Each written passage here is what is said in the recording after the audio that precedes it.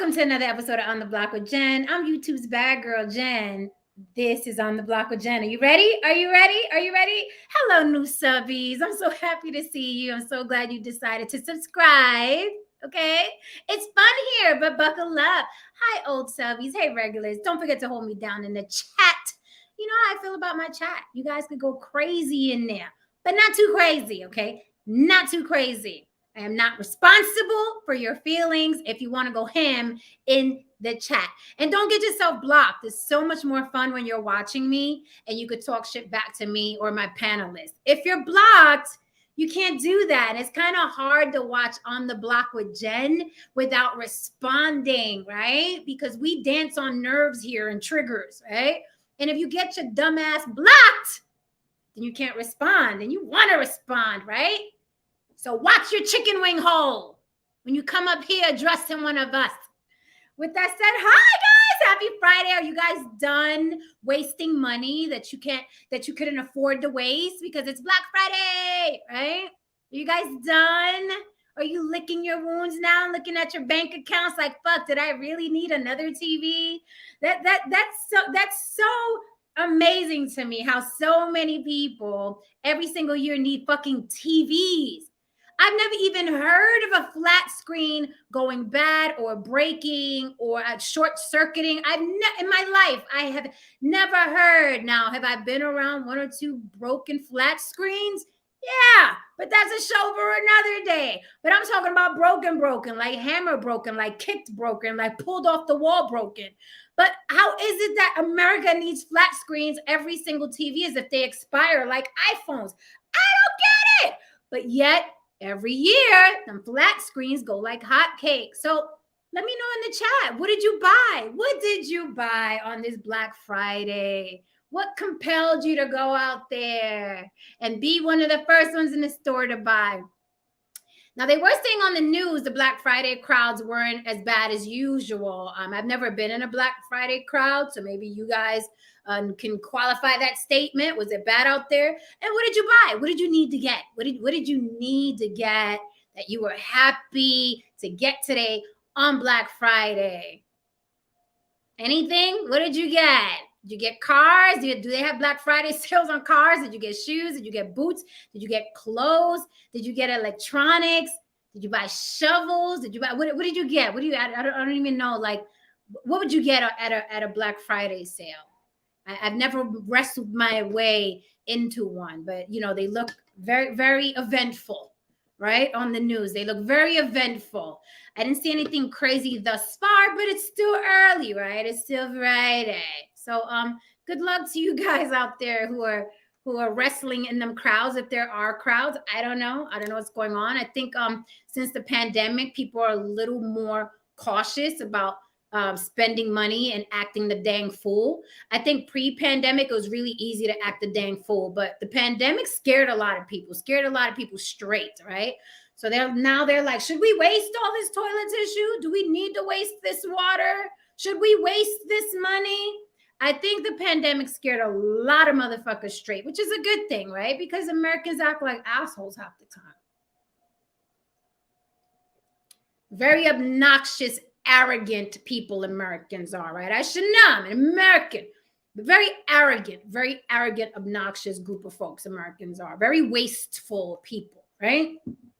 Everybody in this bitch is mostly obese, right? The majority of obese people, they live here. We supersize everything, right? So, good to see you here nonetheless. But let me know what you bought. I'm curious. I'm really curious as to what people are buying on the quote-unquote Black Friday, right? Okay, guys. So, today's topic. You know, the word accountability is like, you know, it's a hit song on YouTube. Accountability. That's all I've seen, maybe 5 million accountability. Hold these women accountable. Accountability. I'm of the belief system that accountability is like self-esteem or self-worth. Accountability is something you have to do with yourself, right? You can't hold anyone else accountable unless you commit a crime. Then the justice system is going to hold you accountable. But I mean just regular old everyday ins and outs. Accountability should be a self thing, right? You should hold yourself accountable for any wrongdoing, anything you said that was not good, right? But for some reason, human beings think it's a group activity, right? We cam up. Let's hold these women accountable. These women, plural. Let's hold these men, right? So tonight, I wanted to experiment a little bit and see if the guys will hold themselves accountable, right? And I promise you, it's gonna match with the topic, okay? And the topic tonight is: does sexless, lonely, and emotional equal menace to society? And you guys know I talk about these guys a lot on the channel. I call them Incelius Maximus because incel is too soft. They are like Incelius Maximus on social media, and I talk about them a lot. And when we hear about mass shootings, 607 mass shootings, by the way, in the year 2022, I know you only see the ones on media that pull at your heartstrings, but there actually have been 607 mass shootings in America in the year 2022. So, you know, the one or two you hear about every other month doesn't even touch how many there have been. And a mass shooting is more than 4 people shot, including the shooter, including the mass shooter. So can you even imagine? We live in a country where there was 607 mass shootings, and we only hear about like, the ones I feel would have the most impact if they're done at a big brand store or they're done at a school. Like they're sure to feed us those. But no, there are about 607 to date mass shootings.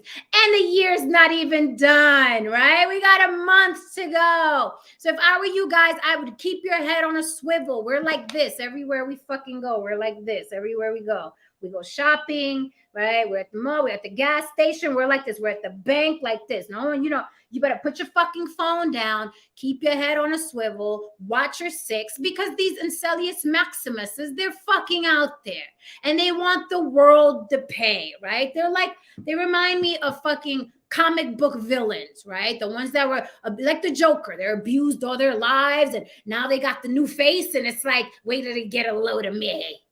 And the world must pay because they don't do life well. And some people in the world just don't do good life. They don't do life well. And that happens, right? With ebbs and flows, ups and downs. We all go through it.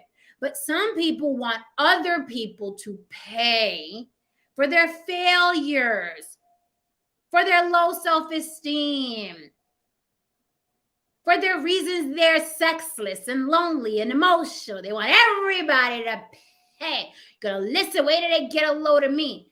They're literally like the fucking villains in the comic book movies. And when we look at comic book movies, who's the fucking villain all across the board? The man or the woman that felt slighted in life, that felt ignored, that felt bullied, that felt abused, that felt unseen. Every fucking villain is like that. They're gonna listen to me now. At the fucking end of Joker, is he not standing on a car smiling with blood on his face like, look at me now, bitches. Now y'all are paying attention because I done killed a bunch of people. Now y'all are looking at me. And that's why when you see these motherfuckers in court, don't they look pleasant? Right? They never look troubled in court. They just look like, yay, everybody's talking about me. Where have we seen that demeanor before? Where have we seen that before? In comic book movies, right?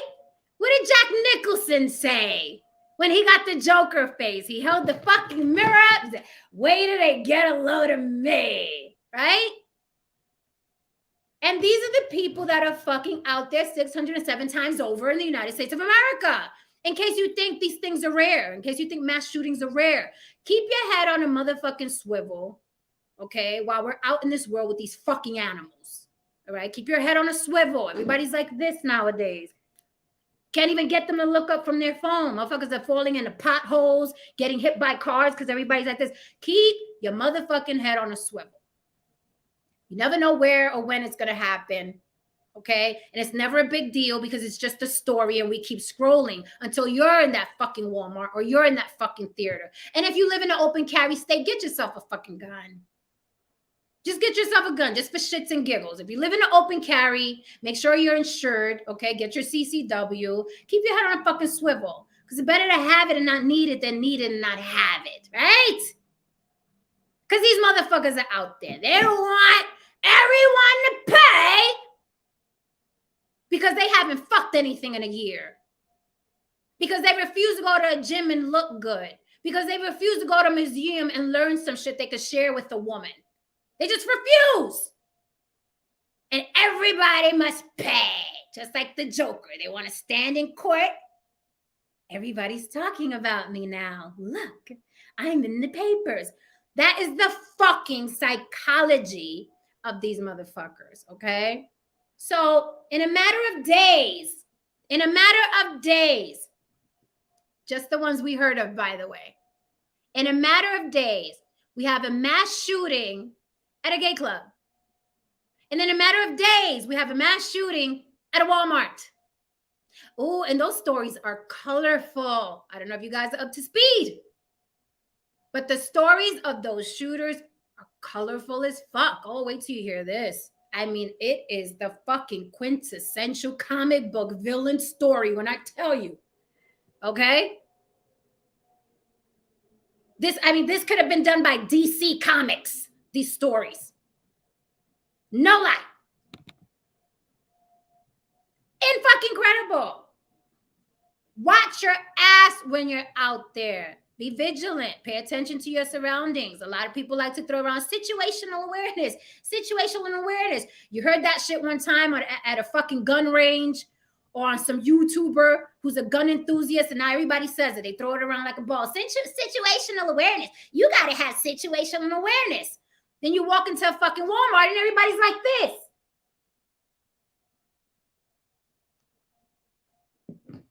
So let's get into this fucking story. I'm going to play 2 videos for you, and I'm going to get into these mass shooters. And let me tell you something. This is the modus operandi. Okay, this is the MO of these shooters.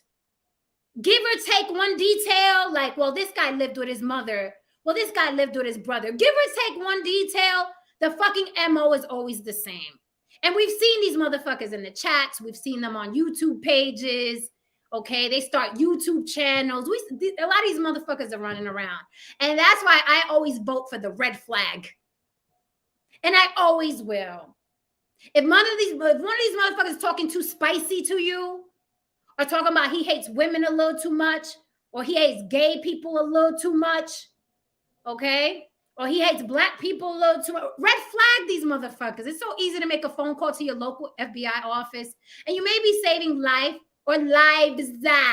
Red flag these motherfuckers. Red flag them. It's one phone call.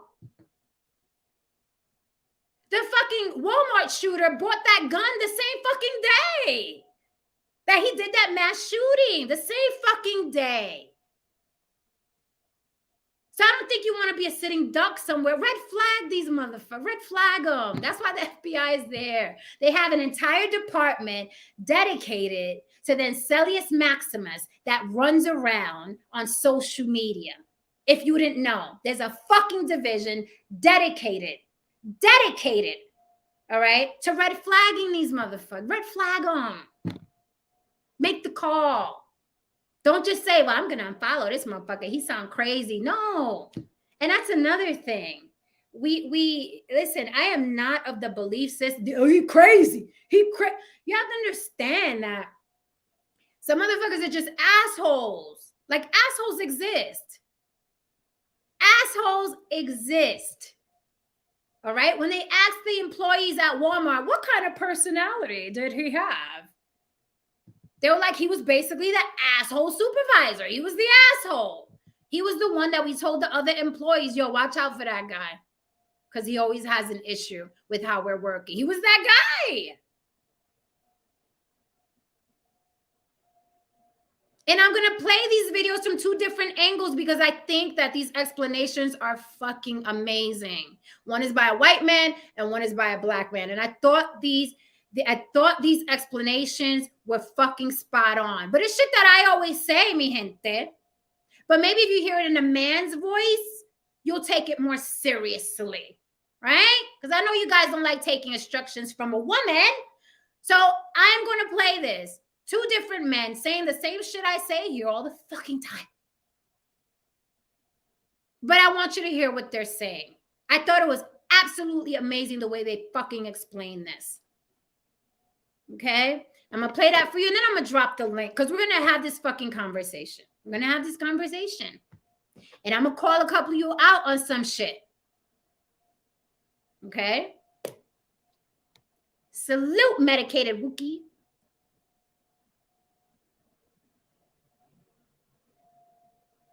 What's up, Lily YB Limited? Sherelle! My girls are in the building.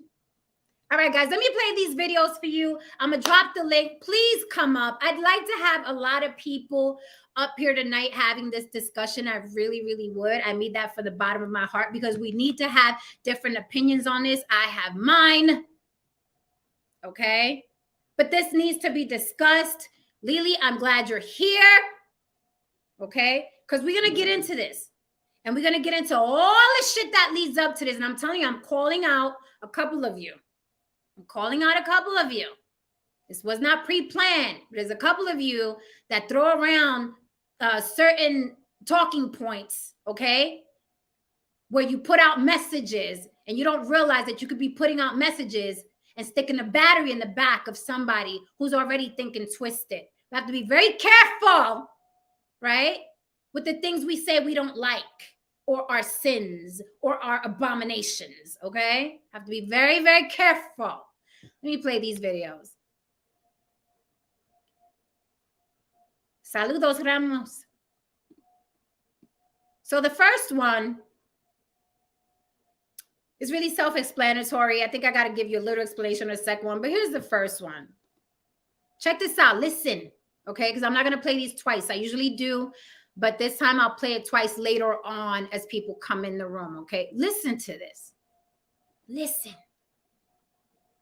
In America, 1 in 3 males under the age of 30 has not had sex in the last 12 months. And I find people hear the term sex and their mind goes different places. I think of it as the key step to an elemental foundation of any society, and that is relationship. So in the US, what's happened with online dating is it's amazing for the top 10% of attractiveness of men. It's okay for the top half. It is a disaster for the bottom half. And when I say attractiveness, I mean by very crude metrics. So if your Tinder profile, I went to MIT, I just started at KKR, and my Rolex accidentally is visible in my profile picture, and I'm geolocated living in Manhattan or living in Beverly Hills, you're going to get a massive amount of attention. The bottom half, who are not able to express anything other than wealth, which they may not have, are totally shut out of the market. And the knock-on effect here is that we're producing too many of what is the most dangerous person in the world, and that is a young, broken, alone man.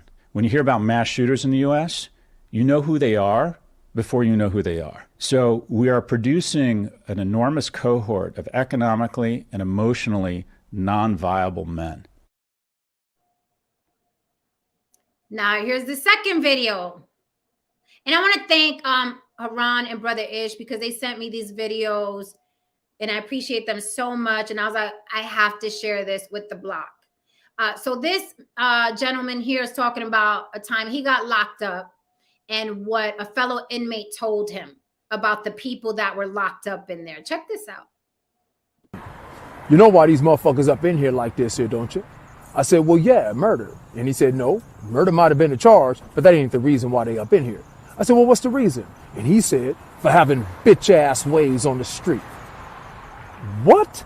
These big, swole, gang-banged out the game motherfuckers from every gang set in the state of California. What the fuck you mean by that? And then he said, let me explain. 90-something% of these dudes right here were raised by women. And as a result, they have female emotional tendencies. That don't make them gay, but it does make them dangerous. I said, what do you mean? And he said, because when you combine male masculinity with female emotional tendencies, you'll kill a motherfucker over how you feel. But you don't never kill a man over how you feel, because tomorrow you're not going to feel that way, but that motherfucker going to be just as dead, and you're going to be up in this camp looking at me.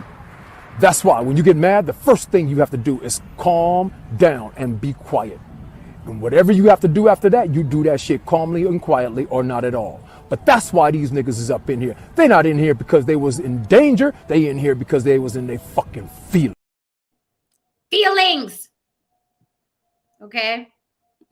Now, those are the two best ways that I've seen people explain the fucking mindset of the majority of men that run around sexless, emotional, and lonely. This is real.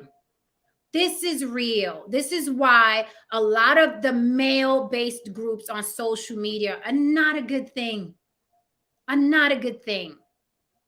And I'm calling out all my friends who always talk about they're going to start a YouTube channel and they don't. You have to understand there is no fucking balance. There is an abundance of channels dedicated to putting the batteries in the backs of men who feel slighted by women and slighted by society. There are no fucking solutions. That's another word that gets thrown around on social media. Accountability and solutions. Accountability and solutions. Accountability and solutions.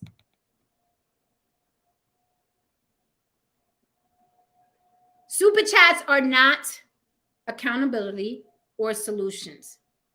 And unfortunately, the smarter of the clowns know that they can talk to the masses a certain way. And these motherfuckers have hundreds of thousands of followers. And they aren't scholars. If you look at any of these manosphere guys or oh, there goes that word, manosphere, or any guy, any man, black, white, yellow, blue, or purple. Okay, and they have hundreds of thousands of subscribers. And the majority are men who feel slighted and needed someone to hold women accountable. And needed, now we have a space to talk because we've never had a space to talk before. And this fucking clown from West Bubblefuck out of nowhere who ain't got a degree in psychology, who's not a couples therapist, he's just some fucking fuck with a webcam, is helping me hold women accountable. Well, what are his credentials? He don't need credentials. Well, what does he know about psychology? He doesn't need a good... What books has he read? It doesn't matter. He's holding women accountable. And he's giving me a space to speak. This is what's out there, people. This is what's out there. And like I said before, these motherfuckers are sitting in their ivory towers, in their gated communities, and they don't give a fuck about the chaos of their words. They give zero fucks. They'll sit up there in their Versace robes with their Jordans behind them, right? Because you got to look rich. You got to look rich. You got to look like you got money to get people to listen, okay? And they speak to the masses, the Encelius Maximus masses. That's dangerous. That's dangerous because it's their escape. These people are online all fucking day. So it's like if the Joker had social media, basically.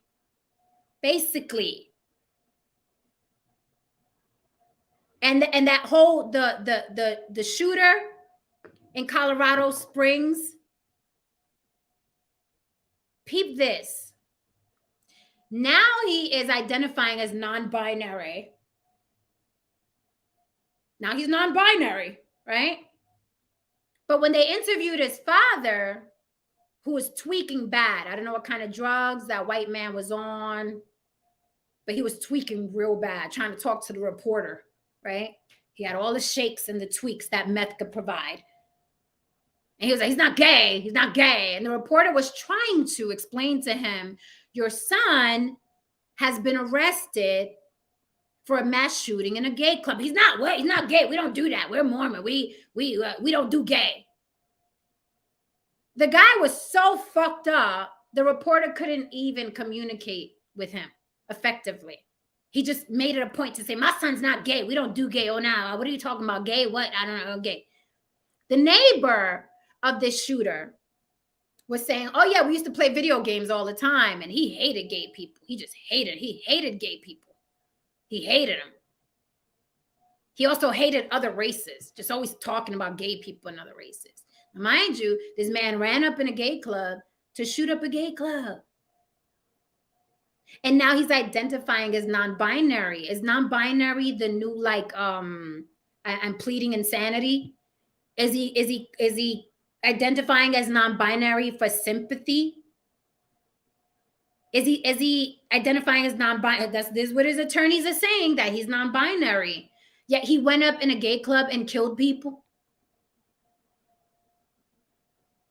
Did his father fuck him up so bad with the, we don't do gay? Because remember, that's another thing I said about these motherfuckers that run around online talking about women the way they talk about them. There's no fucking way a man could hate women that bad and not want a man or not have some sort of trauma by a woman. There's no way.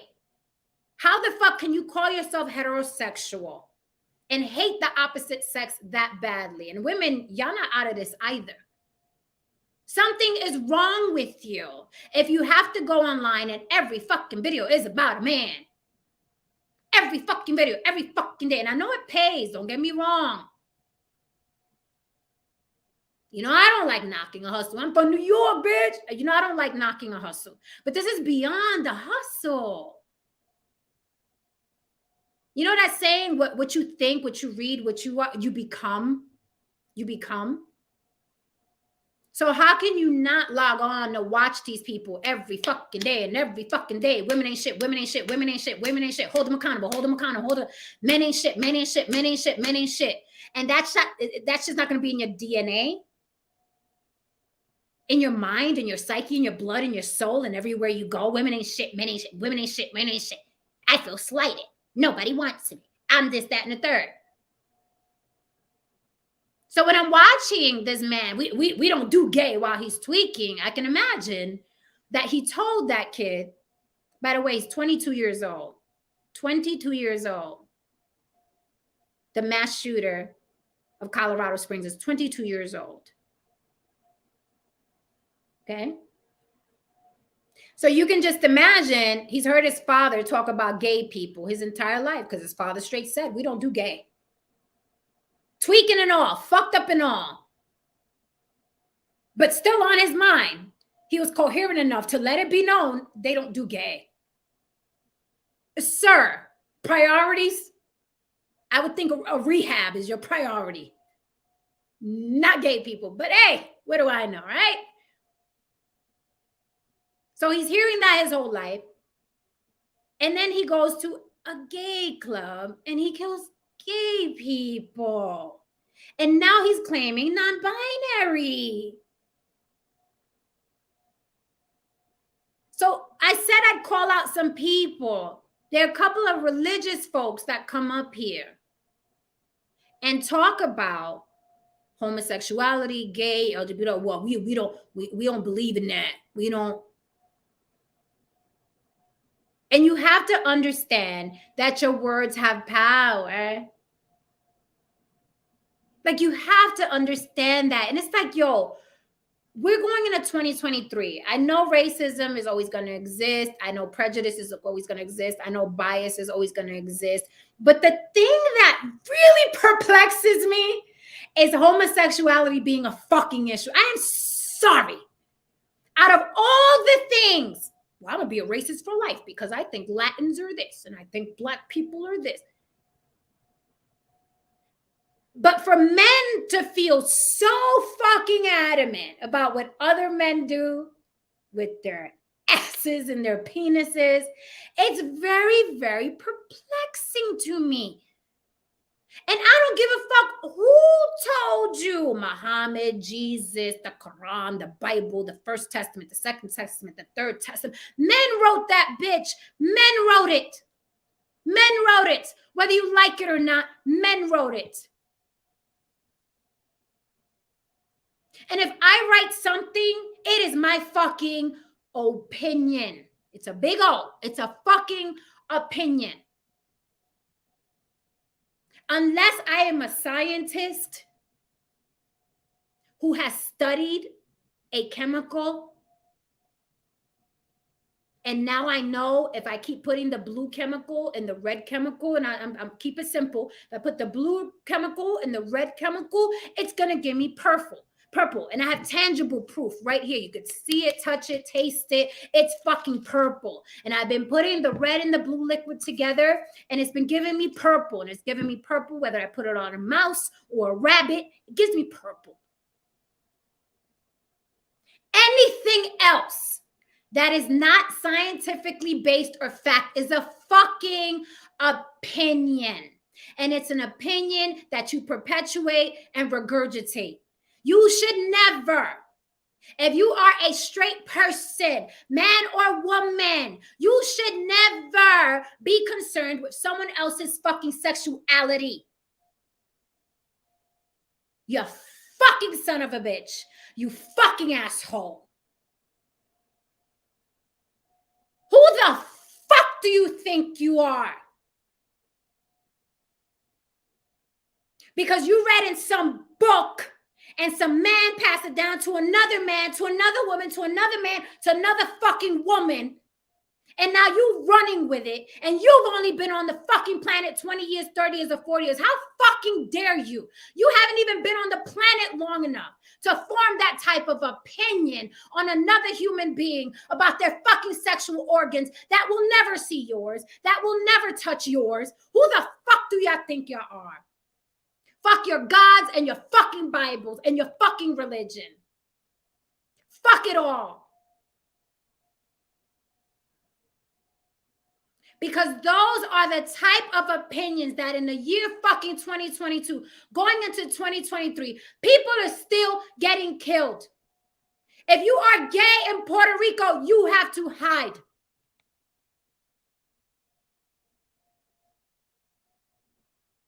And it is us passing it down and passing it down and passing it down for no fucking good reason. I want someone here to give me a fucking reason why you keep passing this down to your kids over and over again about people that do not fucking harm you, touch you, have anything to do with you.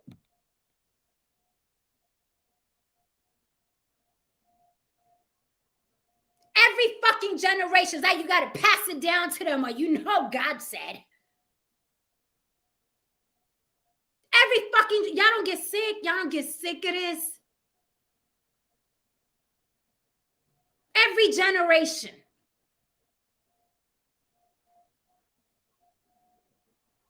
For no fucking reason. What you should be teaching them raggedy fucking kids y'all keep bringing into the world is fucking finances, how to subtract and add, how to treat people with decency, how to eat healthy, how to invest, how to use protection if they choose to have sex. That's it. That's it. But you have these children and you fucking force feed them these fucking opinions from 5,000 years ago. In 2022, this man stood proudly in front of a reporter on a public platform. We don't do gay. We don't do gay. But you do meth. Make it make sense. So you don't do gay, sir, but you do meth. This is why I could never be a reporter, because that would have been my next question. Sir, you look a bit tweaky. I understand you don't do gay, but do you do meth? And perhaps you should see someone about that. Good day. That's why I couldn't be a reporter. So are we as a society, since we like throwing around the word accountability, are we partaking even in the littlest bit? When we don't think we are, that joke we told, the bullying we did as kids, the judging that we do because the good book said. Well, you know what God wants. Well, you know, in Leviticus, Corinthians, Psalms 25, 46, 48, 3.2, sideways. If you turn the book sideways, flip the page, wet it, and lift the book upside down, it says we shouldn't eat tuna sandwiches. It's right there. You just gotta look for it. I got it highlighted. And then these motherfuckers go out in the world who don't have the fucking mental capacity to understand right from wrong. They just like, dad said gay is bad. Mom said gay is bad. My preacher said gay is bad. And that's it. They got the blinders on. That's all they see. And was the mass shooter in Colorado Springs, was he a closet gay? And felt tortured by his father saying, we don't do gay here. As if whatever his son wanted to do was going to affect him in any way, shape, or form when he's already on meth. You got enough problems, Pops.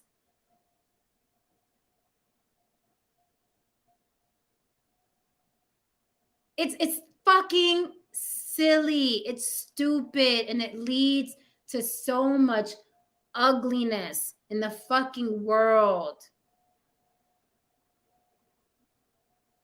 So I'd love to see, because I know a lot of the guys on my panel, I'd love to see. Everybody's like, I'm going to start a YouTube page. I'm going to start it. It is your fucking duty. How about that? How about I say it like that? It is your fucking duty to be the balance on the planet. It's no longer, it ain't got nothing to do with me. Men are supposed to lead. And if you can't lead, get out the fucking way.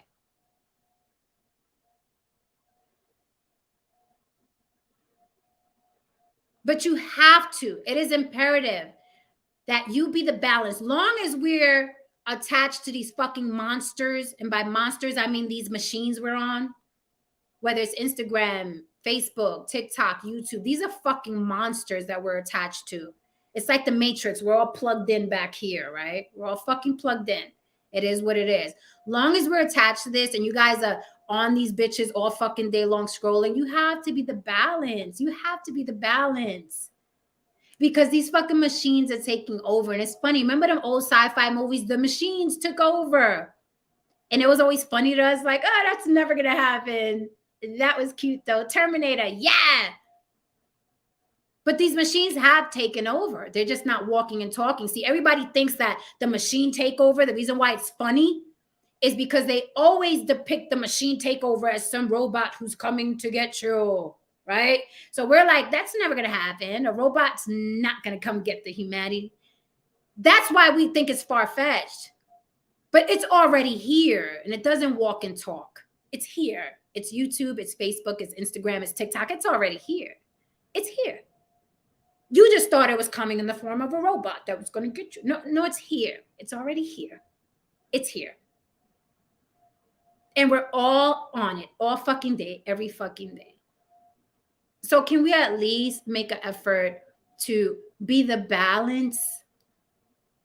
To not let these motherfuckers who are capitalizing off the weak, the emotional, the lonely, and the sexless. So they're not the only ones that these guys are listening to. That someone out there gives them hope. Some sort of hope.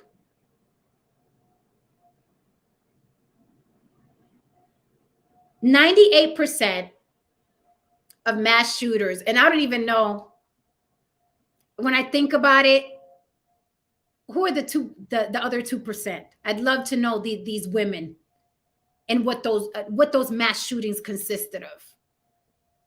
98% of mass shootings are done by men, right?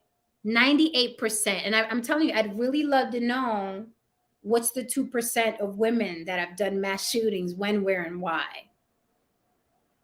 But we're talking about 98%. And they're saying it's because men externalize. They externalize. I got to show somebody I'm mad, right? And women, we internalize. That is why a lot of women fall ill. because it affects us on the inside. We start looking old, right? We start looking tired. Our ovaries start fucking up. We get the fibroids. We get the right? We internalize. We hold everything in because it's how we're built, right? We got we're brooding, and then we got to keep going, and we got to make that breakfast. If we got kids, we can't externalize. We can't go on mass shootings because we got kids. We're nurturers. We have to, you know what I mean? 98% of mass shooters are men. But when I sit up here and tell y'all that men are more fucking emotional than women, you want to fucking bite my head off. You want to argue with me. You want to tell me that's not true? Women are worse. That's what you want to tell me. You want to sit up here and tell me women are abusers too. That's what you want to sit up here and tell me. But 98% of mass shooters, according to the stats, are men. When's the last time you turned on the news and it was a woman? So when men are sexless and lonely and emotional, they tend to be violent, externally violent. The world must pay.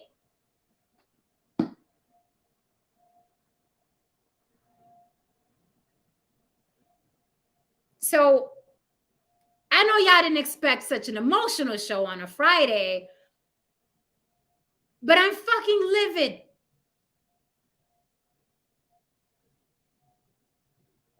And we are becoming so desensitized. Where are we headed? It's to the point now where we've watched so much murder porn, so much racism porn, so much mass shooting porn that we can literally step over a body now, like in those weird movies. There've been movies like this. We could just step over a body now and catch our train. Like, oh, are you guys gonna clean this? Oh shit, he dropped dead in front of me. Okay. That's where we are now. We were just mourning some fucking babies in Uvalde, Texas, who were killed. It's like, oh, it's another mass shooting. And again, 607 mass shootings in 1 year in this country. I know some people are, it's the gun control, it's the guns, it's gun. It's not the guns. Guns don't kill people. People kill people. It's not the gun fault. You hear that a lot, right? Gun to kill people.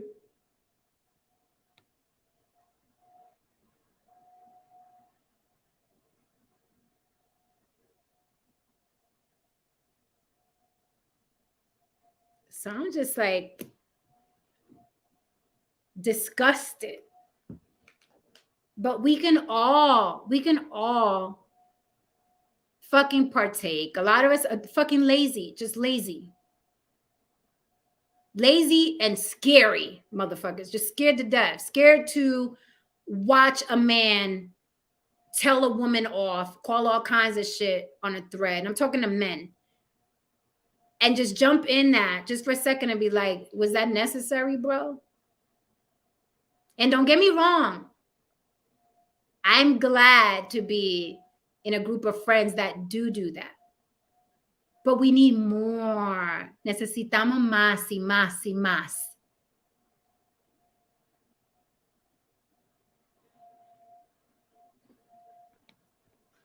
I'm going to drop the link as I have a cool down and drink my water. But I want to get into this. And enough, there's some new people in the room. I will play the videos again as my people come up. But we got to talk about this. And I know Fridays are usually fun. But this is like back to back. Like people are dying. Just clocking into work. And I've heard people, because I've seen a lot of people covering this on YouTube, and people have the nerve The fucking audacity to make it about, well, they were treating him bad. Stop fucking watching comic book movies. The Walmart shooter killed himself after. The man who shot up the club, well, they whooped his ass real bad. I don't know if you guys have seen the mugshot, but luckily they had the wherewithal to grab this motherfucker and they beat his ass bloody.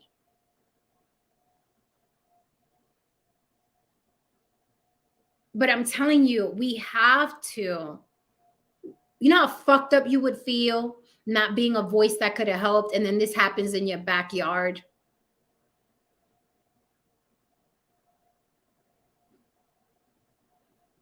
So I'm gonna look at the what's up, Chocolate Earth? I see you guys in the chat. No, Saint, how are you, sir? Hey, how you doing? Yeah, I see Chocolate Earth is back in the chat. That's cool. She's back in the room. Yeah, Chocolate Earth is back. Listen, I'm telling you, I'd love to hear a lot of different voices. I see my all-stars in the chat. I hope y'all come up. As you can see, you don't have to be on camera because these guys are always hiding behind their avatars. So yeah. You ain't gotta show your face if you want to come up. I am gonna look through the chat real quick. I see my people. I wouldn't look in the chat. There's a lot of senseless comments in there that are irrelevant. Well, they shouldn't be, because I gave out wrenches and people should be getting blocked. Yeah, but they're not. It's not that they're being rude. They're just, their comments are like for instance, I see Keith David making some really weird statements that. Well, he's not saying anything disrespectful. No, not disrespectful, just irrelevant. Yeah, like I usually fuck with the people who say disrespectful shit, or these spammers who keep spamming the links for sex chat and shit.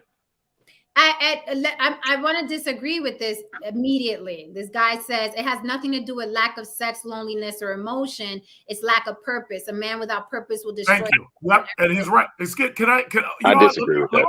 A man without purpose who's getting his dick sucked on a regular is not going to shoot up a Walmart. Well, that's not completely true. What about that guy Paddock who was in Nevada and he had a girlfriend. He was in the top of that penthouse and he was shooting all the way across at those people at that place. He had a woman and he had a girlfriend that what though? We don't know that dynamic though. A girlfriend that they never said there was a breakup. See, one second. See, here's the thing, and I've said this numerous times trying to be serious about it. Nobody paid me any attention until I start talking shit and making it funny. The bottom line is, I've said this 100 times. Men in this country are suffering from grief and they're suffering from enemy. And I told you before about Elizabeth Kubler-Ross's stage of grief, and I don't think you looked it up, or maybe you did. I don't know. But first of all, they go through, what is it? Denial, anger, depression, bargaining, and then eventually acceptance. So these dudes are suffering from grief, number one. Number two, they're suffering from enemy, A-N-O-M-I-E. That means that, just like that last chat said, they have no sense of purpose. They used to have a sense of purpose because they used to work. Maybe they were factories. They used to do what their father did. They used to have jobs where they were going to school and learning shit, and they were learning it for a purpose. Now they're taking out all that debt for no good reason. They're getting these shitty, worthless, liberal art degrees, and then they can't get a job. And then on top of them not being able to get a job, the women won't fuck them because they ain't got no money. They ain't got nothing to offer. So the situation is now they're watching all of these women doing their thing and getting ahead of them because the women are basically in competition with them. They have no families. When men have families and men have wives, they are less likely to do this type of shit because they are settled. But these men are not settled. So yes, when they call it the rise of angry, lonely men in that story, that was a couple of months ago, I put that story on my YouTube. Nobody paid any attention. You know what? And I've said this before. Most of us don't give a fuck about these people. They don't. So when you see these people, you don't pay them any mind. They are suffering in silence. and you don't give a fuck about them until they pick up a gun and blow your whole fucking block away. That's when you care about them. I've said this. Nobody listens. Let me interject. You said they're lonely, right? That's what you said? Depressed, lonely, and suffering from grief and anime. Okay, so thank you. That's exactly what we're talking about. The videos I played, that's exactly what the man said. They are sexless, lonely, and emotional. Yes, and if they were in family structure, if they had wives, and I'm not talking about just girlfriends or fucking prostitutes, which is part of the reason I'm against prostitution. No, these people have no stability. They have no consistency. And the thing about it is, yeah, it's easy for everybody to, after the fact, get up and start ranting about how evil they are, but half of them kill themselves now because they refuse to go to jail, and they also refuse to go through these bullshit court systems. Some of them stick around because they pretty much know that if they're in certain states that don't have the death penalty, they won't be executed.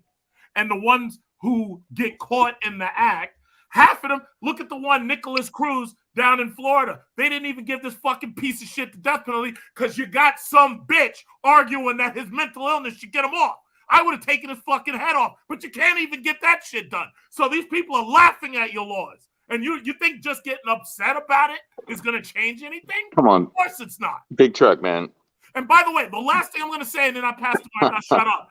You're talking about religions that indoctrinated these things. Those religions have the strongest family structures, and they will never fade from this earth as long as they keep doing what they're doing. I've said that before. I was ignored. Now you're hearing it. Now you're seeing it. I hate the fact that when I'm giving advice or when I'm talking about something, nobody fucking pays any attention to that shit. But now you see it. Now you see it. Okay, I pass the mic now. Okay. Can I speak? Go ahead. Okay, yeah. So first of all, the death penalties in Texas, they had the Uvalde shooting in Texas. They had many mass shootings. They had Walmart shootings in Texas. It doesn't deter nobody who's going to do a murder isn't sitting there saying, "Oh, do they have the death penalty in this state? Oh my God, I'm not going to do. Change my mind." It's not how it works. But let's go with. I think that what the title, the sexless part, really throws a monkey wrench to the subject because people think, "Oh, why don't they just get laid?" I think you're exactly right, Jen. It's not sex. It's the lack of being able to connect with a woman.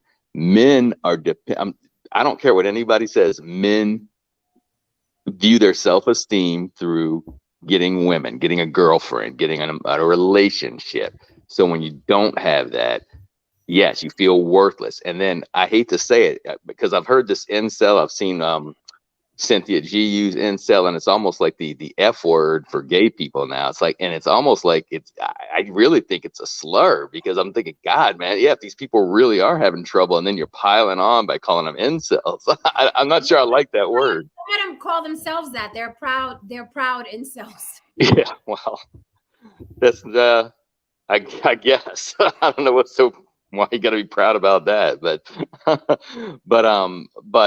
and then to something else that goes with what you're saying. They're talking about social media, and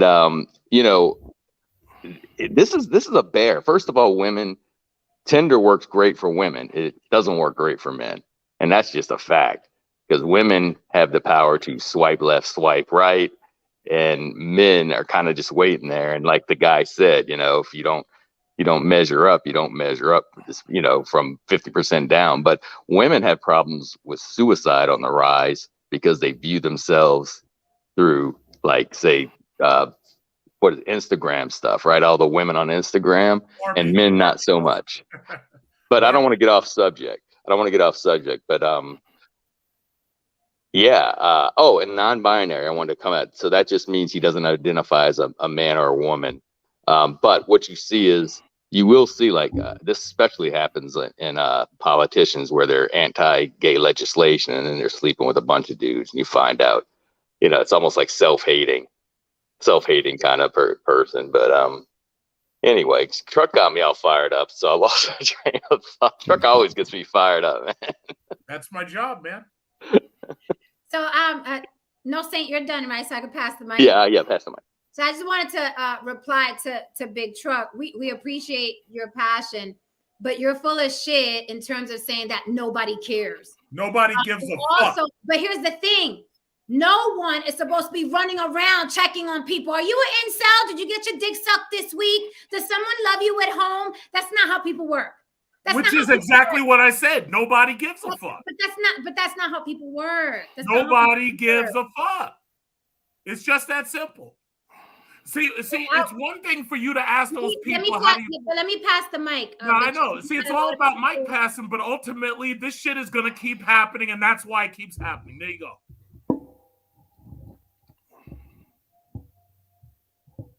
We got some ladies in the room. What's up, Chocolate Earth? What's up, Shabbat? What's up? What's up? How y'all doing? I'm sorry. Who was next? Go ahead. Take the mic. All right, I'll make it sweet. Okay. Wow. Conversation. Mass shooters, sexless men.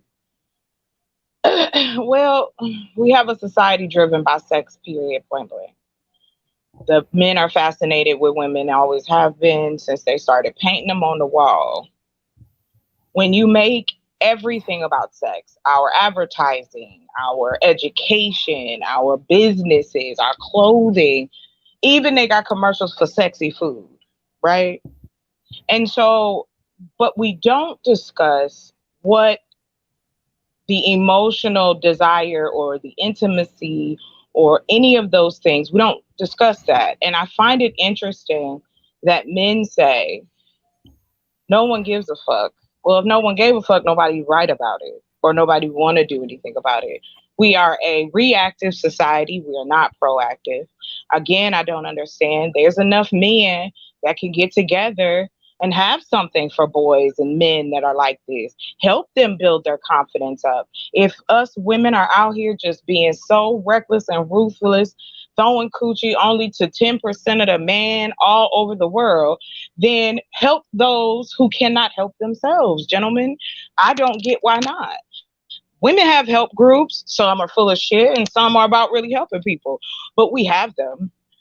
Our men need to tap into their emotional space and stop using it or displaying it like it's a weakness. Everyone in the world is born into the world with emotions. It is how you process and cope with the emotions that you have. And these gentlemen obviously did not know how to cope with whatever was going on in their brain. Now to what Jen said. No, people don't walk around and go, hey, are you all right? Did you have some sex this week? Now I'm being a madam. I'm trying to hook you up.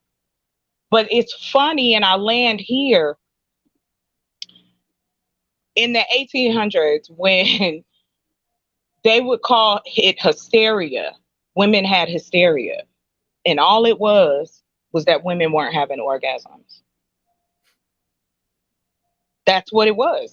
I mean, it's true. They documented it as what's going on. Sex is such a huge part of who we are as human beings, and we try to pretend or we hide behind religion or we make it out to be some disgusting thing, or it's always talked about. It all leads back to it. He's lonely because he has the inability to connect, like it was said before. But there is nothing for young men or a young man to call and go, can I get some help with that? And I'm not talking about the suicide hotline either. So if men are worried about other men being taken advantage of, oh, they're lonely, oh, they're going through all these different things, then create something and assist these men so we don't have lives taken based on you having the inability to cope. And that's it. And that white boy, he had a family, a very famous family, by the way. A senator is involved that was very against the LGBTQ. And again, I do believe probably either the anger drove him to do this, the disgust drove him to do this, or his desire drove him to do this. Because again, we don't allow men to be sexually free. Not even other men. It's not women. It's other men. So I land there. Okay, so now that the panel is full, does everybody on the panel, did you all guys hear the videos I played in the beginning of why I'm doing this subject tonight? I didn't get to see the videos. Saw it. Damien, you saw it. No Saint, you saw it. Yeah, I saw it. Big Truck, you saw it. And World Kings, did you see it? Tristan, Sherelle, Haran, Michael, did you guys see the video? Personally, I didn't know. I missed the Yeah, I video. saw the video. I saw the video. And hey, everybody on the panel. Hey, Jen. Hey, Tristan. Princess. Since we have a lot more people in the room, let me just play it again real quick. It's a minute long. I just want people to know why I wanted to do this topic tonight, aside from the mass shootings, because I think both these men explained it so well about what's happening regarding what's happening. America, 1 in 3 males under the age of 30 has not had sex in the last 12 months. And I find people hear the term sex and their mind goes different places. I think of it as the key step to an elemental foundation of any society, and that is relationship. So in the US, what's happened with online dating is it's amazing for the top 10% of attractiveness of men. It's okay for the top half. It is a disaster for the bottom half. And when I say attractiveness, I mean by very crude metrics. So if your Tinder profile, I went to MIT, I just started at KKR, and my Rolex accidentally is visible in my profile picture, and I'm geolocated living in Manhattan or living in Beverly Hills, you're going to get a massive amount of attention. The bottom half, who are not able to express anything other than wealth, which they may not have, are totally shut out of the market. And the knock-on effect here is that we're producing too many of what is the most dangerous person in the world, and that is a young, broken, alone man.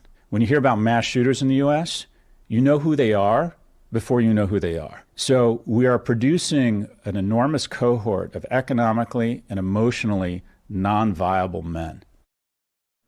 You know why these motherfuckers up in here like this here, don't you? I said, well, yeah, murder. And he said, no, murder might have been a charge, but that ain't the reason why they up in here. I said, well, what's the reason? And he said, for having bitch-ass ways on the street. What? These big, swole, gang banged out the game motherfuckers from every gang set in the state of California. What the fuck you mean by that? And then he said, let me explain. 90-something% of these dudes right here were raised by women. And as a result, they have female emotional tendencies. That don't make them gay, but it does make them dangerous. I said, what do you mean? And he said, because when you combine male masculinity with female emotional tendencies, you'll kill a motherfucker over how you feel. But you don't never kill a man over how you feel, because tomorrow you're not going to feel that way, but that motherfucker going to be just as dead, and you're going to be up in this camp looking at me. That's why when you get mad, the first thing you have to do is calm down and be quiet. And whatever you have to do after that, you do that shit calmly and quietly or not at all. But that's why these niggas is up in here. They not in here because they was in danger. They in here because they was in their fucking feelings. So with that, I want to pass the mic to Sherelle, because I do want to give the ladies first dibs, because the men talk a lot up here. So Sherelle, what say you? Okay, yeah, and I definitely saw the second video.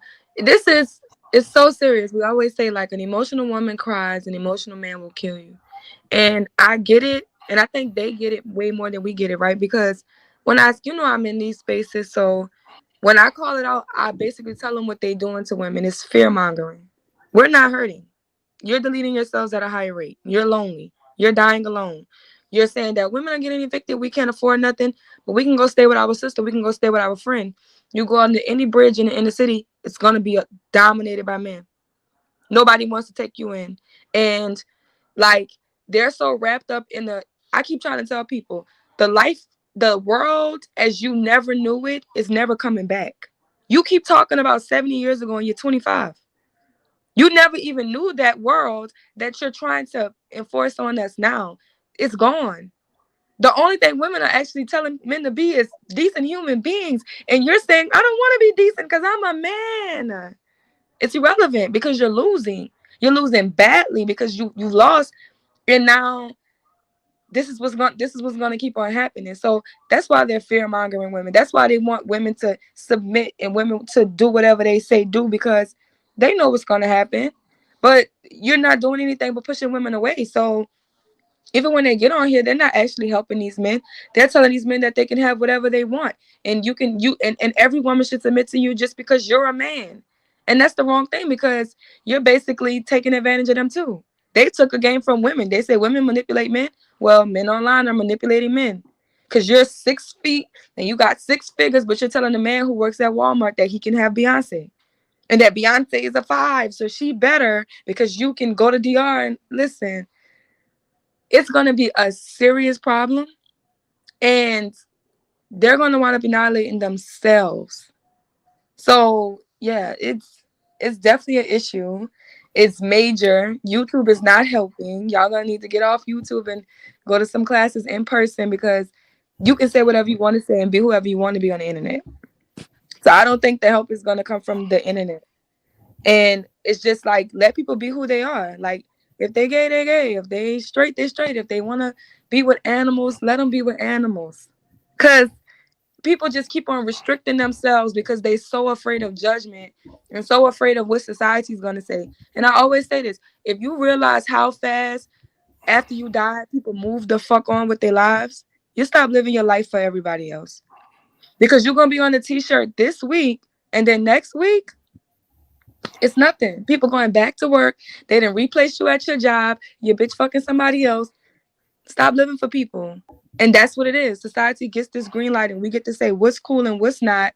And not everybody got to go do what this person said. And you can never live up to some standards that somebody else is setting, especially if they don't even want you to be at this standard, because they're going to keep on changing the game. If somebody doesn't want you to sit with them, they'll tell you, you can't sit with us today because you have to have on black shoes. Tomorrow you come with black shoes and they're going to tell you need to have on a green shirt. But you're never going to be able to sit with us. So get your own fucking table. If you're a widow, go find you a widow bitch. Stop wanting things that you don't even require. If you a nigga that's in the anime, don't think that Beyonce is going to go for you. Go find the bitch that's in the anime. Okay, maybe she's a little overweight. She got acne. Get this bitch some Proactive in the BBL and go live your happy life and stop worrying about what men on the internet are telling you. Okay? I digress. For the record, Proactive works. And I want to read these super chats really quickly. Thank you so much, Elvis. Good to see you, sir. Fahim Jackson says, we have to be clear what 1 in 3 guys not having sex means. Are these guys outside meeting women to even get rejected? Most are shut indoors, which hurts the validity of the stat. Also, really quickly, I have twice the people watching than I have likes. Do mama a favor. Click like or subscribe if you're here. And I keep saying I have the best minds on YouTube. I don't care what nobody says. I got the best minds on YouTube on my panel. Damien, he was about to jump in. Yeah. I think what's happening is all of a sudden it's turned into like, what men should be doing, or a man, like it's a man thing. This is a society thing. It's not just a men. Men react to it differently than women do. I think society has propagated for the longest time, if you don't provide some form of utility, you are useless, you are unseen, you have no voice. So yes, men tend to act in more violent ways to other people, but women are just as likely to have some other type of outburst. They may not walk into a Walmart and shoot people, but there'll be other ways that they react, and it could be a negative reaction that affects the masses. But so I just don't want this to people think like, oh, men, this is a man thing. This is not a man. This is a society thing. Because like, if society deems you as a man useless, you have no value, you have no voice, you are passed over, they don't even look at you, they don't even consider you, then you may do something to say, no, I'm here, I need to be seen. You're not going to ignore me. It's like that scene from what was it, Fatal Attraction. I'm not just going to be ignored. Like society, they will branch out, they will act out to try to get that attention and put it out there that I am somebody. Some people, it gets to the point where it's just so they can't take it anymore and they have to branch out. Men, like I said, men will do it in a uber violent way a lot of times, but women do it in a lot of subtle ways just the same. And I'm not trying to say both of them is bad. So it's a society issue, not just a men issue, because the way men get validated for being value or have utility is access to women, and access. The more utility you have, the higher quality of woman that you have access to. and it is, I think it's transverse. It's the exact opposite for women. It's not necessarily access to men because of your utility. It's just access to resources and wealth and opportunities and comfort is what you have access to. So I hope we just not just sitting there saying this is a male issue as far as like the stimulus that's like making people act out in these kind of ways. Okay, so I want to be clear so everybody's clear. This show tonight is about men acting out. It's not, we're not doing the whataboutisms with women, because when I'm about priorities. 98% of mass shootings are done by men. A suicide rate, more men, and they also take their lives violently. So that is what we're talking about. And I was hoping that tonight we can talk to men about and give advice for men, right? Not women acting out or, you know, boiling a rabbit in a movie is not really priority when we're talking about this specific. Well, I'm just saying, like, people acting out is what men, and I said that's why I brought it back to what men do when they feel like they're not, society has told them they have no utility, they have no value. And that's why I brought it back to, they act out in a more violent, overtly violent way, because just like the second cat said, it's like, there's never been a school or a class, or most men don't teach men how to deal with these emotions that come from feeling unseen.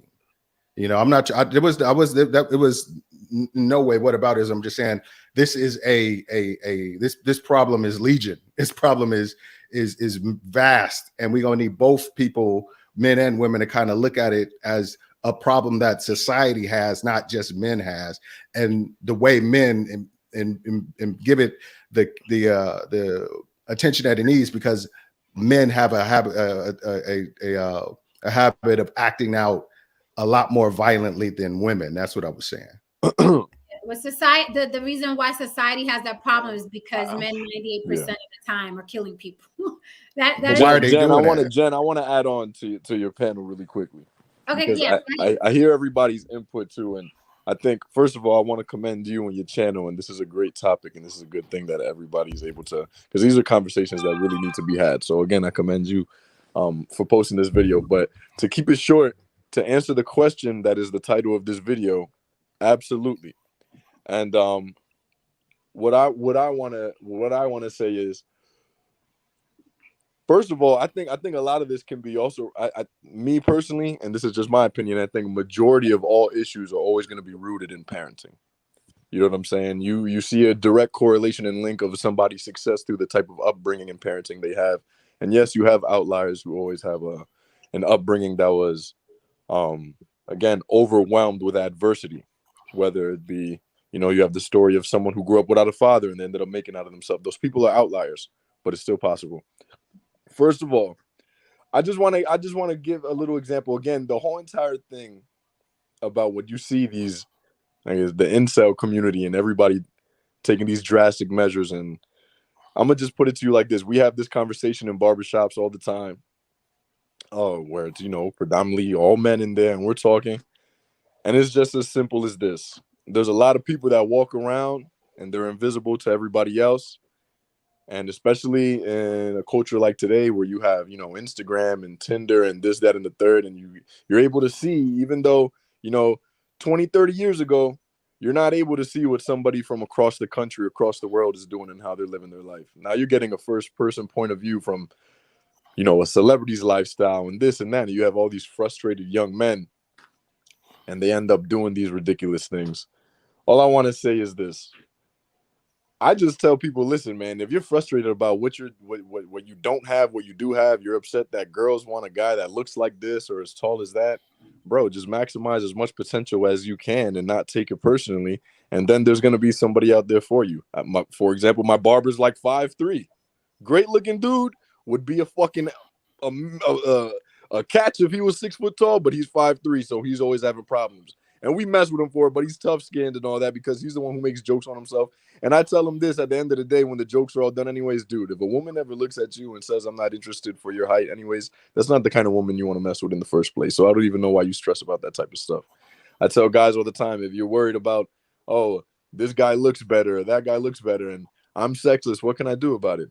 Well, first of all, how do your finances look? Take care of that first, because a nice bank account is always going to make you at least a little bit better. Even though some people still might ignore you, that's one check off the box. How do you dress? How do you smell? How does your house look? What is your situation with your family? Make yourself a decent human being first, and then see how life's going to turn out for you. You know what I'm saying? I know it does. And then there's people who are out there who look at life like, man, it's not that simple. It's not that simple. Yet you won't clean your room. You know what I mean? Clean your room first. Take care of yourself first. And then, go out into the world. Learn what are your oratory skills like? Can you hold a conversation? Are you able to, be in a room amongst other people and be a factor into the conversation and just, first of all, just listen first. You know what I'm saying? If you see, I was always the type of kid that I always wanted to emulate my older brother or my father. And I was like, you know what? I see how life's turning out for him. Let me try some of this. Let me put my spin on it. And, I don't have much, I don't have anything too breathtaking to say about the situation, but my whole thing is just like, listen, you understand what the playing field is like. You understand what women want. Try your best to fit in those measures. And if you can't, and just keep trying. It's just as simple as that. But I always say that it's always rooted in parenting too, because at the end of the day, these are the conversations that parents should be having with their kids. For example, for the people who have kids or don't, and you may have a child one day in this society where it's only getting more technical and you have online dating and stuff, make sure you tell your kid, or at least work with them in knowing what's going to make them more attractive to other people, and not just of the opposite sex, but friends as well. Have them be a social factor in their school. Listen, you want to be a leader, not a follower. Small things like that is just going to always affect the kid in a proper manner in which way he goes in life. And I don't know, it's just the whole incel conversation again, like No Saint painted everything perfectly. He's a gem dropper. You know what I'm saying? Like, these guys are going out and you see who the shootings are being done by. We know automatically who's doing them. So it's a very common theme where you see these kids, they're outcasted and all that. But I think, where are the parents when all this stuff happens? Because you'll see majority of these shooters and all that stuff, they're also coming from a bad home life. I don't see a lot of kids who had an amazing home life end up shooting schools. At the end of the day, they have someone to at least take the reins and tell them, listen, you could do a little bit better in these phases of your life. I think there's also a disconnect in the home. I think it's always going to start out in the home, but I guess that's a conversation for another day. But on there, yeah, I know I'm all over the place right now. I'm driving, but I think that was perfect. We followed you fine, and actually you had a great point, because when I was doing a little reading on this earlier today, one of the things was when they were giving advice to people of how they can try to prevent things or signs to look for was check on your kids. Ask your kids how they're doing. A lot of these kids, if they're ignored at home, then they're ignored out in the world. They're going to lash out. But one of the points was make sure you're talking to your kid. What are they watching online? How do they feel about themselves? How do they feel about girls? How do they feel about dating? So you're absolutely right. Parenting it is a big factor. And a lot of these men, it's not just 20-something-year-olds. Sherelle, I'm sure, can vouch. Chocolate, I'm sure, can vouch. We've watched, it ain't 20, it ain't kids. It is 30-year-olds, 40-year-olds, 50-year-olds, calling these men daddy, godfather, father, as if they had no male role models. Like, they're looking to these YouTube characters as patriarchs. This is like, no one's ever gave me a space to talk. This man is making me feel like a man. And that's dangerous, because those men are there to make money. They're there to make money. They're not there to parent you. They're not there to make you feel better or make you better. They're there to make money. And they know enough. Like I said, they don't have to be Einsteins, but they know enough to pimp you. All they got to do is it's like preaching.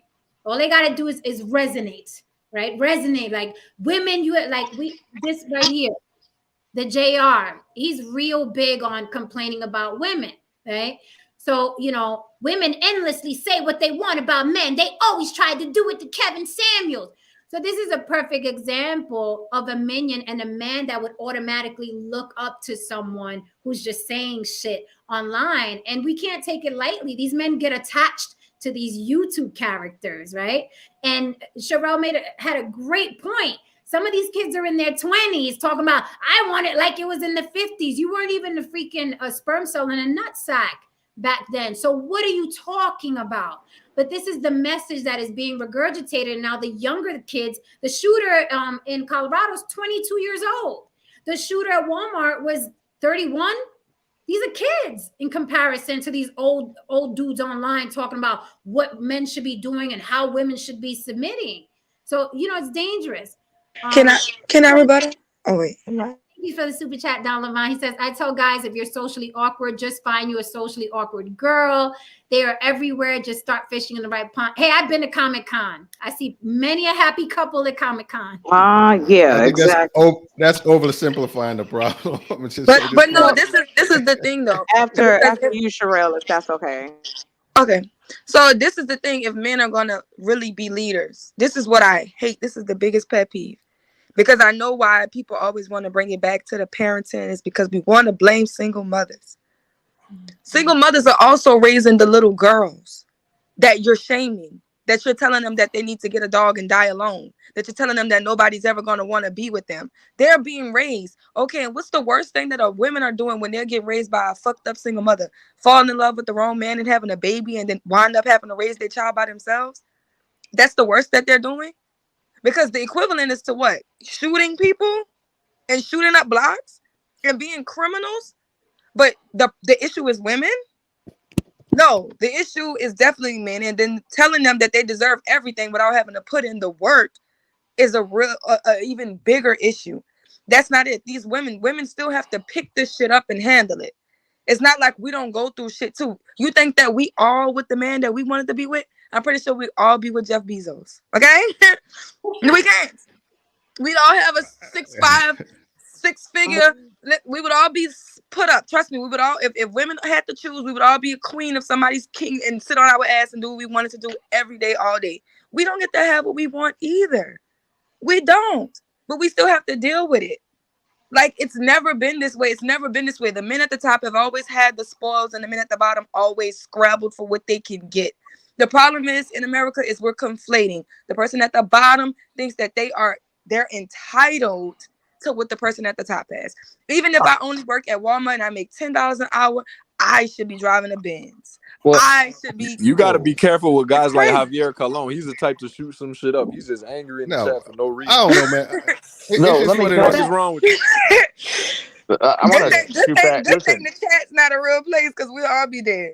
Cheryl, I think what you're saying is correct, but I think what makes it, it's like, it's not, you're right. It's not going to go back 20 years or 30 years when, I was in the pool or whatever. But the difference is that now those people at the bottom, because of, say, Tinder, don't even have a shot. I mean, at least when I was growing up, I would go to a bar. I mean, hey, the girl's drinking. I might have a shot. Yeah, society saying you ain't shit. Society ain't saying you deserve Beyonce. They saying you ain't shit. And I'm not looking. Cheryl, I'm not looking for pity. I'm just saying, because I'm not in the pool anyway. But I'm just saying that things have changed to where the people on the bottom, their odds went way down. When Tinder and these, if you're sitting on Tinder and also you're not learning how to socially interact when you're on these apps either. It's all physical and, well, like that guy said, how much money the guy's got and where he's located and all that. Definitely. And you know what? That's why I said it's not going to happen. One second. Let me address this dude. Javier Colon, we're going to give you attention.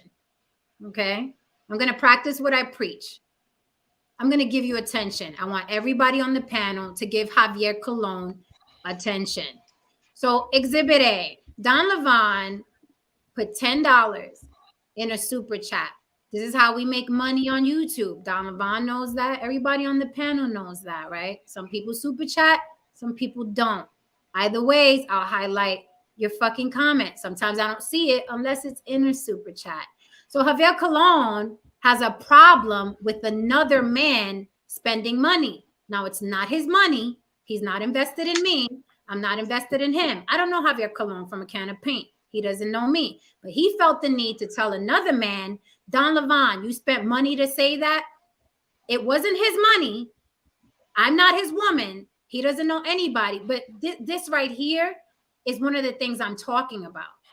This right here is one of the things I'm talking about. Now, if he was a man of a lot of means and he would throw money in there and not give a fuck, but because he's not, he's pocket watching the next man. Now he's gonna go on another panel where guys are saying, "Don't be simping," and then that puts the battery in the back of Javier Colon and gives him a reason, right? So we have to be very careful. This is the shit to look out for. What is his business?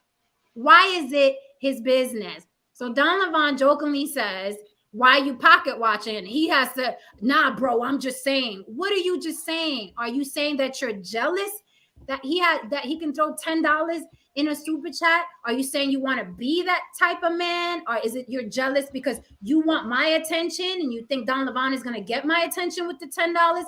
Like, let us know, Javier Colon. Like, let us know. But this is the type of behavior that I'm talking about. This is the type of behavior I'm talking about. And he's back to back to back to back. And this is what's running prevalent on these machines. So we can't say society isn't telling them that they deserve. Yes, society is. People on YouTube are saying Beyonce's the 6. Now you got some delusional asshole out there who has nothing to his name, and he thinks he can walk up to someone that looks like Beyonce, and she's supposed to react to him because somebody online told him Beyonce is a 6. When life has never been that way. That's right. The people at the top. Let me hop in there. But you just see what just happened. No, it's like he wowed out. You weren't not. He said, just like I said, he said you are not going to ignore him, and he didn't have to do anything. And now we stopped the whole show to talk about him. He did exactly right. But the only reason I did that is because I said this before on my panel. I love talking about a thing and then Exhibit A shows up. That's the only reason I did that. I won't do it again. I'm not going to highlight another one of his comments. He's actually borderline about to get blocked. But I did want to use him for what I'm talking about. I've said that before. I like when I talk about a thing and then the thing shows up. That's the only reason I highlighted it. It's the only reason. Thank you for the super chat, Tristan Draper. Tristan says these young men need to learn how to enjoy being themselves and also know Don Levon, I'm super chat competing tonight. But go ahead. I digress. Go ahead. Could I jump in real quick? And it was something that, hello, I just wanted to say that we were talking about, and actually, Dame, I kind of wanted to come back to what you had said before. When it comes to society, we say one person making all these decisions. These were other men and women who made decisions for us before we were even born, what roles we were going to play in this country. We do know that attractive women or attractive men and what that is, we say, oh, it's the eye of the beholder. That's a lie. That's a lie, because on the larger scale of it, it's not true, because there's standards and expectations for the people that they want in their life. Now, there are delusional people on both sides. I'm going to say that so I don't have to hear it later.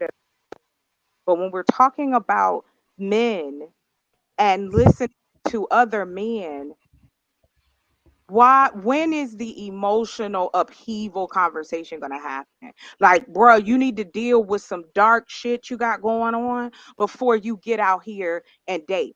No matter whether he has money, whether he has a house, whether he has a good job, 5 degrees, it doesn't matter. If you are messed up on the inside and you haven't done anything to take care of that, it'll make you dangerous regardless.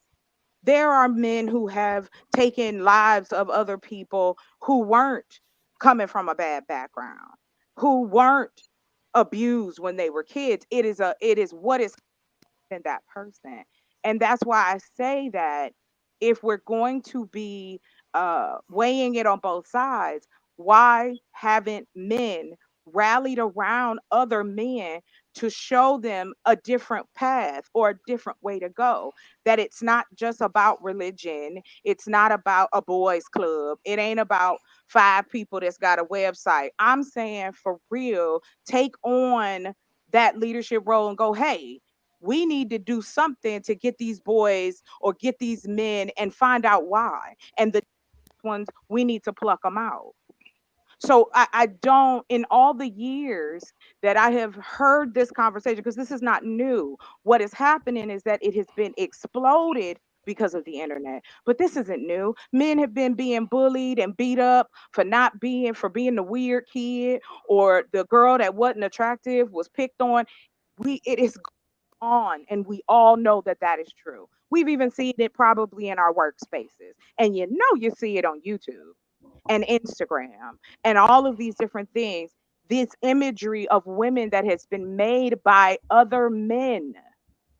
Other men created the society, which in these young men are not thriving. It was not women.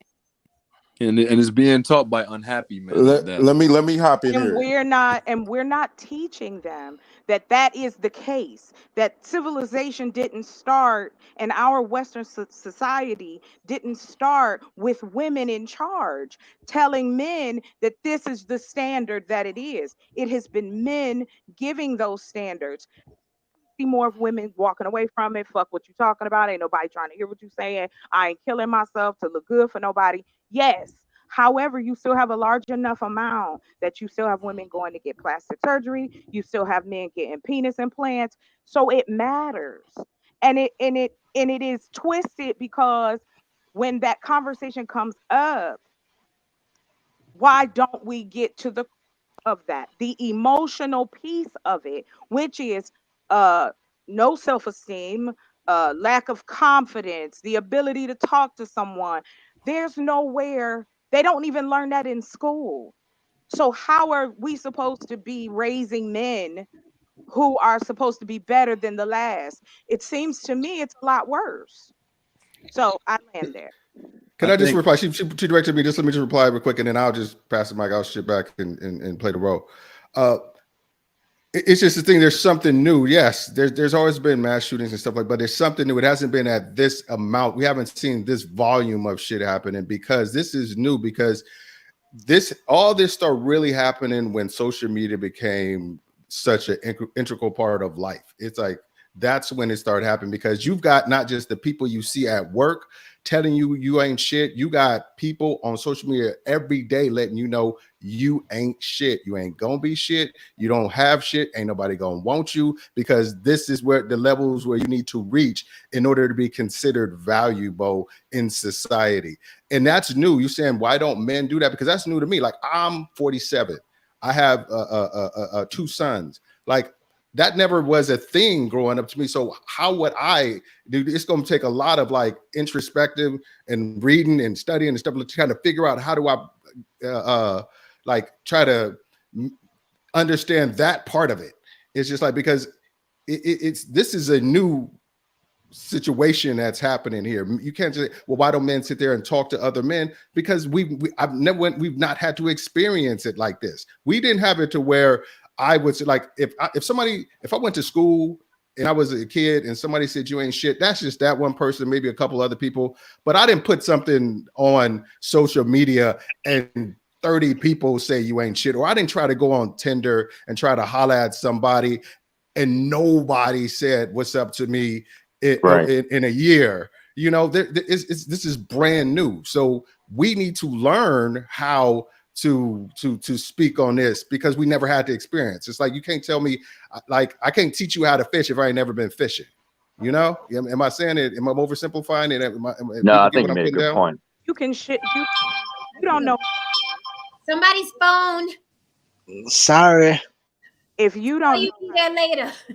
And I get what you're saying. No one. I'm not. Let me be clear.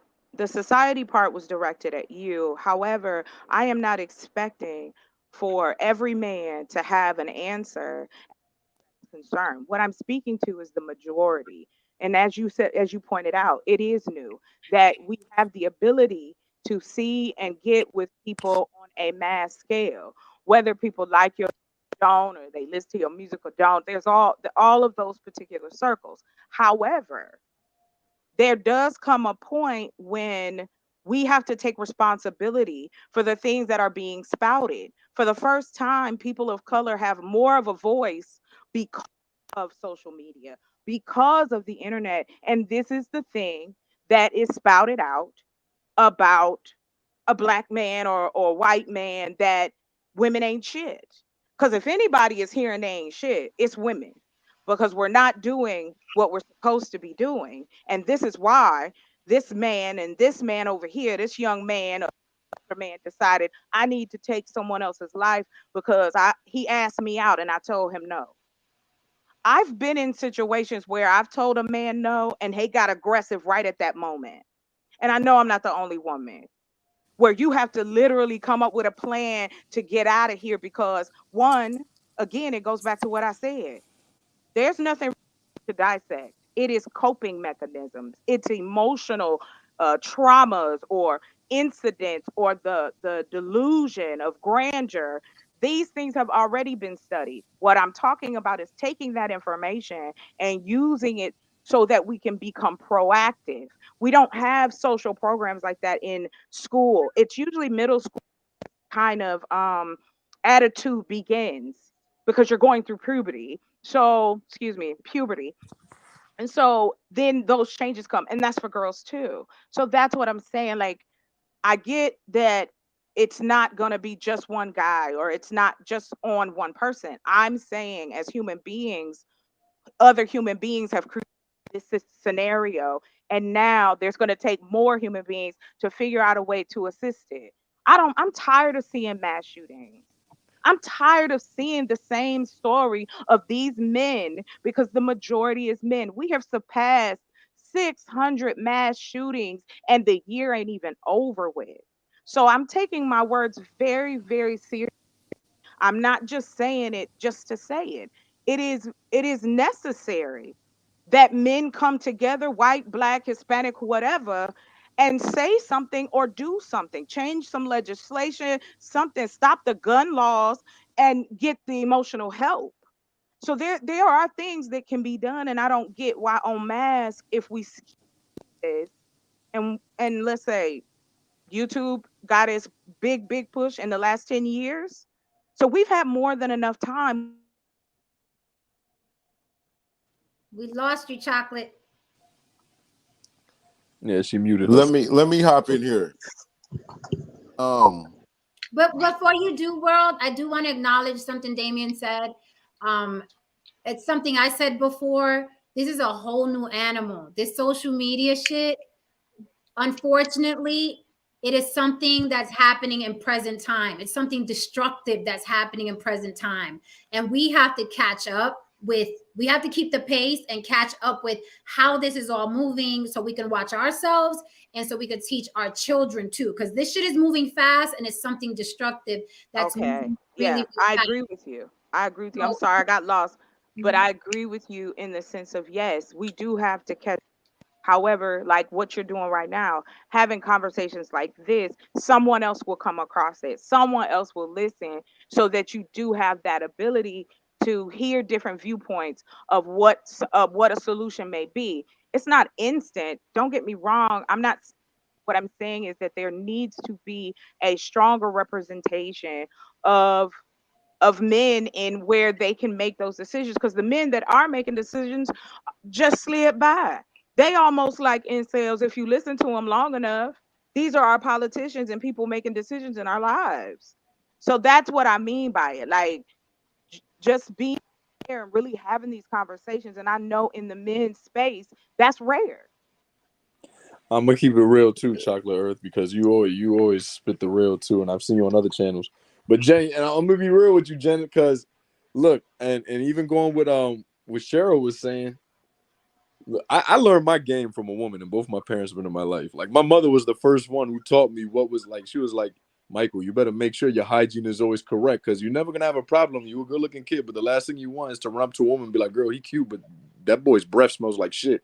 You know what I'm saying? So if you want me to be honest, in these male spaces, I think some of the stuff that you do would help because it's one thing listening to a man that you don't know what he's going through tell you like Kevin Samuels, dudes wanted such a figure to follow because they saw he was dapper and he would always talk about, the colognes he would wear. They liked that. But I always thought, I was like, yo, you need a woman, an attractive woman to tell these dudes, look, I'm with these other women, beautiful women, single women who are looking for men, and these are what they want.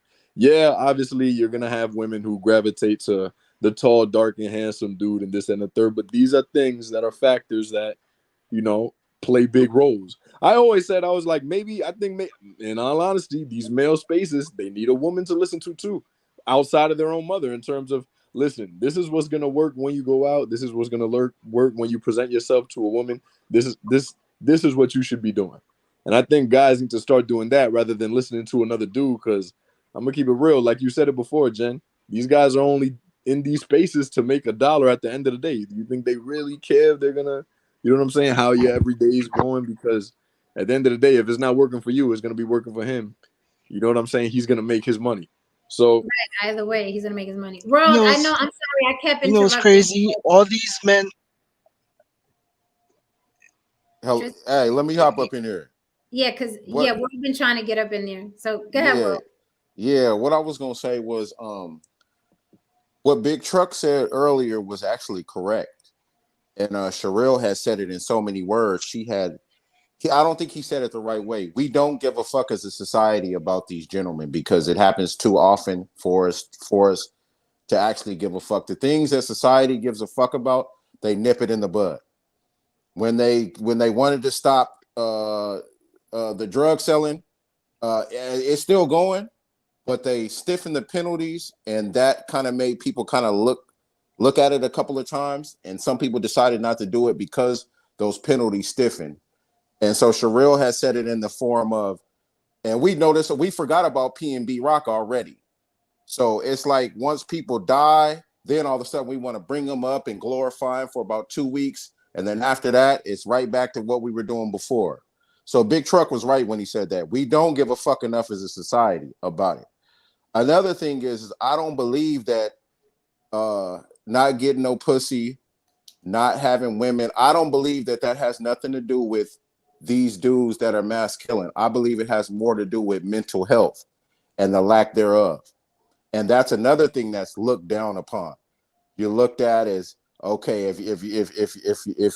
if you're not mentally stable and you want to go seek some professional help, they may look at you, oh, you're a weirdo, you're this, you're that. But that could have been, I don't believe pussy could have helped these individuals and stopped them from doing what they did. I believe some real live mental health assessments and some mental health attention would have stopped these individuals, because it has to be somebody that's messed up in their mind to do the things that they're doing. And it's not the guns, because they use bombs. That gentleman in Wisconsin, he used the vehicle to run over those people. And I followed that trial. That brother was mentally disturbed. He represented himself. He showed y'all gotta see like the trial and stuff. I saw it. He acted a fool in there. There's something literally wrong with that dude in his mind. I don't think it had nothing to do with him not getting no pussy, not with him not being with a woman. It was something that was really wrong with his mind. Because what would make you think that you can run some people over and you're gonna come in here thinking that you're a sovereign citizen and that you're gonna get off of this because this law doesn't apply to you? That means something's wrong with your mind. That has nothing to do with women or none of that. So I believe that's what should be addressed in this country. And I believe with what the young lady Chocolate was saying. I do believe that people need to push people to get the mental health that they need to get to stop this stuff. Because I don't believe because people are gonna get what they want to get. I'm a strong believer in that. If you want some pussy, you're gonna find a way to get it. So I don't believe all in that. I don't believe all in that. Right. I don't believe all in that type of stuff, man. I just don't believe in that.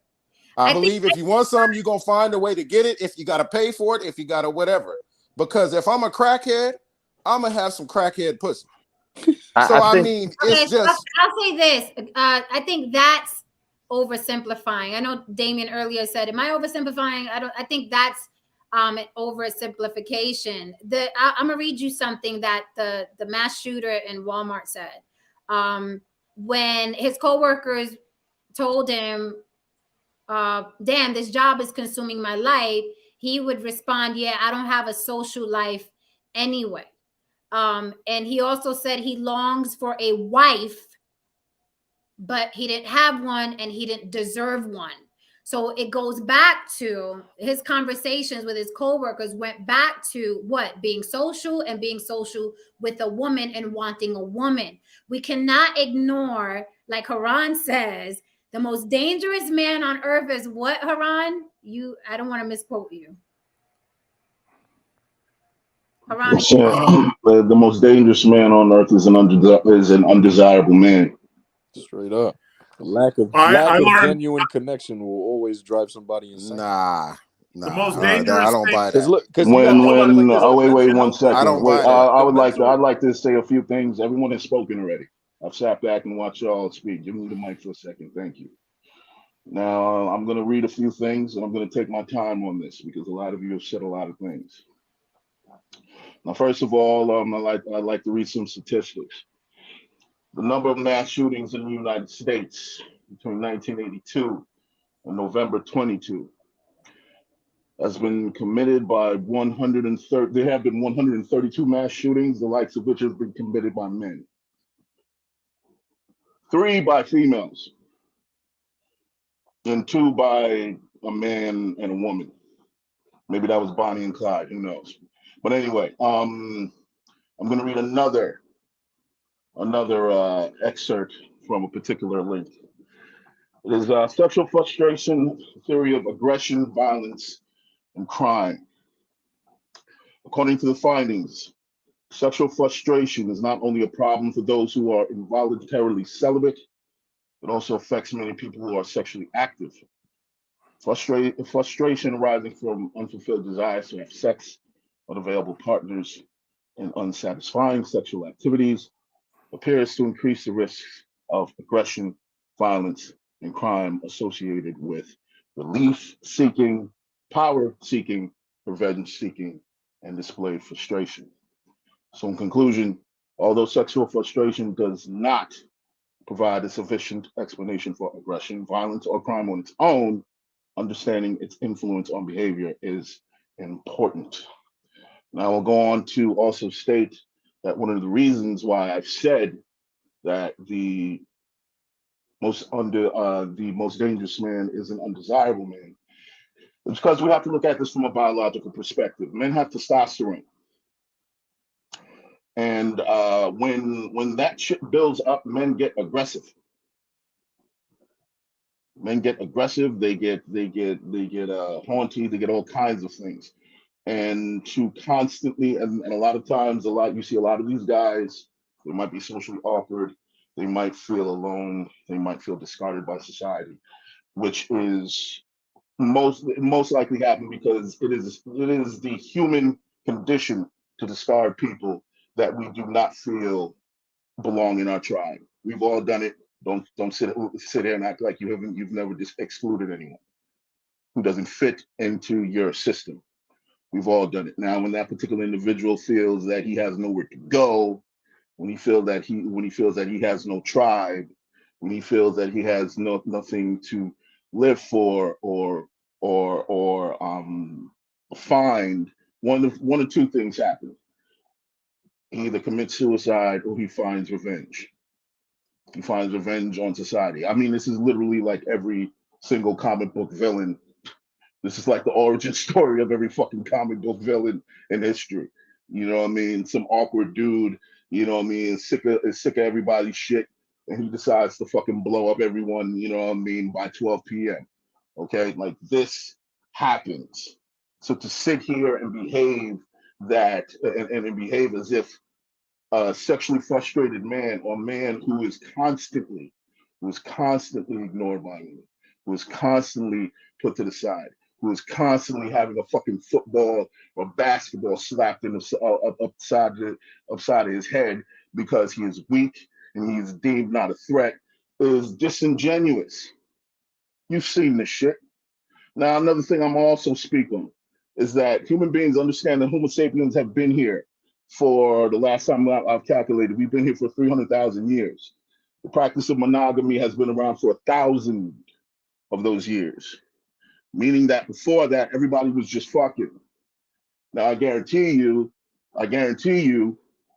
that if everybody was just fucking before that, Most of the women went to where? The top 10% of men. So this shit ain't new. Okay, back in those days before monogamy was an actual practice, they had options as well. The math created that. They had the ability to choose, and they went for the highest of men, the kings, and so on and so forth. And a couple of men, yes, they got upset about that shit. And the practice of monogamy ensured that, in crass terms, I guess we can say the democratization of sex, to ensure that that average men get a shot at essentially ensuring that their genetic code gets to live on. Now, that was put into place because the consequence of that is that, hey, if you only got 10 guys who are getting all of the women, and you got 300 other motherfuckers who are basically like, yo, I can't get something, there's going to be an uprising. There's going to be a problem. So we have to create a system that everybody basically gets to, live their life and so on and so forth, yada, yada, yada. So yes, monogamy was created. Now, here's the thing in closing. Here's the main problem, the main issue. Far too many men truly believe that you are defined by a woman. You are not defined by a woman. You don't need a woman. You need oxygen, you need air, you need food, you need a place to stay. Having a companion would be nice. Really would be. It would be great to have your dick sucked on Fridays. Yes, but you do not need a woman. Okay? Flat out. And you have too many people, too many men, young men, who have bought into that idea, and they feel that if they cannot gain the female gaze, they're worth nothing. First of all, these young men need to take the time out. I've said this already. They need to take the time out and find out who they are individually, away from the tribes, away from their families, away from whomever. Find out who you are individually. What do you stand for? What is your compass? What do you want to accomplish in life?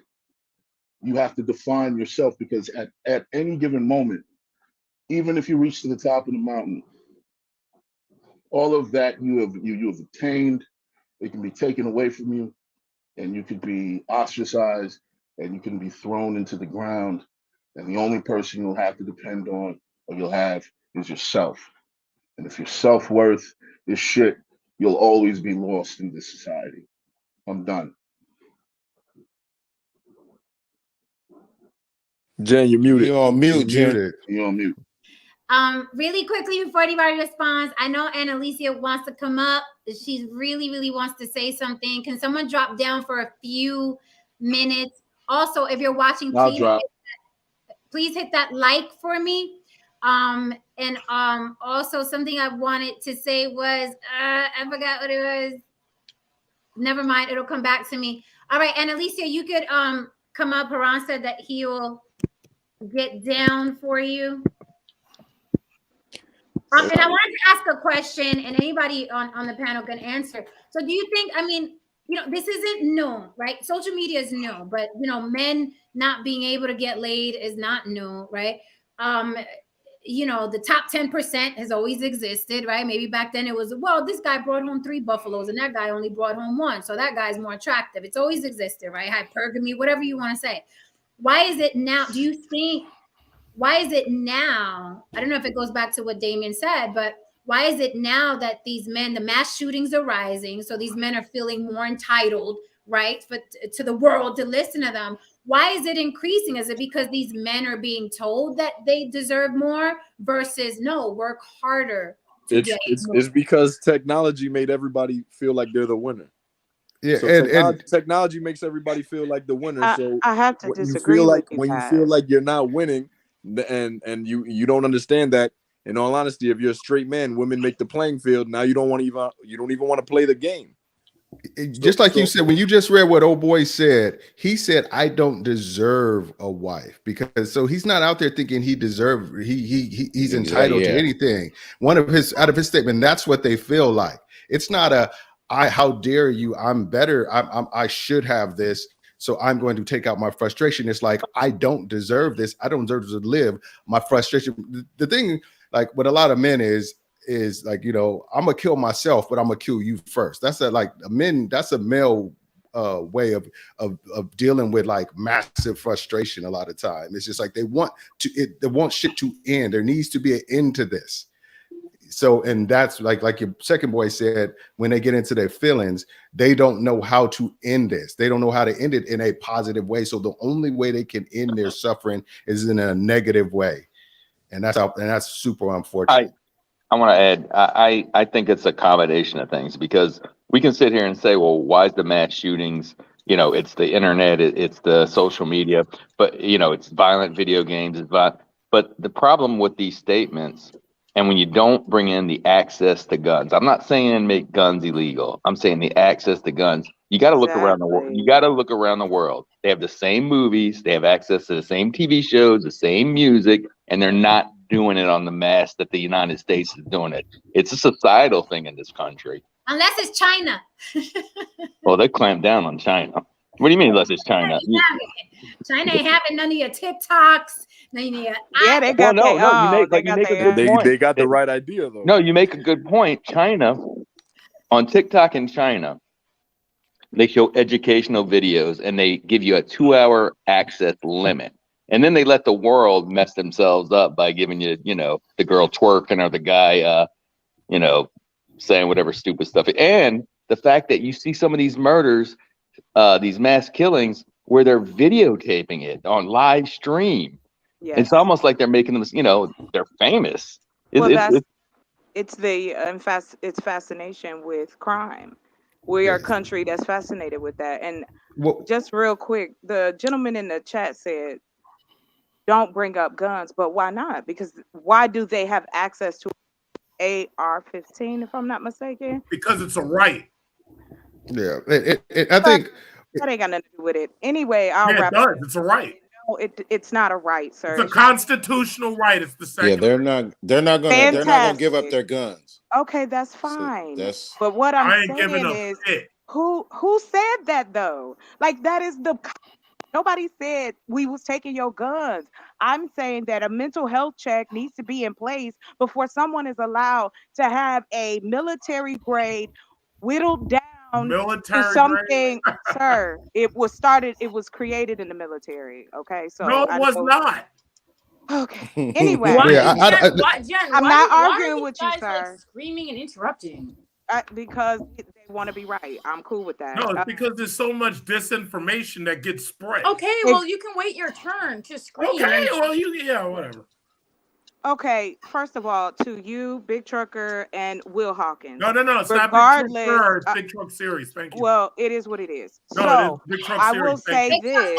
Jen, these niggas need to be on some type of manners. Like they're like for real. It's okay. It's okay. I'm gonna get it. This is a problem. I'm fine with that. Because here's where that goes. Like I said, my concern is about the community. Those weren't just white people. Those weren't just black people who got their lives taken because of someone else's choices. I don't care because we use the same damn adage that men are violent and that's just the way that they're made. That is not true. There are very sensitive men. There are very aggressive men. There are very loud men. There are men that are all different types. So yeah, we need more accountability. That it's a man thing because if I got my gun and I'm able to do, what's that got to do with anything? Because women who've taken men out and they wanted things to end, that has nothing to do with it. This is very dangerous. You have one young man that shot up one young man to shoot up a grocery store based on whatever reasons, whether they getting pussy, whether they are politically driven, however, there is a problem. And when we talk about all of the little intricacies that go through it, no, you don't want to go through the nuances. Yes, you want to breathe because you don't want to be saddled with any type of responsibility, but no one is asking you to take that responsibility. All it is an opportunity to discuss what can be done to better our future. That could be any one of us in these pictures. It's not like we're immune. It's not like we can walk down the street and get shot by somebody else. And what you think our family say? Are they going to say, oh, well, you know, he had a right to have a gun and, you know, he's a man. So that is just tired. It is old and it is tired. And it's like, I'm not even talking from a space of, oh, I'm a woman and da da da da da. It ain't got nothing to do with that. It has to do with the fact that these are other human beings that are gone. And we're talking about it like, oh, well, it's just the way it's going to be. And then when you do talk solution, talking out the corner of my ass. I don't need to be corrected on any information. I'm on the ground. I see what's going on. I try to find out because I also have a young black man that I'm trying to keep safe and let and go past the age of 31. Have we had intimate conversations about how he feels, what's going on in his life? Yes. Have I tried to introduce men that could be on his level? Yes. But unfortunately, that is not the case. So when I ask the question, where do these young men, what are they supposed to do? Healthcare ain't free. So if you ain't got no insurance, you ain't going to go talk to nobody. There's no more mentors like that, how it used to be. It used to be like that, where the community would rally around that they thought was slipping, whether it was religious or that was just your hood. So I land there. Like I said, it's very unnerving where the direction of it is going. So before I pass the mic to Annalicia, let me read the super chat really quickly. I want my vision back. Thank you for the super chat. He says a lot of good points being made, but look at Japan, one of the most sexless societies, but also one of the most safest. I honestly think most of these mass shooters have some mental imbalance. And Don Levon says, hit the like button. What the fuck? I'm with you, Don Levon, on that. I also don't think a lot of people throw around mental illness. I don't think everybody's mentally ill. I'm sorry. I'm that person. Yeah, I it's don't think overplayed. that automatically go in and shoot 5 people that you're mentally ill. Motherfuckers get angry.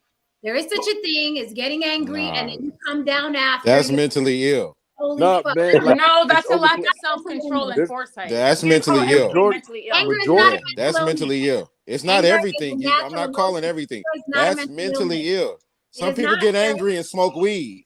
No, but it's not a But mental if you get Yeah, some angry and people. you go in there and shoot up Then something, who's it's something the wrong with you. licensed bandit that keeps like fucking having It's something tantrums? wrong with you. I'm World Kings. Don't ask who I am. I But asked Jen, bitch. I asked Jen, not you. Hey, you shut your motherfucking mouth up, You're a bitch. fucking Who you bandit. talking to? No. You're a fucking bandit. Shut the hell up. No. World, you know better than that. Like, you know better than that. Niggas don't know anything. That's why they shoot. That's why they're out here shooting fucking people like this. They're They stupid. shot him because He's he was going. at a He's going. He's proven Jen's point. Here's the thing too: the mental health thing is overblown. Trust me, we've been talking about it. Maybe it wasn't, talked about 10 years ago, but it's definitely been talked about within the past 10 years. The mental health thing is overblown. We got to get to a point now where we got to take some accountability because no one wants to be responsible. Jen, there's an Hold on, African Jen. proverb. I wanted to say something, and I actually wanted to come here to talk to Haran because, like, Yeah, but you left. Haran is not. Hold on, Haran could. There's a spot now, Haran. If you want to come up, we're not. Wait, what did I just miss? You missed a bandit acting like a fucking destabilized bandit. That's it. And you know what's the thing too? Everybody likes to confuse rationality and mental health. Well, yeah, but there's a let me distinct just. I'm difference. gonna let. I want Annalicia to get her point out. But I want to say that to me, anybody that gets to a point where they go and shoot up kids or go and shoot up people is kind of mentally ill. I mean, because I would never think of doing that myself. But let's just say that's not how mental illness works. Well, okay, you can correct me, but let me just say also that there are plenty of psychopaths out there that you may never know is a psychopath because they never act on it. And sociopaths, don't forget about them. And sociopaths. They're some of the most charming and One intelligent. that I'm sorry. We've all been mad. I've stabbed people. I pointed my gun. I'm not mentally. People get angry. It's not always mental illness. I think mental illness is a blanket statement. But he must have been crazy. Some motherfuckers are like, you're gonna fucking listen to me, and I'm gonna take my anger out on you. That's why when they put you in a cell, you're like, holy fuck. I can't. Yeah, thank you. That's a perfect example. When you put them in that kind of environment where they're told what to do, how to do it, when to do it, how often to do it. Yeah, no, they know how to comply, don't they? So this is the problem that I have.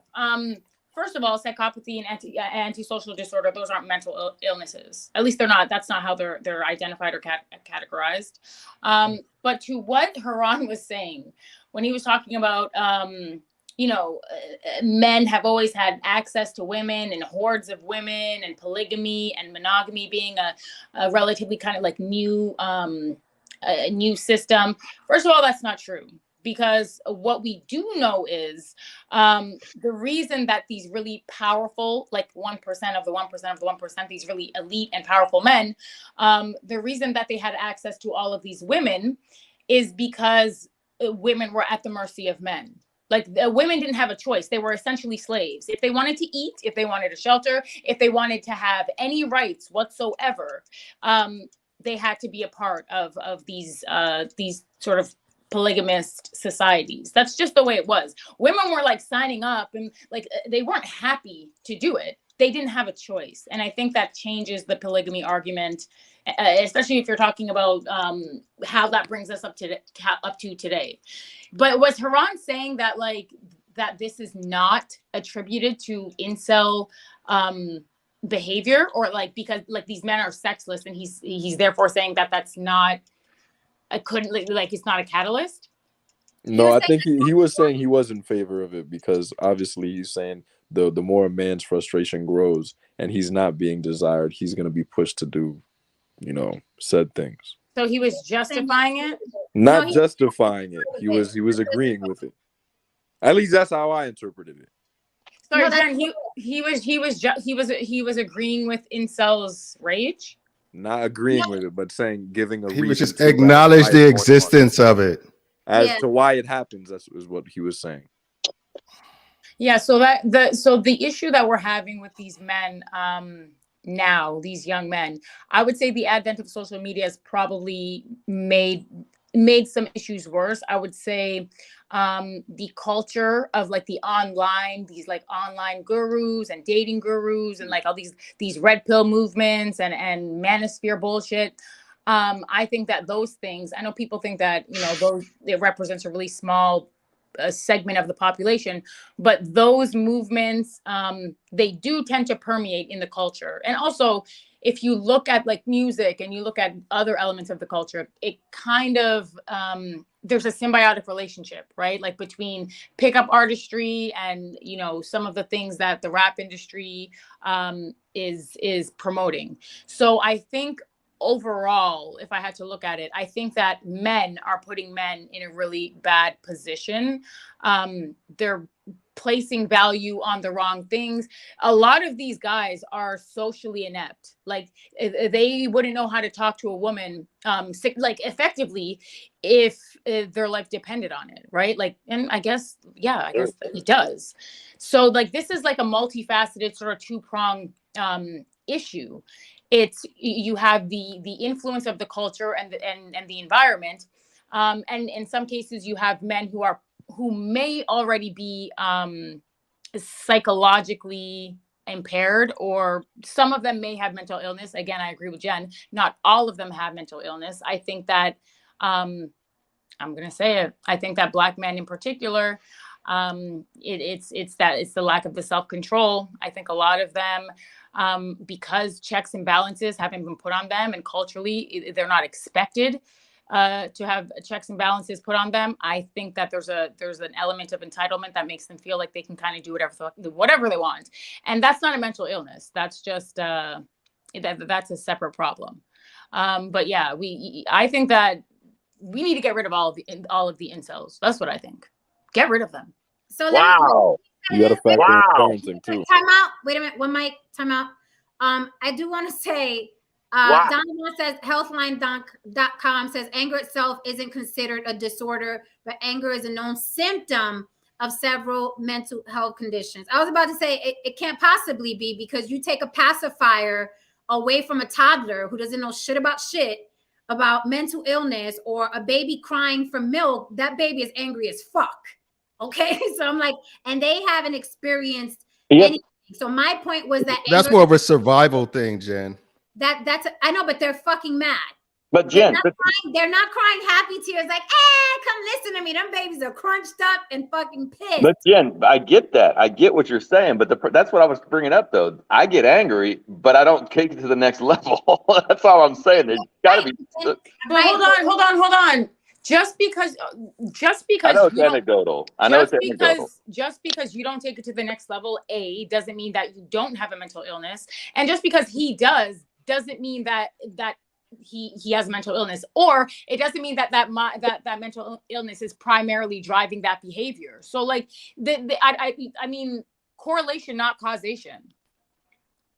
Yeah, I mean, just because like you don't do something and somebody else does, you can't automatically stamp them crazy. Like, oh, I just pulled the gun out. Well, he pulled the trigger. He's crazier than me. Okay. Oh, yeah, okay. So you're saying that, and I hear a lot of the same things. I mean, it runs through my mind too when we're talking about, well, it's the one parent or their parents. I'm like, well, that's not necessarily true because there's a lot of people. So it's all it's based on an individual, and how do you control that when you don't know who the individual is? Absolutely. But then when you look at, FBI profiles, there is a pattern with the mass shooters. There is a pattern. So, and that's really what I wanted to address. Of course, there are different factors. Like the shooter in Colorado, he lived with his parents. He was on his parents' couch. The one in Walmart was not, right? One was 22, one was 31. So there are different factors. But the FBI profile says, nope, all of these, they check all these boxes when we talk to them. So we have to address that as well. Big Elvis, the Chef Rosenberg, what is up, sir? What you got to say? Big Elvis, the Chef Rosenberg, I am here. Hello, we see you. What you got?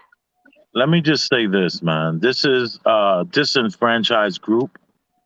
An incel is an involuntary celibate person.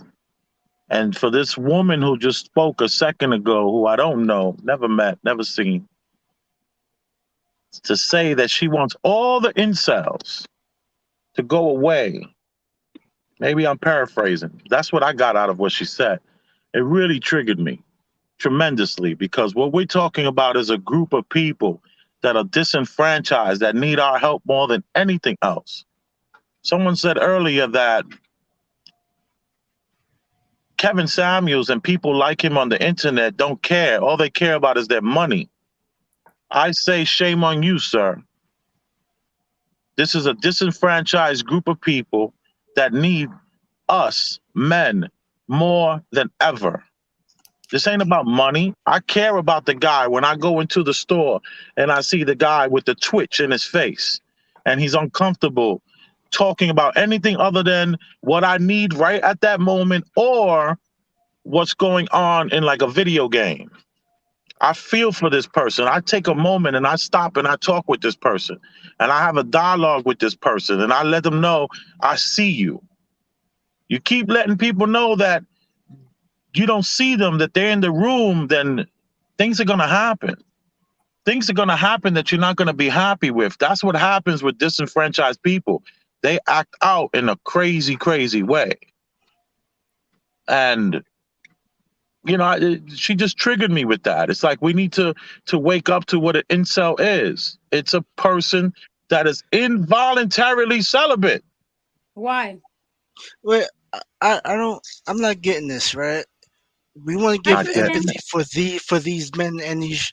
Hey, we want to give empathy towards these men and these shooters, but we don't do it. We don't reciprocate that to the women. I'm not understanding. Women, women got everything. What are you talking about? They got every non-for-profit program out there for women. See, you just fucked yourself with that one. I was on your point, but now you about to get hammered. Watch your mouth how you talk to me, man. I didn't F myself for nothing. Watch your mouth. I think you did. When you talking about me. I hate when people do that. I hate when people boss up on the internet. Don't tell me you was with me. You're not with me. You don't know me. Don't tell me that I had you for a minute. I ain't had you.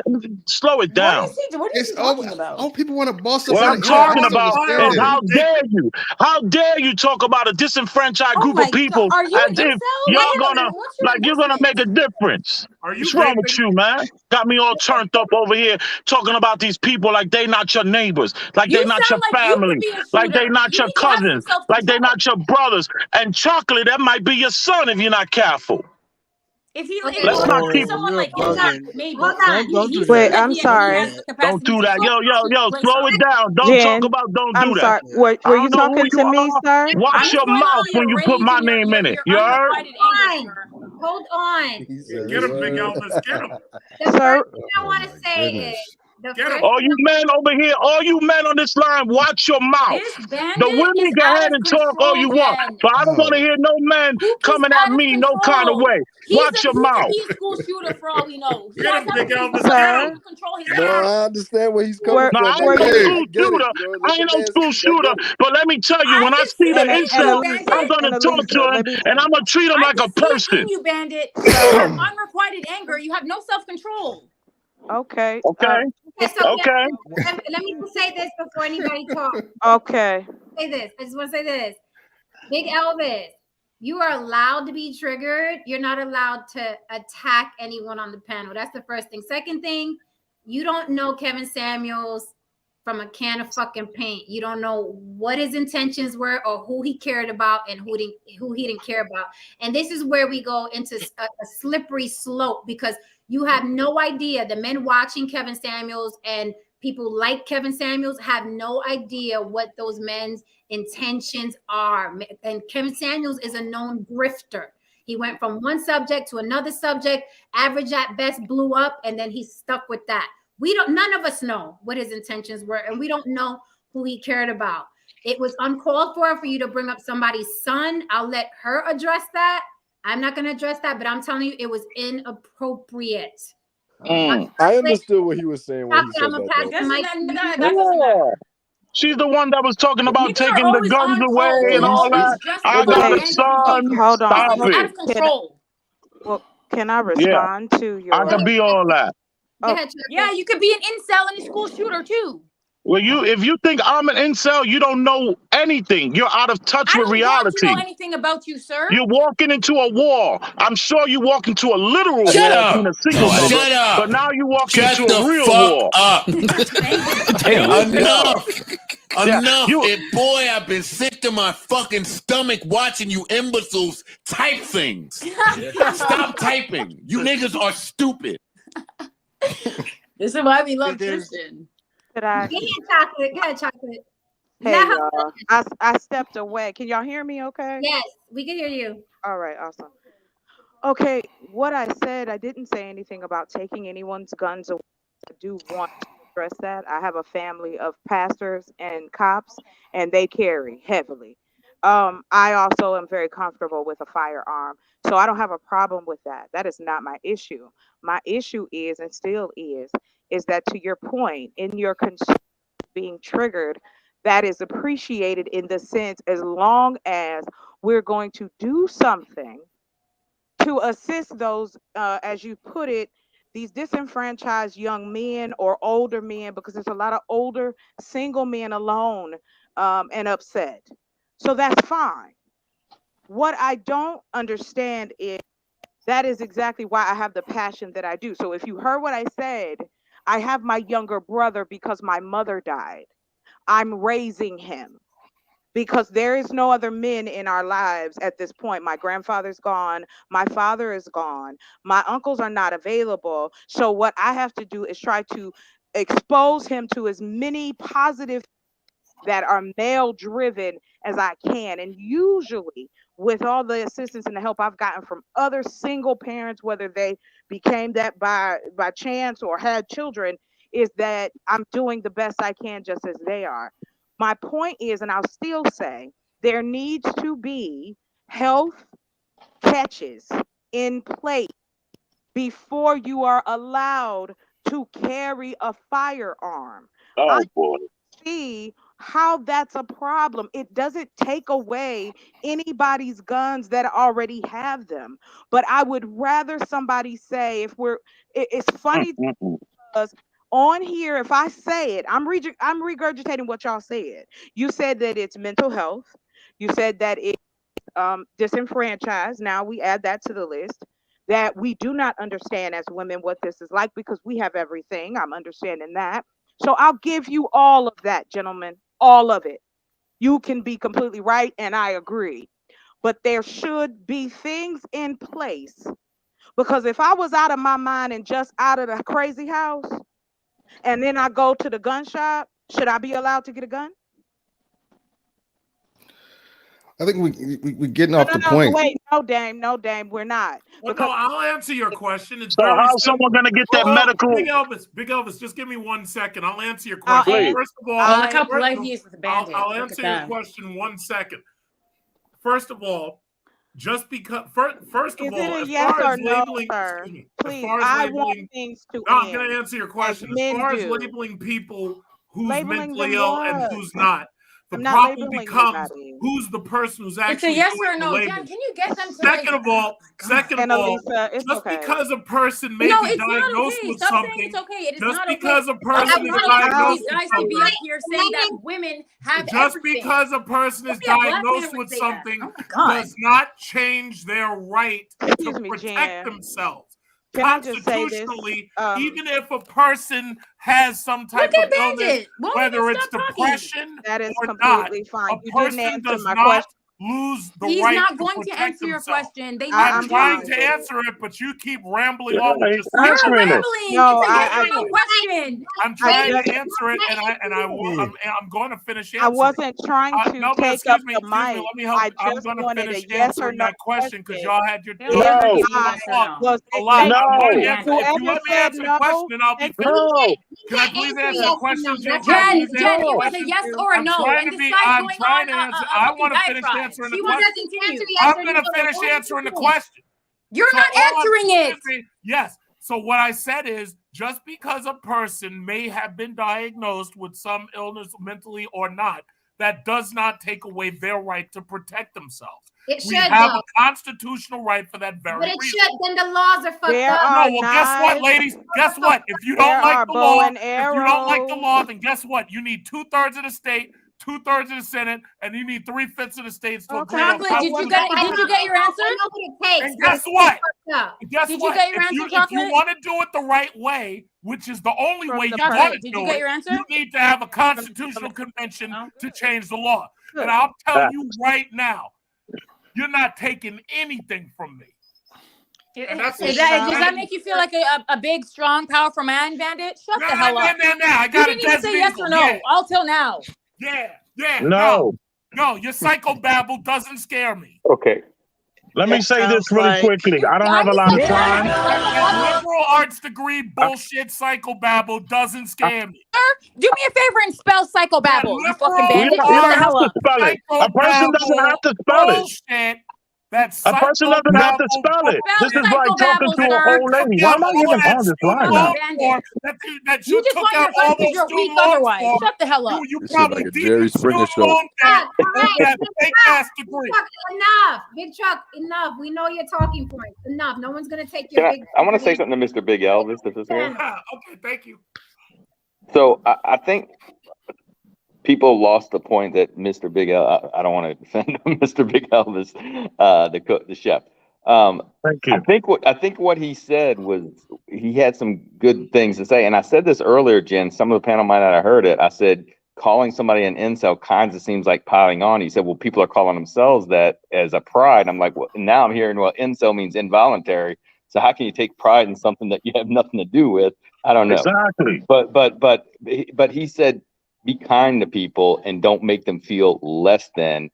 And that might, and that'd take a huge effort because you'd have to get everybody to agree to it. That might help people not act and feel less than society, less than, to feel very low. And I think that's a good point. He takes his time out to be kind to people that may be having out there in the social world may not be very comfortable and feel like they're less than everybody else. See, well, that's the thing too. You would think that everybody would know to do something like that, though. So for the record, no saying. Maybe you're forgetting that gay people call each other fag in jest and in love. Black people call each other nigga in jest and love. Like that's what happens. There's an incel here. I am an incel. Ask me anything. So some people see it as derogatory and an insult, and some people have embraced. I am an incel. Okay. Voluntary sexless. Okay. But you can't say that it's an insult because this guy is like, that is what I am. Okay, Jen. So that's a guy. That's like, okay, a black person calls themselves a word. That doesn't mean I get to go say it, right? I'm going to get punched in the face. So when a woman talks to a guy that way, it might have a different effect than if it's just a guy. I was just making a point that it's not an insult to everybody. That was my point. And we all have to practice what we preach. Like Big Elvis can't come up here and chew everybody's heads off, but then tell us to be kind to an incel. You feel me? Thank you. What's wrong with Yes, I can. Yes, I can. Because yes, I can. Seriously. You yes. You won't be taken seriously. I can. I can do that. I'm always taking.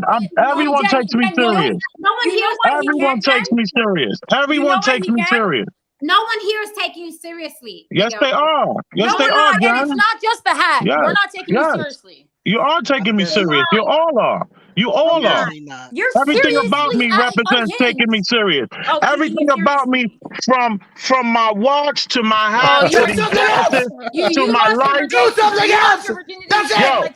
Everybody takes me serious. Jen, would it be okay? Everybody takes me serious. That's a fact, including you, Mr. Big Elvis. I have a question for you. Treat people the way you want to be treated. Everybody remember the golden rule. Y'all motherfuckers got grown and forgot. So, treat people the way you want to be treated. Can I ask you a question, sir? So, to your point about looking out for other people, right? So, I decided that growing food and building economically available homes for elderly and low income was something that I felt like needs to be taken care of because those are huge issues in our community. When you say be nice to someone, when you say that, okay, talk to them, so on and so forth, I agree with that. I've had those moments in my life. I've counseled people. I've let people sleep on my couch. I don't have a problem with assisting someone, but there is not enough of us, and there is not enough men out combating the negativity of masculinity right now. Masculinity has been ripped in half, and it is shown that you a punk if you this way, and you the man if you that way. What? Yes, you just he's remedial. This can be a long night. Showed us your watch. You just showed us. You said that. Yeah. Again, it's a 10-year waiting list for this watch, love. Sir, that's fine. What's the waiting list for sex? Yeah. I'm gonna say. I'll say this then. If you won't understand it, if you have to ask, what does it mean? Oh, okay. Anyway, to the point, Jen, what you were talking about, and to everyone on the panel. Like I said, I'm not coming up here to think that I'm holier than thou or better than anybody, because I know what it's like to be disenfranchised. I know what it's like to be hungry, homeless, as a Black woman in American society. People look sideways. And then if I try to go after a man to help me provide those things, then I'm a gold digger. You damned if you do and you damned if you don't. And that's the same with this group. It's like this. Either you become who you want to be as far as trying to introspection or looking at yourself or so on and so forth, and on and deal with the fucking pain and move past it. Or you continue to let it fester and you do certain things, whether it's yelling over people, whether it's being very aggressive, whether it's telling lies, whether it's making shit, whether it's getting on YouTube and talking a lot of shit to make some money. People do what they feel they need to do. And at this point in time, the situation has gotten so bad that even with us having or trying to have a conversation from grown people, that's a struggle. Why? Because one person's point has to be better than the other. And it's not like that. Same way we going back and forth is the same way they do that shit in the government. If you've ever watched C-SPAN, that's how they get down too. This ain't new. We have difference of opinions, that's fine. But our society is in trouble. And I would think that after having some of these conversations, people would link up, things would happen. So I leave it where it is. And like I said, Jen, I always have, a good time coming up. I want to respond to that because I think it's interesting that men can really sit on the panel here, talking about women get everything that they want. Women are, what issues could a woman possibly have? I'm gonna get to that later. Who said that? No one said that. Okay, you're not listening then.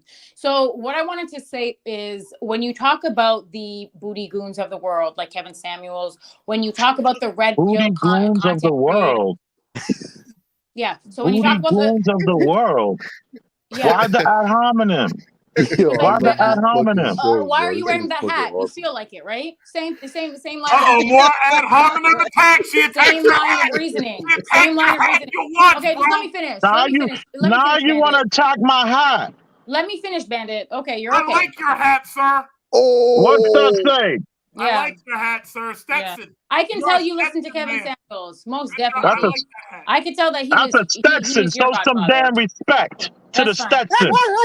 Yeah. Show some respect to the Stetson. Yeah. What? Yo, these niggas crazy, B. Watch your mouth. You are Watch literally. your mouth. You know what the irony, Jen? You know what the irony is? The irony is guy on the panel. Everybody, pay attention. Elvis wants everybody to know he is the wealthiest man on the panel tonight. Can we let? No, I don't know that. I have no facts in that. I don't know that. I'm just saying. I'm respected. When I speak, people respect what I say. You said they don't respect. No, they don't, and that's why you're showing us your watch because nobody takes you seriously. Because of your watch or your What's hat. wrong with this guy? That's not how the real world works. We don't. If we don't respect you, your Stetson. hat and your watch is not going to help us respect you. We don't respect you. We don't respect you. Yo, you Okay, muted so yourself. like Elvis, I was you saying, muted like yourself. I was saying. No, I muted him. Like I was saying. Yeah, I know. Go ahead, Annalisa. So, like I was saying, it's interesting when you guys sort of champion movements that Kevin Samuels was a part of, or anything in the red pill. Because the one thing, or in the manosphere, the one thing that these fraudulent and fucking remedial channels and content creators, the one thing that they don't teach is anything that has to do with emotional bandwidth, capacity, anything that has to do with interpersonal relationships, interpersonal understandings, absolutely everything that they are teaching these young Black men is exactly what the bandit to my left is doing. Get an expensive watch, get a funny looking hat, and you'll get women. But that's not how women work. That is not how women work. And that's why men are falling behind. Don't you understand? You don't even know how to properly construct a sentence with proper syntax. You don't even know how to engage in banter. Was that a man? Disrespectful. Whoa. Yo, Elvis, you're muted. Who is that next to you? Married for 17 years. What are you talking about? Oh my God. Who is that? I got a black wife who rocks an afro. Oh! Who is that? The fuck you talking about? When we walk these streets, we get nothing but respect. Watch your mouth. I'm walking with a woman. I'm walking with a woman with an afro. Your wife is ready to go. She is ready to go. She is done. She's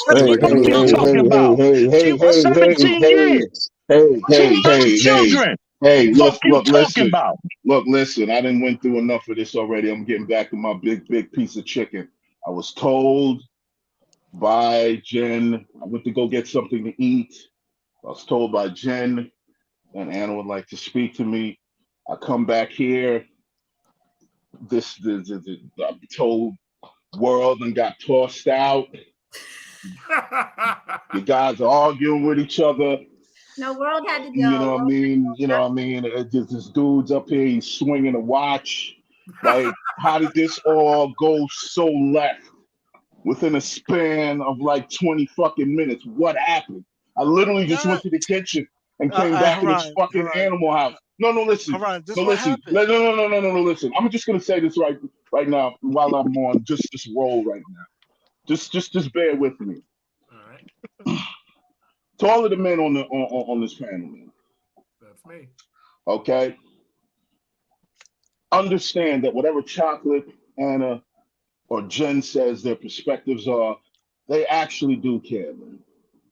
They actually do care, genuinely care Of about where our course. society is going, and you know what I mean, where our men are going. Me, I don't give a fuck. Thank you. Thank you. Most of They you can rock. niggas can die on the vine. Thank I you. keep telling them, let nature euthanize these motherfuckers. Let's go do business with the people who are actually putting in work, and then that's how you change a community. Y'all want to spend all this time arguing with motherfuckers with funny hats, throwing up watches, Pookie and Haters Ray clown. Ray, trying to change these motherfuckers. You're not changing a 40-year-old, 50-year-old dude, you know, who has chosen a particular path in life. You can change the life of a child. I sit down and I put my efforts and my energies into mentoring young men who want to actually do something with their lives. I've helped young men and women, black women, get into Google, Facebook. I'm actually out here doing the work. I don't talk about it because at the end of the day, it's just what I do, and the work needs to be done. But I concentrate on the people that are trying to go somewhere. Not worried about motherfuckers. He ain't shit. His mama That's knows the he ain't problem. shit. That's the Like, problem. oh, like this Not. is That's the wasted problem. energy. I don't do wasted energy, man. Now That's I'm the still problem. hungry. I'm still hungry. I'm gonna You're go back you're to part of eating the my big problem. piece of chicken. I'm gonna go You're back part of to the eating my big problem. piece of chicken. You, sir, look like you had too much big piece of chicken, and I'll Oh be no. back in the next 30 Yes. minutes. You Oh no. guys Yes. take care.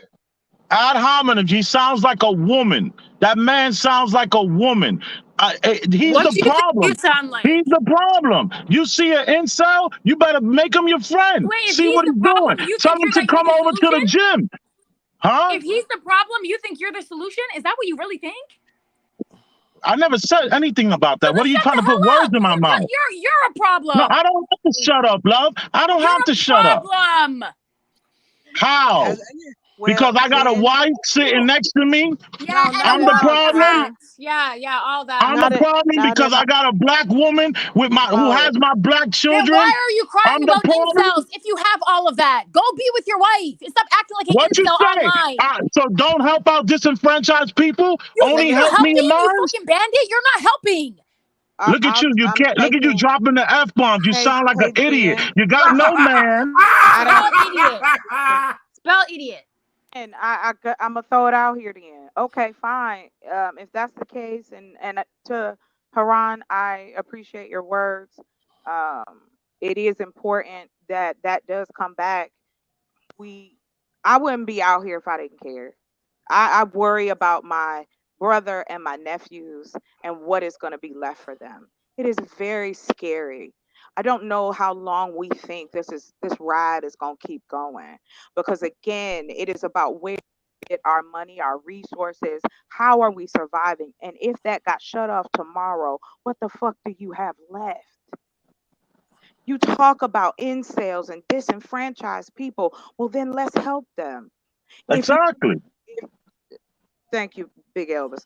If you really want to help, let me tell y'all this, Jen, if you don't mind, I just want to share quick.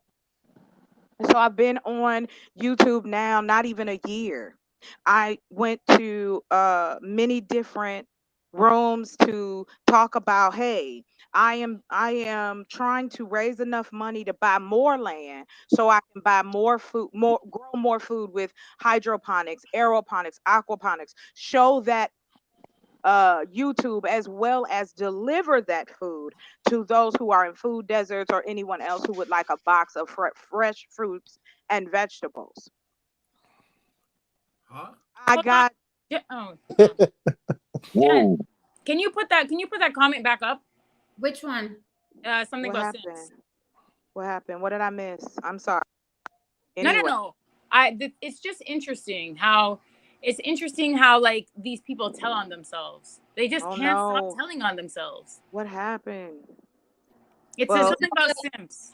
It was the Javier Colon. I oh. agree. I agree. Too many simps get passes. Right. So Oh, let me say something quickly before she goes, because this is the reason that these niggas are getting no play. Do you understand? This is the reason.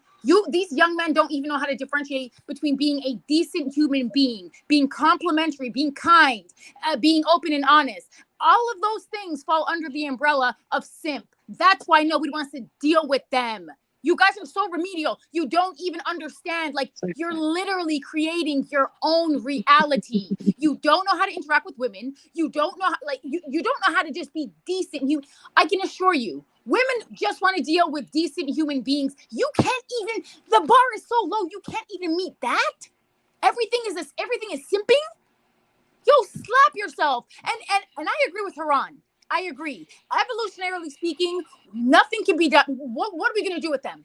What use them? What for? What?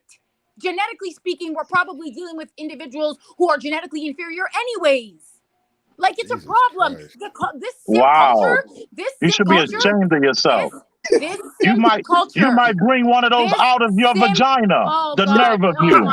listen, Bandit. You should be ashamed of I would yourself. never bring a bandit like you into the world. Have you lost your mind? Stop it. You don't believe that? I'll never bring a bandit into Everything this that world. represents You me is in couldn't a pay me. dream of yours. You In couldn't a pay me. dream. Now shut the hell up, because I'm not done. Now you got to see what it really looks like. And you wouldn't Mute this emotional. Please. He's Why don't you mute emotional. him? He Why has don't you? estrogen running all through his veins and his watch. Like, shut up, sir. Please. Yeah, that's the best way to stop. Like that with nobody. You're next. Talking, right? As a matter of fact, shut up. I'm next. Who are you? Here's the problem. Who Jen. are you? These men. Why don't you pay your student loans off? Oh God, here we go. Who are you? Sir, put your camera on. Let me see what you look like. No, put your camera on. Let's see what your ass looks like. No, you see me. No, I don't see you. Put your camera on, sir. Jen's channel's fucking lit, Put your boy. camera I love on. this shit. That's the photo you stole from TikTok. Put your camera on. No, put your camera on. Because you sound very feminine to me, I don't sir. take Are you orders wearing a from bra? women. Are you a big king? Because you sound very big. Your hair's not big. Shut the He hell said, up. "Are you a big king?" I bet Yo, your hair's you on not big. fire. No, wait. Like I was saying, this simp culture that these black men are subscribing and adhering to is part of the reason that no one wants to deal with you. So keep it up. Keep telling on yourself. Just dodge their bullets. Continue to. Oh my God, Bandit, you're so emotional. Keep telling on yourself. Bandit. Keep telling on yourself, Bandit. I want all the women to know. I want all of the women to know which one they shouldn't deal with. You know, psychology is not a science. Sir, go take your Midol. Go put your tampon in and take your Midol. You're emotional, psychology sir. is not a right. science. Damn. Go take See, your Midol. Go take a Jen, warm bath for your cramps. This panel Shut the hell up. is indicative of why shit hasn't changed. People would rather argue than come any kind of meaningful dialogue to come up with any type of solutions. Motherfuckers like to hear themselves talk. Motherfuckers like to argue. Motherfuckers like to be right. So there's this panel is showing where he said, what's the solution? This is why we having so much trouble trying to find a solution, is because this panel is indicative of what the fuck is happening in society right now. But that's well, there's some wrong What's happening people. in society? We're not. Could I What's finish? happening in society? Break it down for us. Damn. We're Then not. I'm gonna get up out of here. here. We're not. So can we hold on 1 second? Everybody, hold on 1 second. Big Truck, I know you're usually the comic relief on the panel. Not tonight. Okay? No, now you're just a joke, sir. No, you're I'm not trying to be a comic relief. What I'm trying to say, I know what you're trying to say, because we hear it every panel. Truck, you have a Desert Eagle and you shoot people. We got it. And no one's gonna take your gun. We got it. We know. Every panel. Why do I keep getting muted when this psycho babbling bullshit over here is talking all that stupid shit? You have your gun. I mean, you feel good. Like this is Nobody would ever take you seriously You feel anywhere good? else, and yet I I don't get deal muted. with niggas like you. I'm good, boo. Nobody you have your listens gun. to You're your okay. ass. Why don't you pay your fucking student loans? You have your gun. Why don't You'll you be pay your okay. student loans? Pay your student You loans. can make love to your gun, right? You'll be I'm okay. not paying your student loans. We're gonna keep it in the courts. We're Oh not. my God, the bandit can't stop being a bandit. If anybody feels like they can't just be quiet till someone else finishes talking, please drop off the panel. Please drop off the panel. I want everybody to speak, just one person at a time. I don't even give a fuck what you say, what insults you throw back and forth. Just one person at a fucking time. Can I say something? One person at a time. I don't I give would a love to. fuck about a watch. I don't give a fuck about a hat. I don't give a fuck about a Desert Eagle. We all got money and we all motherfucking got guns on this panel. Every last I'm one broke. of us. We all got money I'm broke. and we all got fucking guns. And every motherfucker on this panel bleeds. Nobody gives a fuck. Y'all not scaring nobody. Y'all not making nobody feel broke. Nobody on this panel is scaring anybody. We all shooters.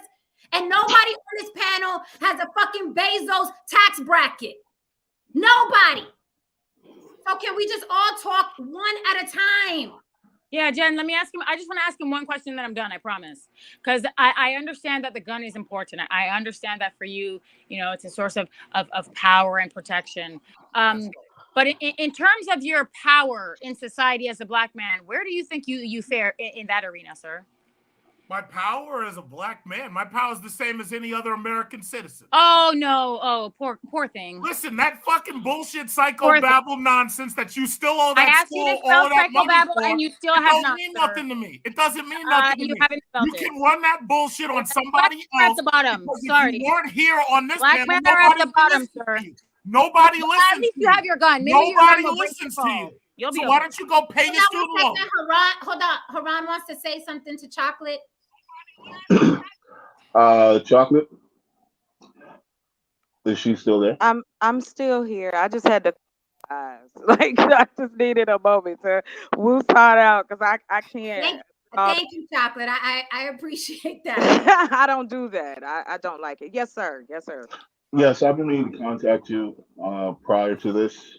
I haven't gotten around to it, but it's great that you're actually here on the panel. I'd like to say something to you Yes, sir. Before you drop off. Okay. I believe that you and I probably got off on the wrong foot. In no shape or form did I mean any terms of form of disrespect towards you when you were expressing your viewpoint the last time.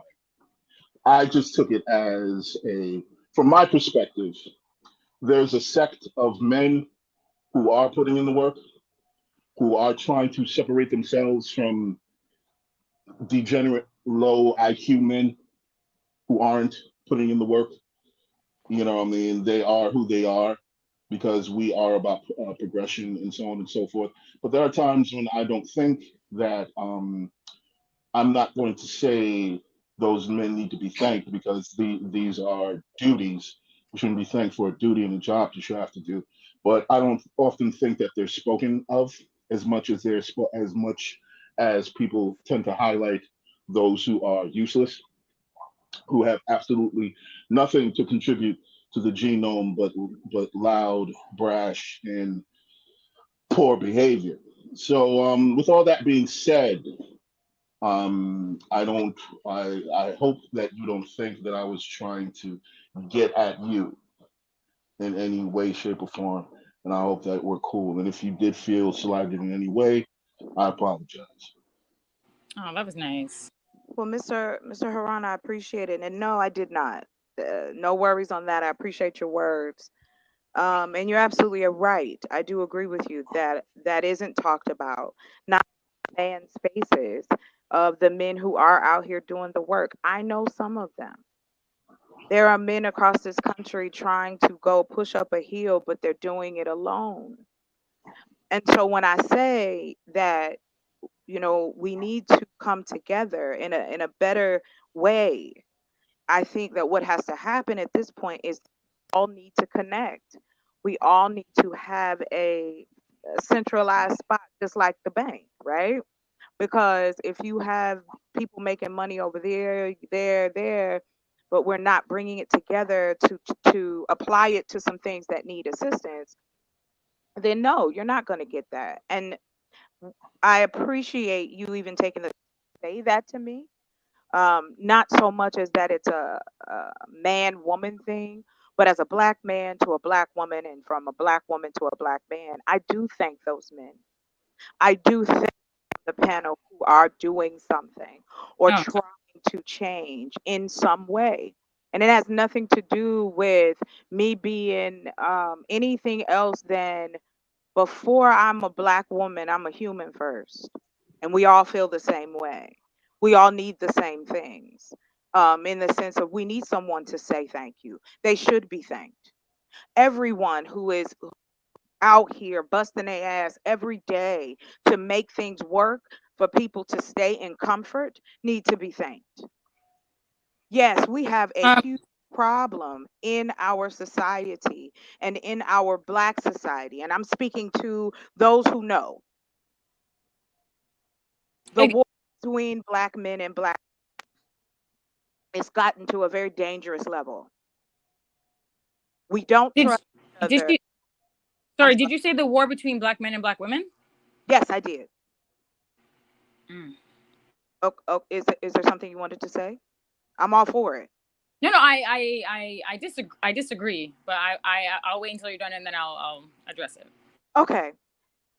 When I speak to that point, it is because when I turn on the news, which I'm a news junkie, I watch the news from everywhere, all over the world. And what I find interesting is that it all ties in the same. We're not that different. We're in different geography, but we're not that different. Okay, so Jen, can you do me one favor and put that comment up, please? It Which was one? beautiful. It was her name is the Trinity Time Travel Show. So some males have divested from the responsibility of manhood, but still want the praise for being men. So sort of what you're describing, or what or what Haran was describing, this is the encapsulation of it right here. You don't reward men, even if you feel like, well, in my opinion, I feel that rewarding men who are undeserving of any type of acknowledgement, I think I think it's But crippling. we're not talking about those men though. No. I'm not, but I guess what I want to stop you is because where you're going down that line, I'm not talking about those men. I'm not talking about those situations. There is a small group, yes. There are not a lot that are promoted and put out there. I have been a community activist since I was a kid.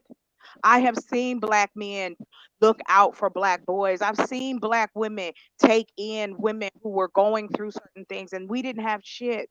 There were so many times my mother would bring in another woman or some kids, or my dad would ask, "Oh, can he stay for a few days?" That's how I grew up. So that does show my perspective is different, and I do understand and respect what your opinion is. But to say that I am wrong to thank those who giving a fuck is insensitive, because it's not about the men who are not. It's just like me being that I am trying to do something that I have been called masculine for. I have been told that I am trying to run things. I'm trying to make men feel bad. And all I asked for was, hey, if you don't want to do it, just throw me $5. My page is on there. You see what I'm doing. I'm very transparent. So no, it's just like with my brother or any my life. No, I'm not going to reward you if you're being a complete asshole and you're not doing anything. You just talking shit. I'm talking about the men who quietly go every day to do what they need to do, whether they're working in the hood, whether they're working in an office. And I think it has nothing to do with whether you should thank for doing nothing. That's not what I'm saying. And I think what you're getting ready to say misconstrues what I just said. It's not about I that. was I was speaking to her. I was speaking to Haran's point, and then he was talking to you. So I wasn't actually going to say that. And I don't think that I said that you were wrong. Those words didn't come out of my mouth. Then they didn't come out of your mouth. What I'm saying, I'm paraphrasing and giving you my perspective back. I'm reiterating what you said. But you're doing it before I had an opportunity to finish. I understand that completely, and I will give that up, and apologize for that. I just felt as though there was no reason to differentiate that, because we're not talking about those type of people. And that's all. This misjudged you. I apologize for that, but that is how I took it. So I will mute up. So part of the problem is that this is it, right? Like, men have divested from the responsibilities of being men. It's like they want all the accolades that come with being a man, that come with being leaders and builders or kings, whatever they're calling themselves these days. They want all of the things that entails, but they're not putting in work. And that's a huge problem. And the fact that anybody is still dealing with them, like nobody should be dealing with these men whatsoever. I don't care if you're white, black, yellow, purple. No one should be dealing with these men. These men are the problem. And I think I could be wrong, but I think that is what Haram was speaking to, and that I've heard him reiterate the sentiment many, many times. He takes it a step further, and he kind of talks about, doing away with them altogether because they're useless, and you don't invest time in something that's useless, which I understand. But this is the problem. They want to be called men, but they do not want to operate or work as men. It's a problem. And to take it a step further, I see it in the Black community a lot. In fact, it's really the women who are acting and moving and shaking and operating like men. They don't get treated that way. They're called masculine, but they don't have the same social power. They don't have the same reverence. So there are some double standards. There's still a social hierarchy. But yeah, it's a problem in the Black community. Period. Is there anything you can cite, or just purely anecdotal? Oh, I can cite a lot. But again, it requires sitting down and reading a lot. So I love to read. I try to do 2 hours of reading a day. What could you cite to prove what you just said? Or this is just how you feel? No, it's not how I feel. And if you feel differently than what I'm saying, then maybe you should cite a source in which Black men are the leaders and the builders and the providers, and they're not the ones falling behind academically. That's not my argument. That's not my argument. I don't care. Let me finish. Even though men are women are graduating 2 to 1. So like, again, we're like, there's a lot of data to substantiate what I'm saying. Where's the data to substantiate what you're saying? What do you even know what I'm saying? What I'm saying is, as an individual, as me, the individual, me, I have done certain things, is what I said. I'm not speaking for a whole group of people like you are without any damn citing. Your name, hat. Like, I don't know you. This is not about you. How narcissistic are you? What? This argument is very childish. I'm talking about studies. I'm talking about collectively. I'm talking about statistics and data. I'm talking about you and your hat. Like, shut up. You just cite them. You speaking for a whole group of people, and you can't cite nothing. www.pewresearch.com. Go to the Brookings Institute. You want me to study what you argued, and you don't have a damn site? Do I look like your fucking teacher, Bandit? Are you crazy? I'm not your teacher, and I'm not your mother. Why are you trying to teach us then?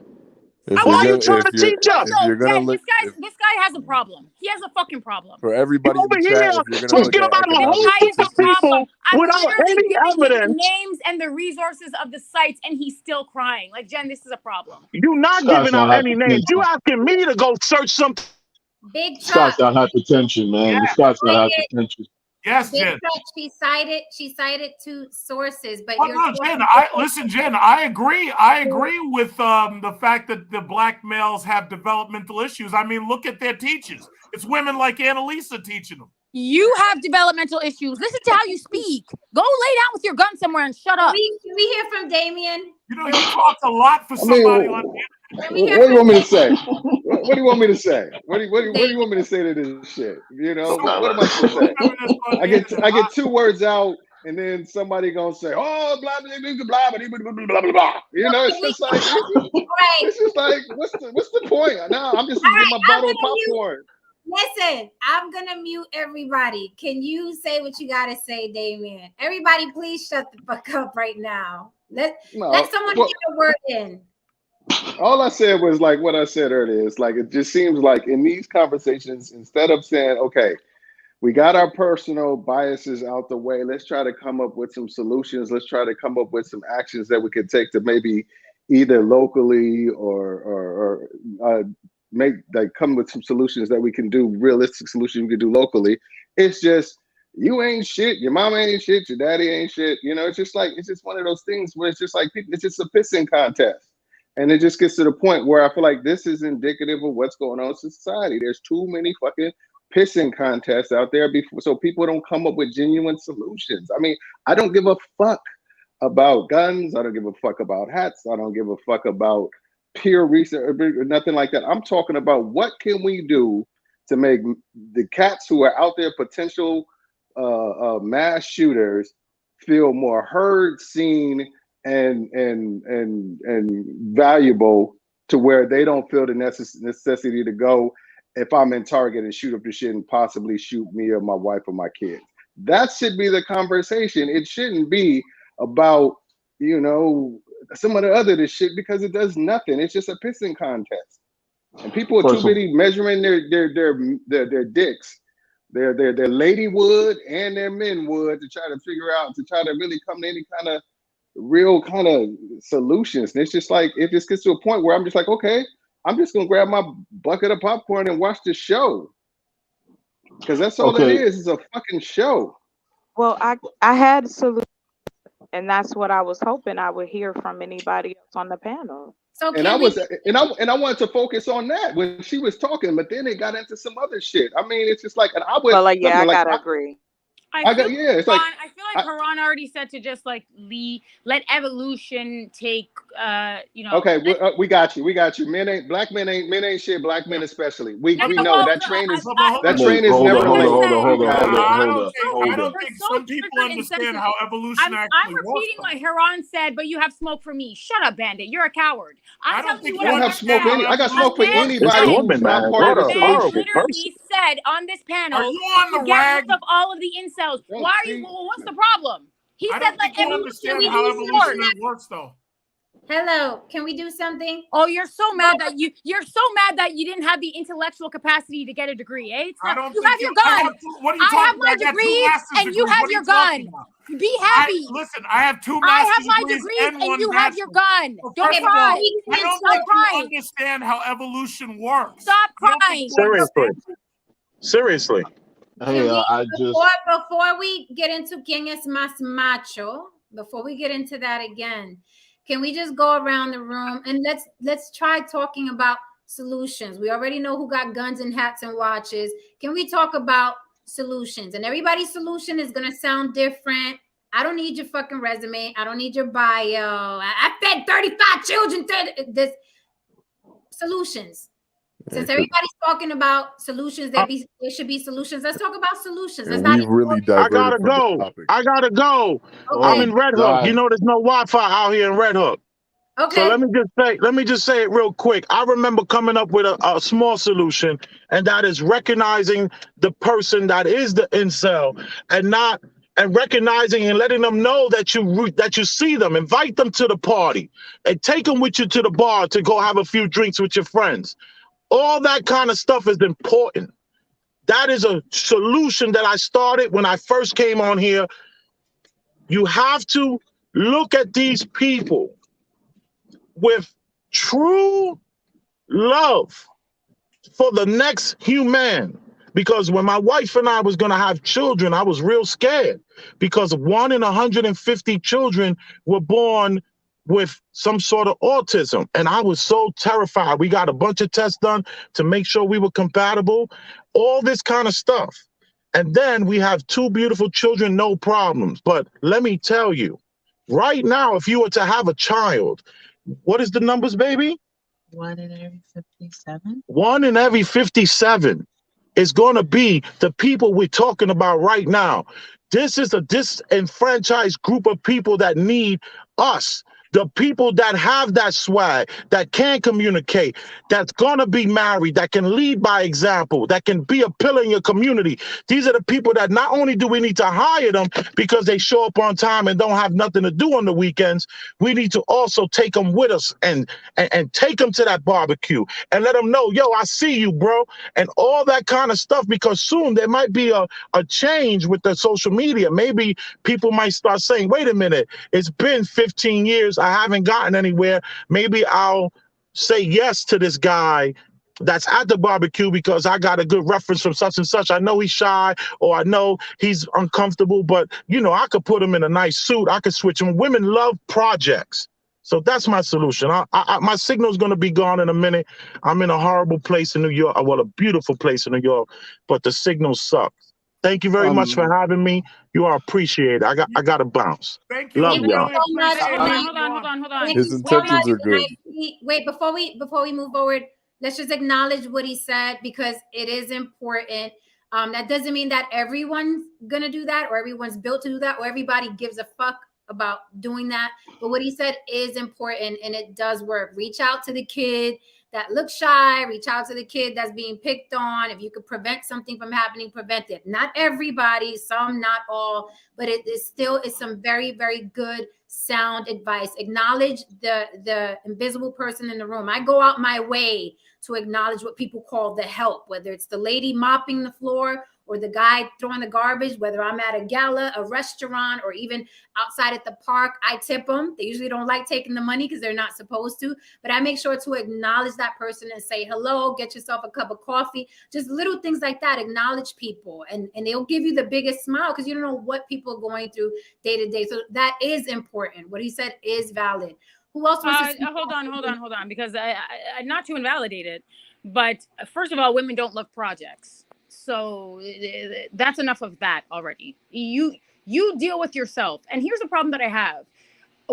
The idea that you put all of the burden on external sources or mechanisms or apparatuses around you, rather than the individual. It is incumbent upon an individual to learn how to deal, how to manage, and how to navigate in a society. It's not, you have to learn skills. Everything. Listening is a skill that you learn. You have to learn. When we're talking about incels, we're not talking about people who are like garbage men. Garbage men might get play. They might have an old lady at home. That's not the problem. Incels are a particular group of men who have hostility towards women. That's why women don't touch them with a 10-foot pole. That's the problem. And there are psychological implications that need to be remedied before you can get to these problems. So no, it's not incumbent upon me to do anything with an incel. An incel might need professional help before anything is going to help him. That's the reality. They have an acute hostility towards women. They are a lot of times they are very misogynistic. What women are running around looking to mate and date a misogynistic prick who's socially inept on top of it, and who doesn't know how to dress? No, absolutely not. It is not incumbent upon me to do any of that. Go to a psychiatrist and figure out why you hate women, and that's probably the reason that they don't want to deal with you. Hold on. Most cats that could be incels, it's not a hate for women. It's a frustration, and then most often it's a fear of women. Google it. Go ahead. I know what it is. There is a definition. All right, let me read the definition. Let me read the definition. I thought we were in solution. Yo, she's no joke. Oh my God. She's no joke. Jen, let me read the definition. Can you imagine waking up to that Let every me day? read the definition. Jen, please. Can I read it? No. Go ahead. I'm going to read the definition. Incel, a member of an online community, or young men who consider themselves unable to attract women sexually, typically associated with views that are hostile towards women. What's wrong with you? Yeah. Okay. So, yeah, it's just Treat people. Treat people how you want to be treated. You don't even know the definition of an incel. You're up here everybody's abandoned. Black men suck. I mean, it's like nobody can take you seriously, really, because all you say is black men ain't society shit. doesn't take black men seriously either. That's why you're at the bottom. All I know is it's time. It's like time I for said, this. whatever. It's I'm not going to get into this. I can't believe I got dragged into that. you know, Jen, me, I try to avoid. I try to fly above that bullshit. But I got, goddamn, I'm like, you drag me into that shit. That's some crazy shit. Listen, not all black men. My panel, with the exception of crazy ass motherfucking Big Truck, and this isn't even going to insult him because he likes being that person. With the exception of Big Truck, I have some of the most amazing black men that I interacted with in these spaces, because YouTube has a lot of filth and a lot of garbage. But I'm not about to sit here and act like they aren't amazing black men out there that are amazing fathers and amazing mentors and just amazing. I'm related to some. I know some. Some of them are on the panel. But with that said, what Anna said, yes, it's true. A lot of incels, they do hate women. They do attack women. They want to see harm come to women. I interacted with one very recently who said there is a war coming, black men against black women. That was a man saying that. And he was in his early 30s. Wow. So this is also real. Yeah. That is how some men are seeing it. So we have different sides to this, and that is okay. But this is why I made this. This is why I made this. I don't want the guys on my panel to be attacked, because I know for a fact they're not those type of men. So if we're going to talk solutions, let's hear everybody. Let's just hear everybody. So Damien, I'm sorry. I am sorry, Damien. I know you're not like that. So I appreciate you even sitting up here. I can't believe I got out of my frame like that. I just, wow. It happens though, but that's okay. It happens. We all have emotions. We all have, if you notice, all the men got out of frame today, which it begs the question, are men emotional too? Oh yeah, right? Definitely. All right. So let's just take it from there. Let's talk. I was on solutions. That's where I was. Who wants to go next talking about? I'd love to go next. Solution. I thought Anna, what she said is valid, because you have to watch out for those men who are violent and want to hurt women. That is also a fact. So we all have good points. Haran, you want to go next? Yeah. Okay. So, first of all, I'd just like to say we're all fucked in regards to the whole situation. 100 years from now, still fucked. We're fucked, and I'm going to tell you why we're fucked. I mean, this is the whole concept. Well, a little bit of a fun fact. The first incel was a woman. She had a website.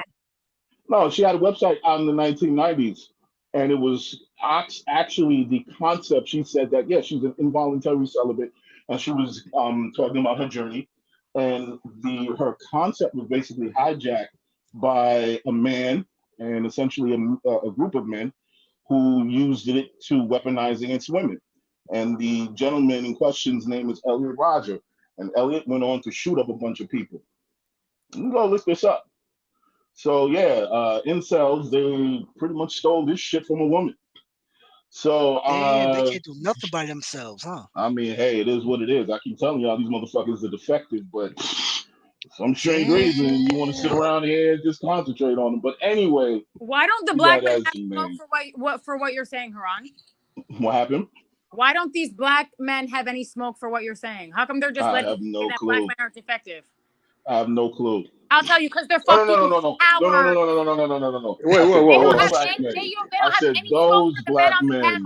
I said those black men are okay. We're cowards. We're cowards. Yeah, you're a fucking coward. You guys have remember the golden rule. Anna, let me finish. Folks. Let me finish. Now, folks, let me finish. We're going to have to understand something, that these mass shootings are going to continue. They're going to continue because we're up against an idea now. We're not up against this. We're up against a leaderless organization in a sense. Did anyone ever check the one of the dopest movies I've seen this year? Made a lot of money actually. It's called Smile. It was a horror movie. Did anyone check that out? I didn't see that yet. That was a great. It was a very dope concept, because if you kind of think about it, the concept of it was wrapped around. First of all, you can't see the monster. You don't see the monster. It lives inside your mind, and the only way that it actually transfers to someone else is through a traumatic moment. So essentially, the whole goal of the movie was explaining to the audience that This monster lives on the concept of transferring trauma, transferring an idea. So the idea only can survive if there's someone else willing to take on the idea. Now, these guys, now thanks to the internet, I mean, you can spread this idea to millions of people within minutes and seconds and so on and so forth. So whatever that nut job that told you, Jen, that a war is coming, he probably really truly feels that in his head, man, in his mind. Like yeah, Said it on a public platform. I won't say it. a war is coming, and I feel that women should, if you are in an open carry state, I feel that women should arm themselves and be prepared for whatever happens. These guys are who they are. I don't hang around them. I help people who I can help. If a tree is bent to a particular degree, I mean, I just like I said before, all the time, I just let nature finish it off and does what it needs to do with it. Sometimes you guys got to really get out of the way of nature. You're so frustrated. You know what I mean? You're just really frustrated. You just need to let, life happen to some people, man. Because eventually it does. I'm done. Why can't people just go outside? Yeah. Anyway, go ahead. Touch some grass. That's what they should do. Go outside, touch some grass, and call it a day. I'm not understanding this whole issue of like, are you that afraid to be alone? That's what it feels like. They're like, oh, I have no friends, but you're on a whole internet forum talking about how you getting no ass to a bunch of dudes. But the road to like, manhood, the road to like manhood you, is very lonely. Okay, the road to manhood is very lonely. It requires a bunch of shit that most people really don't want to, engage in and talk about. It requires for you to really dig deep and to look at yourself. Okay, and for you to take on and face your own demons, for you to understand that your life as a man, that yeah, due to our society and human nature, that yeah, you'll be existing in a very utilitarian society where at the end of the day, if you can't be used, you're useless. However, you're still useful to yourself. You can still give yourself unconditional love. You can still believe in yourself. But once you start depending on external forces, people, and all that other bullshit to define you as a person, the moment that they leave, the moment that all this stuff is taken away from you, the moment that your trinkets are removed from you, your big watches and your big hat are gone, you begin to realize that hey, you are just stuck with the person in the mirror, and then you have absolutely no clue who that person is.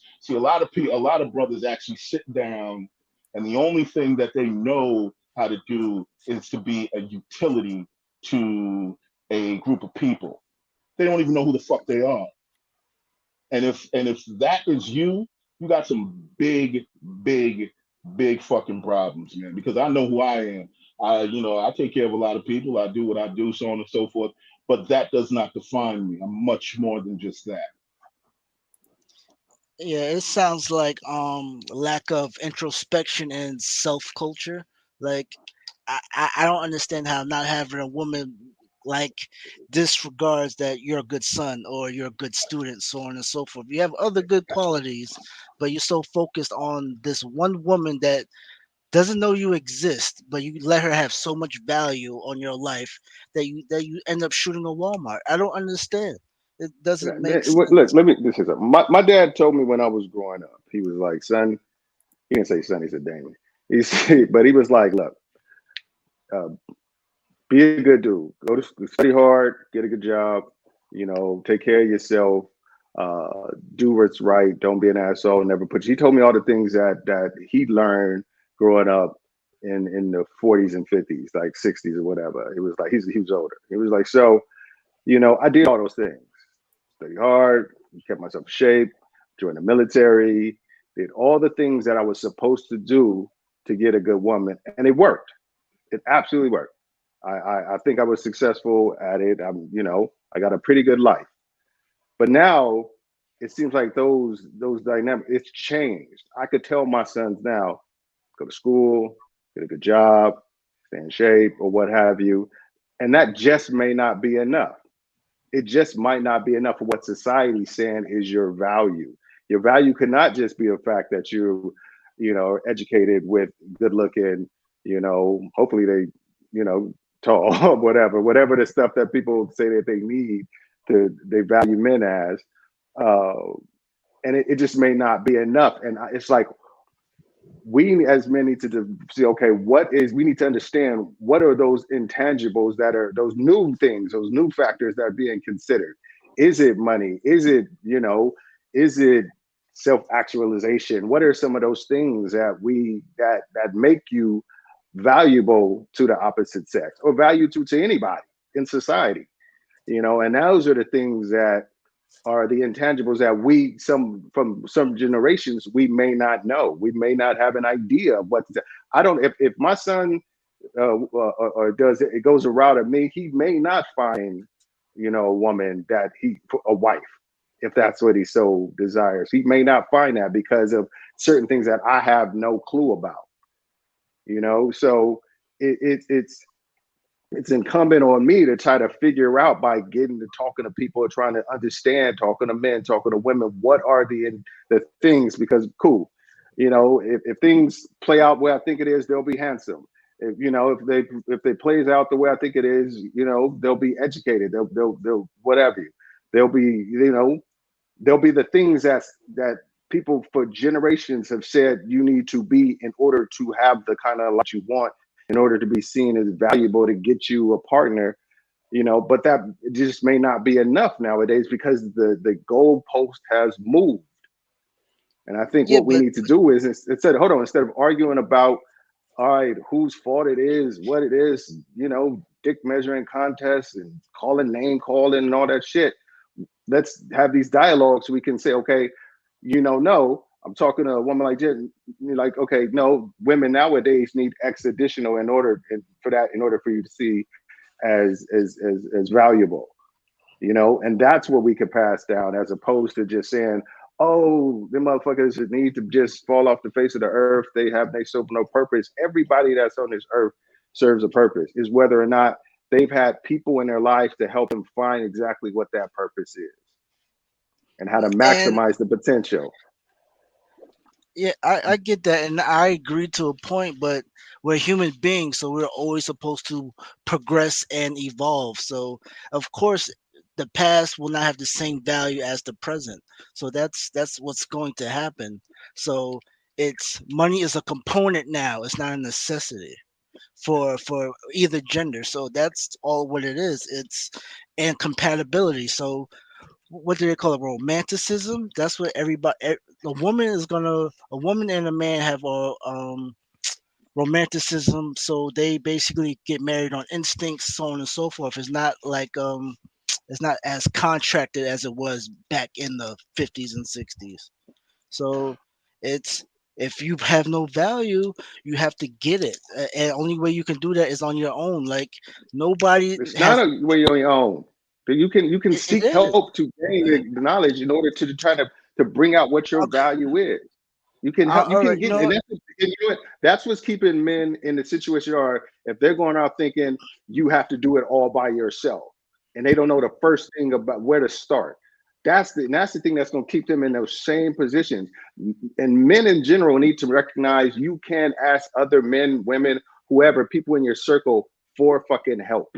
You But they can, if have you can't first step. there, go to the people who you feel like I learned there's things I've learned that's got me successful because I asked other people who were successful, how do I do that? Yeah. I Yeah. didn't You went just out. develop it all myself. I said, okay, I put myself in the situations with those people who were in the situations where I wanted to be. And I really took my time to learn from them. And that's what I'm saying. You don't have to do it yourself. It's not all comes from internal. You can get help trying to improve your station in life. I'd like to ask a question to the men on the panel. Wait one second, Tristan. I just got to ask a question. Okay, so guys, can we agree on a number of things? First thing being that pretty much everything is negotiable, correct? Men, we can agree on that. We can agree Yeah, that everything yeah. is pretty much To a degree, negotiable. yes, absolutely. When you say everything, what do you mean? I mean, to some degree, we can pretty much say everything is negotiable, depending on if you have a degree of leverage, what people can actually come to the table and discuss what they're negotiating. Can we agree on that first of all? Yeah. Have we ever been at a negotiation table? Can we at least agree on that? I've been at it. Yes. Okay, we can agree on that. All right. Now, when you're at a negotiation table and you're actually you have two people or more than two people, whatever it is, they're actually explaining the wants, the needs that the other party might have, and depending on who might have leverage, or depending on what the particular situation of the climate is, and if both parties can benefit from a particular solution, a lot of times, both parties say that let's arrive at that particular solution. But however, can we also agree that we can never get to that point unless both parties are given the space to explain their needs and both parties actually sit down and listen to the needs of the opposing party with grace and actually with practicality? Can we agree to that? You're talking about airing grievances. Okay, sure. then. That makes for fair negotiation. Yes. There you go. Okay, now that's an equitable, here's the fair, question. There you go. Now here's the question. Collectively as men, do we sit down and do we listen to women often enough? I think we listen way too much. Do we consider their needs? Do we consider their needs? No. We consider what we women at all. Stop the cap. Yeah, No. Absolutely. You would. Do we consider women's needs? Do we consider women's needs collectively? No. So let's erase gender from this for a second. And let's look at it from a very nuanced perspective. Let's look at it from a very human perspective. If another human being is not even considering your wants and your needs and so on and so forth, but they demand that you listen to theirs, aren't you going to be pretty fucking pissed off? Yeah, absolutely. Okay. So can we contend that maybe the reason why women appear too difficult, too masculine, too yada yada, so on and so forth, is because maybe they don't feel that we're listening to them enough and we're not taking the time out to really try and understand what they need? Because here's the thing. One of the problems that a lot of men are facing right now is that women have options. Hell of a lot more options than they had 50 years ago. And they don't need to do a lot of the things and go down particular roads that our fathers and grandfathers, Haran, men have options too. In fact, I put out a story just a couple of days ago that sperm banks are experiencing a shortage of black male sperm, and that less than 2% are donors of black male sperm. We're not talking about that. Let me just finish. We're not talking about that now. No. And the reason why I bring that up is because when you talk about all the options that they have, we can easily see that a lot of their options are running out. And my thing is, there are no high-earning, tall, highly intelligent black males waiting next to a goddamn sperm bank to donate semen so that 18 years later, a kid can pull up out of nowhere and say, "Are you my daddy?" So the reality is, yeah, it looks like certain people have a lot of options right now. But the thing about it is those options get really, really thin when you actually look at them. If we allow this society to just be torn down, if you allow these families to be torn down, if you allow these men to go without having a proper structure and you allow them to go without having proper guidance, all of which is happening because of the tear down of the patriarchy. There, I said it. I'll just stop right here. There's an African proverb that says, if a child doesn't feel the love of the village, he will burn it down to feel its warmth. I started out when Jen first started to show out, I started out by mentioning that men are suffering from grief and they're suffering from anomie. I don't need a liberal art degree to tell us that, because I got plenty of studying done to show that that's true. I've got plenty of articles I could cite. In fact, it was the one that the guy just put out about the rise of single lonely men. And now I cited it, but no, here's the thing. When I say that nobody gives a fuck, what was his name? Big Chris or whatever his name, Big Steve? He said what you should do, as you're talking about solutions, is that you should be taking these people aside and you should be trying to induct them, right? When I say nobody cares, I'm saying nobody's taking the time to do that. Nobody's noticing these people. And they are out there like landmines. Sooner or later, you're going to step on one, and then it's going to go off. And it's easy for these people who don't understand evolution to simply say, oh, yeah, well, we just get rid of this incel, and we should just let nature take its course. It's easy for you to say that, but I think you must have forgotten that those are the people who are actually highly armed, and those are the people who are actually willing to snuff their life out in senseless acts of violence. Those people are the one doing nature and natural selection unto you. So when y'all saying, yeah, let's just fucking cast them out and forget they exist. No. Those are the people who are casting you out. See, I think we got way off point there. But I'm just gonna leave it like that. I'll let somebody else. Can I say something, No, Jen? let me just rebuttal. Let me just rebuttal to him right quick. First of all, let me just state one thing: the opportunities and the options that women have now are completely different from the opportunities and the options that women had in the 1950s and going on, so on and so forth. Like, women literally had to ask their husbands, you know what I mean, for, you know what I mean, to have a bank account and so on and so. Excuse me, they didn't have their own bank accounts. There was a lot of financial abuse going on, so on and so forth. Women actually have the options to actually, you know, have careers, actually have their own money, actually live their own lives. They do not have to deal with a lot of things that their mothers or grandmothers had to deal with. And yeah, that is causing an issue for a lot of men, because a lot of men don't understand and have any idea of what else that they actually have to offer said women. And this is why a lot of these motherfuckers are running overseas to go get women who are destitute. Wait 1 second. You already spoke, bro. You already spoke. No, but you keep all know you all no I'm you just already spoke. Listen, I agree with you on that, but guess what? Okay, cool. Women No, have their bro, options. you already spoke. They have their Ain't no options, hold but on. these Ain't no shooters hold don't on. give You a already fuck. spoke. And guess what? No, you need to Those mass shut shooters the don't fuck give up for a 5 fuck. minutes, bro. Those mass Mute shooters this don't give a motherfucker. fuck. Somebody mute this motherfucker, man. I muted you, Big Chuck, because I'm not getting back into Like, the seriously, man. He actually you spoke for bouncing 5 around minutes. constantly. You're saying this Dude, shit. you keep fucking bouncing around. Sit your fucking fat ass down for 5 minutes before you get a heart attack. Fuck you. Before you get a fucking heart Hey, attack, man. could I just Jesus fucking say Christ, man. something nice? Go ahead, Haran. He's gone. He's gone. He's Like, gone. seriously, man. Like, shit. And we both live in New York, bro. Trust me. That's not Ain't even no thing. Ain't no thing. Ain't no thing. Haran, stand on your square. Ain't no thing. Haran, stand on your square and finish what you were. Okay. I'm sorry. But anyway, the point here that I was making is that we need to really have an honest conversation about the actual options that women have right now and the actual, you know what I mean, things that they can do as opposed to their grandmothers and their mothers prior.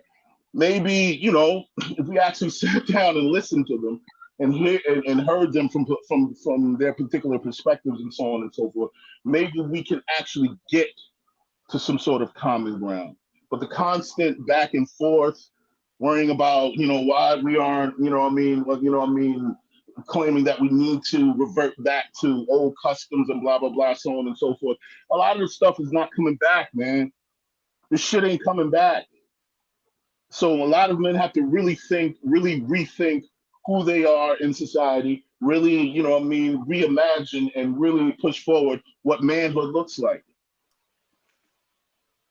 And then maybe we can actually get to some kind of common ground. I'm done speaking. I suggest all incels learn how to wash dishes. You know what I'm saying? Just start learning how to wash dishes and clean around the house. You know what I'm saying? That'll help you out. Just find some utility. So I want to say a few things, and I wanted to say something to Veganista in the chat, Veganista, and the Trinity Time Travel Show, because she made a comment, and it all resonates, not with just the panel and the subject, but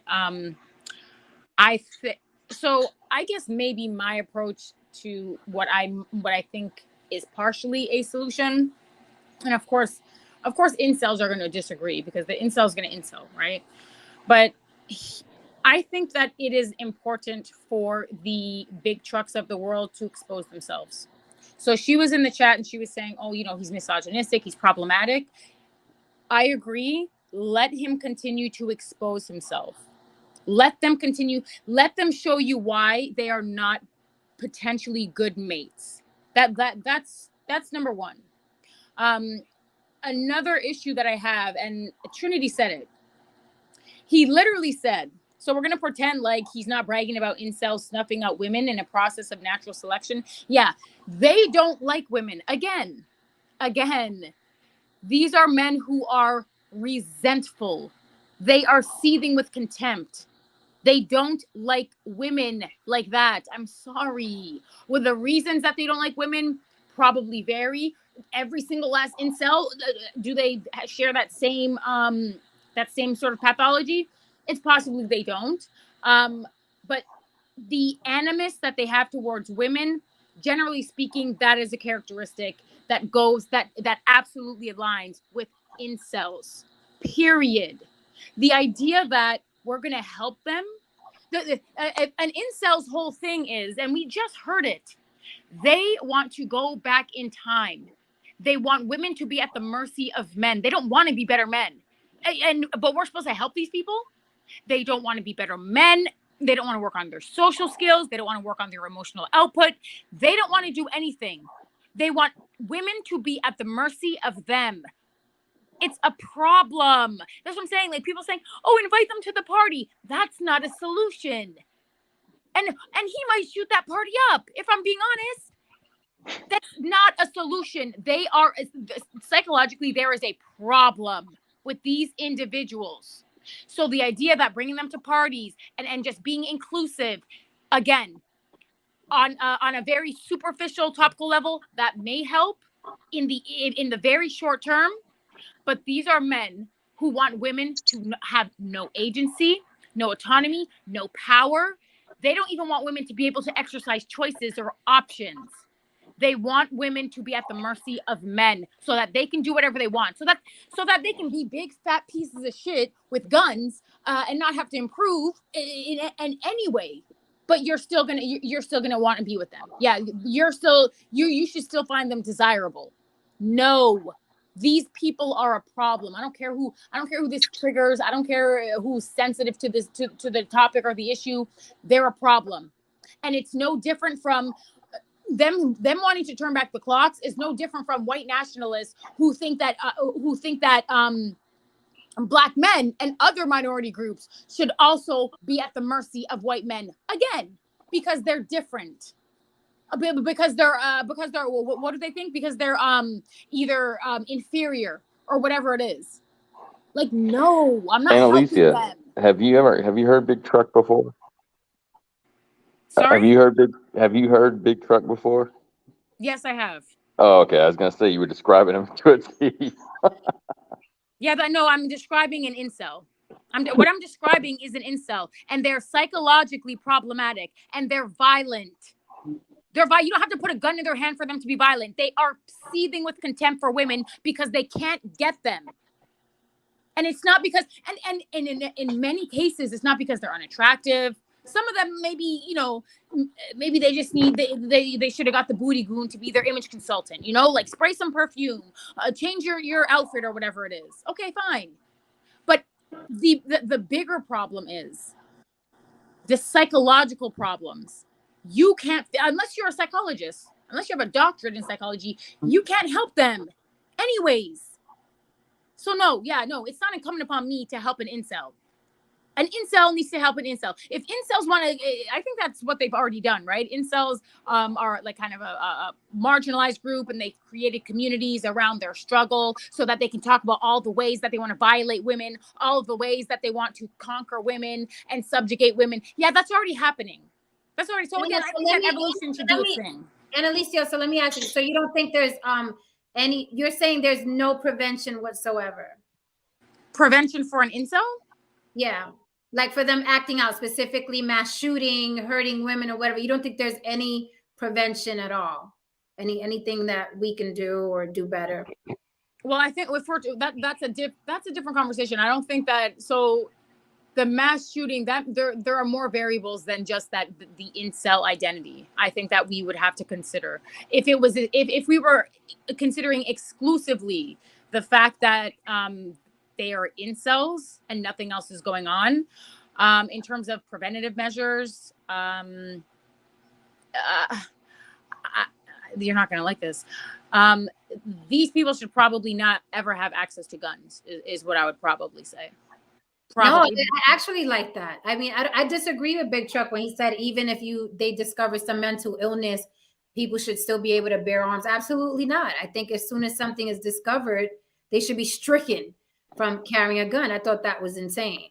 But he didn't because he's an incel, and the thing with incels, like the sort of underpinning to that pathology, is the lack of power that they feel. And guns, I mean, guns. If you ever held a gun, you tend to feel powerful. So they're looking for power anywhere they can find it or get it.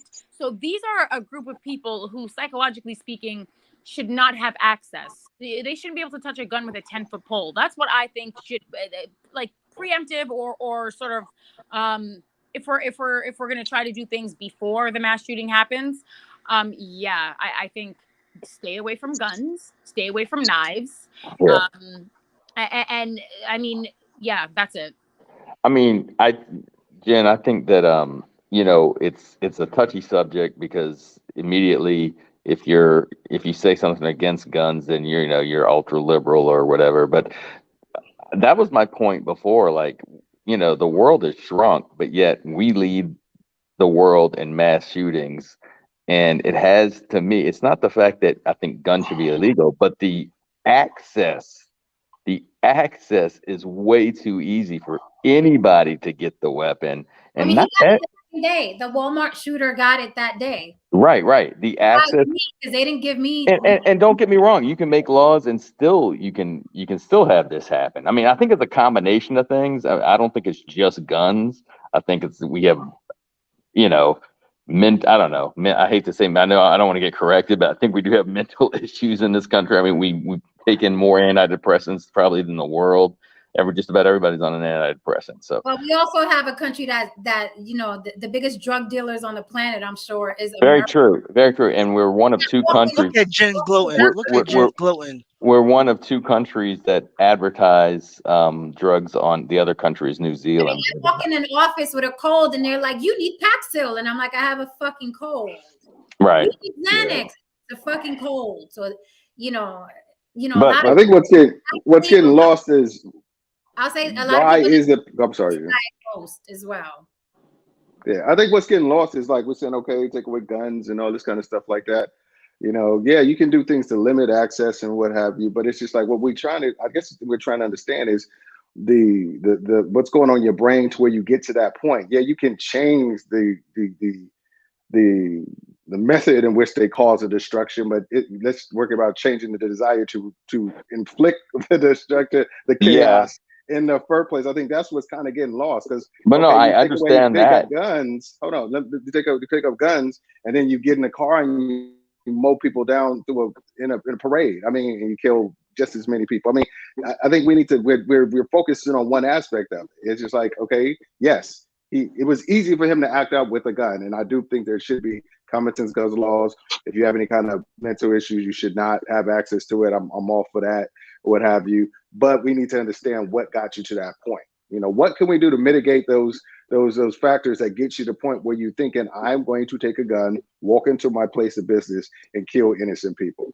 That's the issue. It's like after they've already done it. I was like, how can we prevent them from getting to that point in the first place? And it's not just by making them switch up the what they use to kill people. That's the thing. It's just I beg to differ, because what about the countries that aren't gun happy? They don't have this many mass shootings. Then what about They now? just need a Snickers. They just need a I mean, Snickers. That's it. I know. I don't know. Is that we're a country that's like there's a lot of countries out there that are all we are who like shit. We What are freedom looks like, addicted Dane. to exactly. We're addicted to excess, and we shoot we mainline freedoms through the veins. It's just like so we have freedom to have excess. That's what this country is all about. It's like you want more, more, more. And don't get me wrong, I'm guilty of that. I want more, more, more too.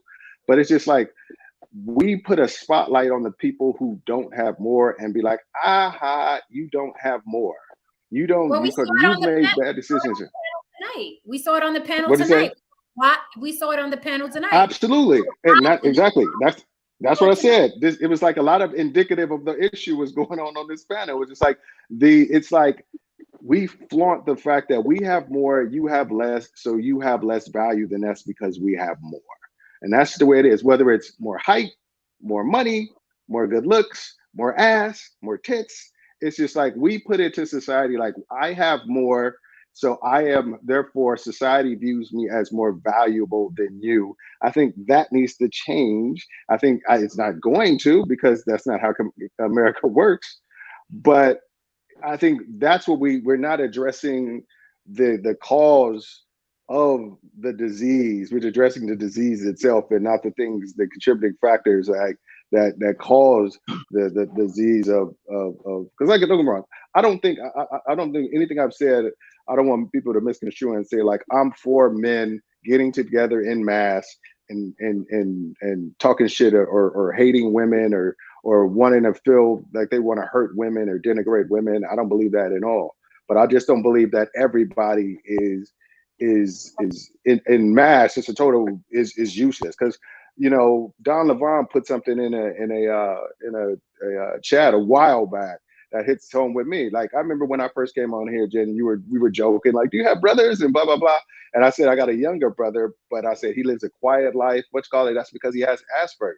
Don Levon put that a girl that he dated has Asperger's, and he would be considered an incel because he's involuntary celibate. He does not have the ability to go out there, and he doesn't understand social cues. He doesn't have the abilities to really have like meaningful, impactful conversations with people, things like that. And there's a lot of people who have certain things like that out there who aren't useless or deserve to be. My brother is not useless. He's not like somebody who should be just thrown to the wayside or what have you. And I could go there. I could bring prostitutes to his door if I wanted to, and if that was all it's going to take to help him. But it's not. It takes other things and for him for it really to make it to where he has access to what I organically have active for the majority of my life. I don't take it. That it makes me appreciate the shit I've had access to for the majority of my life. And don't get me wrong, I know everybody ain't got Asperger's. That's just my brother. That's an outlier, West. But they're just saying that's just my way of just saying people. You have to know where they're coming from to determine whether or not they are worth your attention and your grace. That's all I'm saying. I believe wholeheartedly that people are more good than bad. And like we both are atheists, so it's not a religious thing. So it's just one of those things where I just believe that more people want to do good than want to do bad. So more people should have the opportunity to be good rather than to be bad. Okay, so hold on. So, oh my God. So why are you frustrated? What is the likelihood, do you think? What is the likelihood or the percentile that, or what's I don't know the percentile. No, hold on. What are the chances, do you think, that these individuals are born this way? Do you think that this is a socialized, psychosocial? I think this is something that society has put out there. Like, here's your value, and if you don't meet this value, if you don't meet these standards, you have no value. Okay, so that's what there's a lot of people who feel like that. That's what you think? Yep. Right. Well, no, sorry. There's absolutely a psychological profile, and psychological characteristics that are exclusively attributed with people who are identify as an incel. So they tend to be people compared to a non-incel. They tend to be individuals who lack empathy. They tend to be individuals who lack the ability to introspect and understand themselves in a meaningful way, and therefore it's probably harder to understand other people in a meaningful way. They are individuals who have a very high propensity towards victimhood. They lean into victimhood. They love it, according to the research. So these are individuals. They also have high rates of, I think it's 70%. So yeah, very high rates. Of very so I guess it would be like dark triad traits, which are typically associated again with like psychopathy or narcissism, things like that. So again, these are not things that are I'm sure They're that not fixable. pardon me. You said so. These are not things. Are you going to about to say? So these aren't things that are could be addressed through any type of therapy or psychology. It's just hey, you fucked. Go jump out of a window. Yeah, man. Could I? No, that's not what I said. What I'm saying to you is that this is time for my piece. this is not a societal issue. So the idea that like society or the idea that Well, people society's tend to stigmatize it and say, hey, we recognize you have these issues. We're not going to stigmatize you as X. And so you feel comfortable getting help. You're not, or we're going to make these avenues for you to get help available to you. And we're not going to stigmatize it for you. So yes, it is a society. Most mental issues that happen throughout history, until they were destigmatized by society, were never really addressed. right. Okay. So, but my point is these individuals were all, it's not that they were in a relationship with a woman and then she broke, she broke his heart and then they were more than likely born this way. So if you're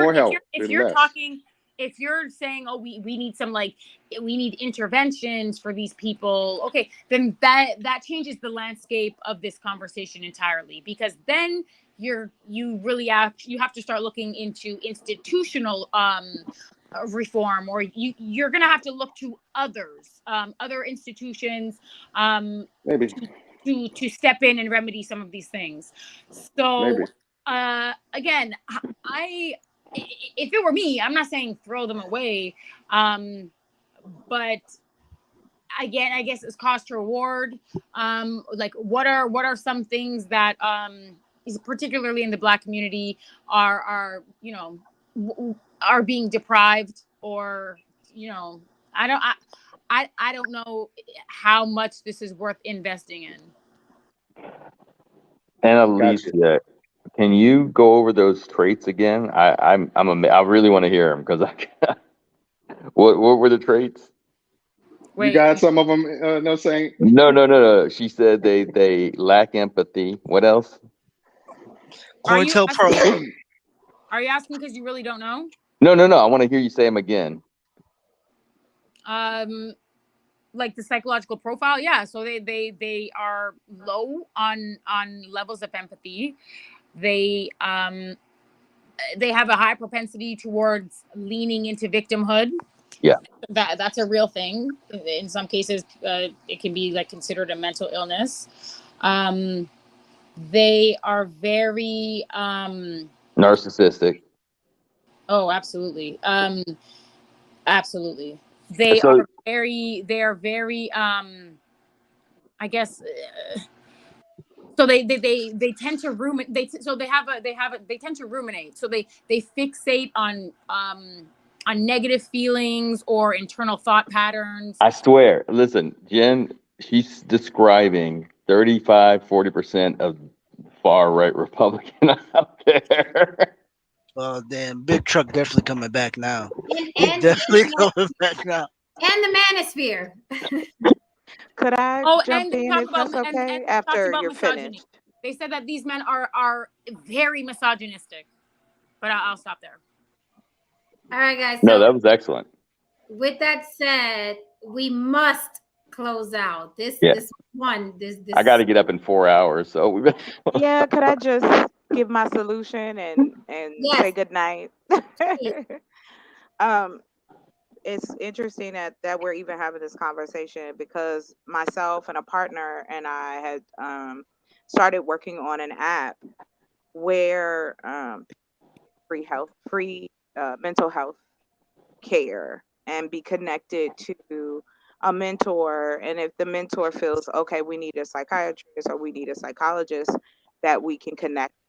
You have so many now that are online that you can literally, find people. There's different companies that, we're planning to work with and hire in mentors because, of course, being a mentor is a lot. It's a lot emotionally. So we were trying to figure out, how much money do we need to raise to pay people who decide that they want to be a part of it. And we want to get, we're working on that for initially, it started out for young Black boys. And then as we started doing more research, because a lot of young adult Black men don't seek out mental health assistance, that brought up to the place where it's just an app. You just download it. You can do this in secret. You can text. You can FaceTime or, whatever, see someone, or, you could just talk to them like how we talking now.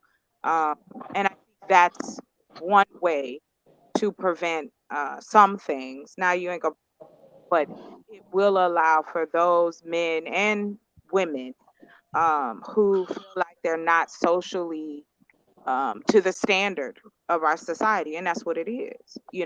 And I'm talking about the ones that are mixed in with this incel community because there's a lot of uh, innocent bystanders, so to speak. You want to just up because these are your only friends. We've seen that happen time and time again. I'm not talking about the ones who are beyond assistance. That's in every group. There's just some people you can't help. But I'm talking about the men who just need an ear, who just need someone to talk to them, who just need hey, you're not uh bliss as a human being. And I just wanted to add to that piece. There are people who are out here doing those things. My suggestion would be fund them. If you don't want to do it or you don't think it's going to work, at least throw some money their way, and let them try to make this work. And I think that's where we fall to the side. Like a person like was trying to say earlier, being in this space, when I first started and I was talking about my greenhouses and I was saying, listen, I done poured every dime into it. Now I'm at this stalemate that I would appreciate assistance. You'll get something back from it, blah, blah, blah, blah, blah. It was always crickets. But yet we want to say something negative about the poor people, the Pookies and Ray Rays. Some of those Pookies and Ray Rays is on the internet too. Some of the women and girls that are told, oh yeah, this is the epitome of someone you shouldn't talk to. There might be a reason why she acts the way that she acts. There might be somebody in the vicinity that's not giving her what she need. And I think we escape that those simple things that we take for granted. We can go get a hug from our wives or husbands or boyfriends. We do have somebody to cuddle with. We do have someone to call and share those secrets with. And those are huge, huge things that are missed. If we notice that in elementary school, that children act differently when they're cast aside or put in different situations, then I don't understand how we don't see that as adults. And this is why we have these fringe groups, these people that feel like um, that they have to become some other person because they were rejected or they grew up without a parent or something like that. We can't escape the narratives have already been out there. They've been out there so long that now they've been tattooed across many, many, many people's faces, heads, and bodies. And so it is important that if we can have these type of conversations with these young men and young women, because yeah, no, it's not a comparison as far as numbers, but sometimes people just need somebody to listen to them. Somebody needs to be connected. Just because you can get online and Google something, that doesn't mean you're Googling the right thing. So if we go to school to get guidance, if we go to someone else for something we want to get guidance, why is it so hard or so how should I put it? Not popular to show empathy to another human being. And that's where I stand with that. The solution is that we are going to have to cipher through the people who don't want the help and help those who are being overshadowed by that. Listen, I think it would behoove all of the men who have been on the panel, who have been really, really advocating on behalf of incels and, trying to figure out what a solution is. I think it would behoove you to also reach out to these platforms in mass, as many as you possibly can, because I can assure you they're exacerbating the problem. I can assure you that they are making the problem 100,000% worse. So I think it would probably be incumbent upon you men to reach out to the fresh and fits of the world, to reach out to, or, because these things, they obviously permeate in the culture, especially in the Black community. And if you think for a second that incels are not drawn to any of these platforms that are largely predicated on subjugating women, or just creating an unstable and uneven power dynamic, I can assure you that that's it's honey to a bee. Incels love to hear men denigrate and shit on women. So if you are really worried about incels and sort of what's exacerbating the problem, you should probably think about circumventing these misogynistic and degenerate elements of the culture that I can assure you are also making the psychological characteristics and processes of these men much worse. So instead of supporting them and buying them super chats and all of that, you should probably be more concerned with the message that they're exporting to the world, that incels are holding on to for dear life, because it's making the incel worse. And that's why I am against the championing of Kevin Samuels. Sorry, I don't care who gets offended, but that is why I am against that. Because for all the people are like, no, well, he said stuff about bad men too. He was weaponized against women. Kevin Samuels was never and never will be weaponized against men. And any human being that is weaponized against someone else or a group of people, a large demographic of people, is a fucking problem. So I don't care about those 1 or 2 videos. Well, he also told men that they had to level up. He was weaponized against women, which means that demographic of incels was attracted to the message and they were able to weaponize that message. Now, is it realistic that all the good guys are going to go after Fresh and Fit and go after the assholes that denigrate women? No, that's not realistic. So I say, at least be the balance. If you guys find yourselves online a lot, start your own channels where you are the solution on the channel, where you're not talking against women. Be the solution, because let's keep it 100. We're not going to have 500 men roll up in the chat on Fresh and Fit and tell them go fuck themselves and we're going to take your channel down. That's not going to happen. Why not? Because they don't want to be bothered. Men don't. Hold on. Wait a minute. If they don't want to be bothered, why are we having this conversation? Because there's people who are men and young boys who are sucked into this that may not. Right. But it's one thing to be sucked into something. It's another to not want to be bothered to do anything to exactly. Hold on. But that's what I was trying to. Fresh and Fit. Can I finish? Fresh and Fit.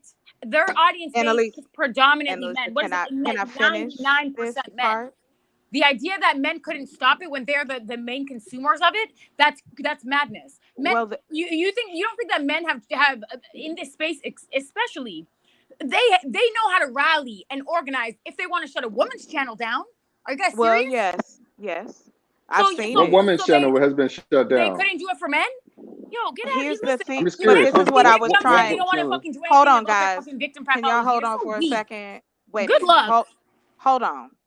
I have to say this, and excuse me, Jen. I'm gonna raise my voice just a little. Okay, that's fine. I hear that from everybody on the panel, men and women both. If you don't want to do it, you don't think you have time to assist, then help people like myself and those who are out here trying to come up with ways and solutions to take the negativity out of the system, because Fresh and Fit would crumble if you've got less men listening to it, if you have them with opportunities. I said this on another panel, I was on it, and I said it. If we created opportunities and everybody didn't have all this fucking time on their hands, because from the pandemic to now, we have seen the whole spectrum change on the internet. It was not this big place. It was not this big utopia of bullshit. It was still something that some people got on and some people didn't. But when we got shut in and we didn't have nowhere to go, what are we going to use? What are we going to use for entertainment? We're going to be online. We're going to be online spouting whatever we feel at the time. And then when we found out, oh, we can make money from it, because just as the men are talking shit out here, we got women doing the same thing. Now, does it balance out? Hell no. Because in comparison to how many men you got online talking shit, in comparison to women, no, it is not the same. However, we have people who aren't on here as a negative, who are listening to this regardless. And whether I have someone to talk to unpack that shit, likely is a no. We all sit on our Oh my fucking god. hands and hold Chocolate. on, sis. No, Chocolate. hold on. I done been very respectful. You done cut me off. All I'm saying, and it ain't at you directly. What I'm saying is this. I understand that everything you're saying, I understand everything that the men have been saying on this panel. It's no different from any other situation. They're like a cult, right? Feel we have programs all over the country that if you get in a cult, they will assist you in reprogramming you. So you're telling me that if we decide, or if I decide, or a small group of people get together and create something to deprogram the negativity or give someone the opportunity to talk this shit out, that I should just walk away from that? I'm not that, because I've watched for generation after generation. I'm not sure how old you are, anybody else on the panel, but I have watched for generation and generation this fucking conversation about what we should be doing, what needs to happen, and nothing happens. And those of us who come up here and ask and say, hey, look, I did get a channel. I am trying to do this. Hey, I need y'all's help, or can you help me with funding, or can you put me in the right direction? No, I as some kind of, oh, you a liberal, oh, you a bleeder, you a this, you a that. Well, guess what? Everyone who's made decisions and put their neck out there had to start from somewhere. The women that now stuck their lives out and were murdered or killed so that we can have rights as women, there were men standing right next to them. The same thing with black folks, with brown people. There was someone in the front line going, this is not okay. And even if nobody else is over here, the five of us is going to do something. And then we hear about it and we're like, oh, wow, I can't believe I didn't even know. No, because we're too busy pointing fingers and trying to decide someone, are they good enough to be taken care of? Nobody is in any position to judge that a person's life is not valuable enough to save because they spout some bullshit. If you're about to go out here and do something to somebody and we can prevent it, then why the fuck not? So I apologize. I'm not saying nothing else. So you, Jen, thank you very much. Everybody on this panel, I am not done. I'm gonna still keep fighting, no matter what anybody thinks, because again, someone is in need of the assistance that we are not providing as a community, and those of us who are, we get put on the wayside, and that's fine. That is completely fine because we chose to do this. Hate me. Nobody is making me be a person that loves their community or care. I have just always been that way. And there have been other people in front of me and in history, and we always want to throw that shit up. We always want to talk about history, but we never want to talk about the people who stuck their necks out to make change. We act like that's never happened. So I end there. I appreciate everybody's. I'm going to drop down. Y'all have a wonderful night. Thank you, Chocolate. Jen, I'm gonna say Take it easy, this, and I'm Chocolate. at this point, I'm just speaking to any women that are in the chat. Listen, if you feel so inclined to, and obviously, whether someone is an incel or not an incel, I don't care what you are. The baseline as a human is to be respectful and to be kind. That should be a given. That's fine. I'm sorry, Annalisa. I'm gonna have to cut you off. I'm sorry. Excuse me, Jen. The Trinity time travel show. So you telling me I need to go be a sacrifice to incel rage? You on your own, sis? Really? Really? Because if a man said that shit about any of us, oh, it'd have been a problem. So you Wait, go. if what? Hold on. It wasn't you. You didn't say it. I'm just tired of the bullshit. And excuse me, Jen. I've been sitting here, I've been chilling, I've been trying to be really, really cool. And I understand what Damien was saying, that it gets you out your character because it's like, what the fuck are we talking about? What are we talking about anymore? It ain't no solution because nobody wanted to be a solution. We want to just piss and be mad about everything. And there are solutions out there. There is information out there. It's availability out there. We see people online all the time. Oh, I'm got a class because I'm gonna teach you how to make blah blah blah. And people give their money away to that. And you still ain't made no money. But helping another human being at its core is a problem. That's not what she's saying. That is not what she's saying. I don't care what she's saying because I'm gonna be real. If that's how she feel, that's how she feel. I'm just But that's addressing not it. I saying get tired of no, struggle. hold on. We talk about parity when it comes to black women or women of color. But you gonna tell me because I am trying to assist and make a solution that I need to go be sacrificed to incel rage? You don't know if I've ever dealt with incel rage before. I've been stalked before. I'm a victim of domestic violence. I've had a lot of things happen to me, but that has not stopped from realizing that there are still people who need help. And if I can help them because of the things I've gone through, that's what I'm gonna do. Okay, so listen. What No, I'm I'm not listening anymore because I'm not talking done. to you. Don't Well, I'm listen to talking to anybody. I don't you care. because you're What rude I as was gonna fuck. say. What I was gonna say. You And are rude actually, as fuck, and what Trinity. you Oh saying is my bullshit. god. You just angry. Okay. At Okay. if you don't like it, why are you Okay. talking about it? Okay. All right. So don't I've heard. Don't Listen, come I've heard it all before. I've heard it all before. Yes, But what I I've want heard to it say from to you, you too, all what I night want long. to say. Well, okay. You been Well, saying you the don't have to same stay. You shit. can leave. I thought you were leaving. You can leave. Can we pause a minute? Can we pause? Can we pause? She said she's been saying her piece. I wanted to I respond. know, Like, what the hell? let's pause. Can we just agree that there are people like Chocolate on the planet who are willing to help people and are doing the work? And Annalisa, you're like, fuck everybody, let them That's die. not what I'm saying. Haran feels the same way. There's nothing wrong with it. There's nothing wrong with it. I just think that there are people trying to convince the other person that that's how it should be, and that's never going to happen. Jen, I didn't even. I'm trying to talk to the women in the chat. If you guys are giving out prescriptions as to what to do, you should probably be realistic. If you're dealing with a group of men who are already predisposed to violence and rage, it's probably important for you to know that if you are a woman and you would like to help and be Mother Teresa, cool. But you should probably know and understand for a fact that these men are also extremely misogynistic. So the chances of them even listening to you, valuing what you have to say, and respecting you it's probably going to be slim to none. So maybe men should be helping men in this instance. And I think that that's exactly what Trinity is saying.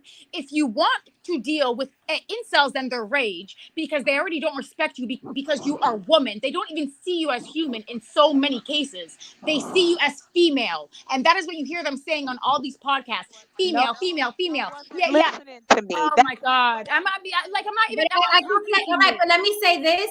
Here's the thing. I'm just both things can be true. Like both things can be true.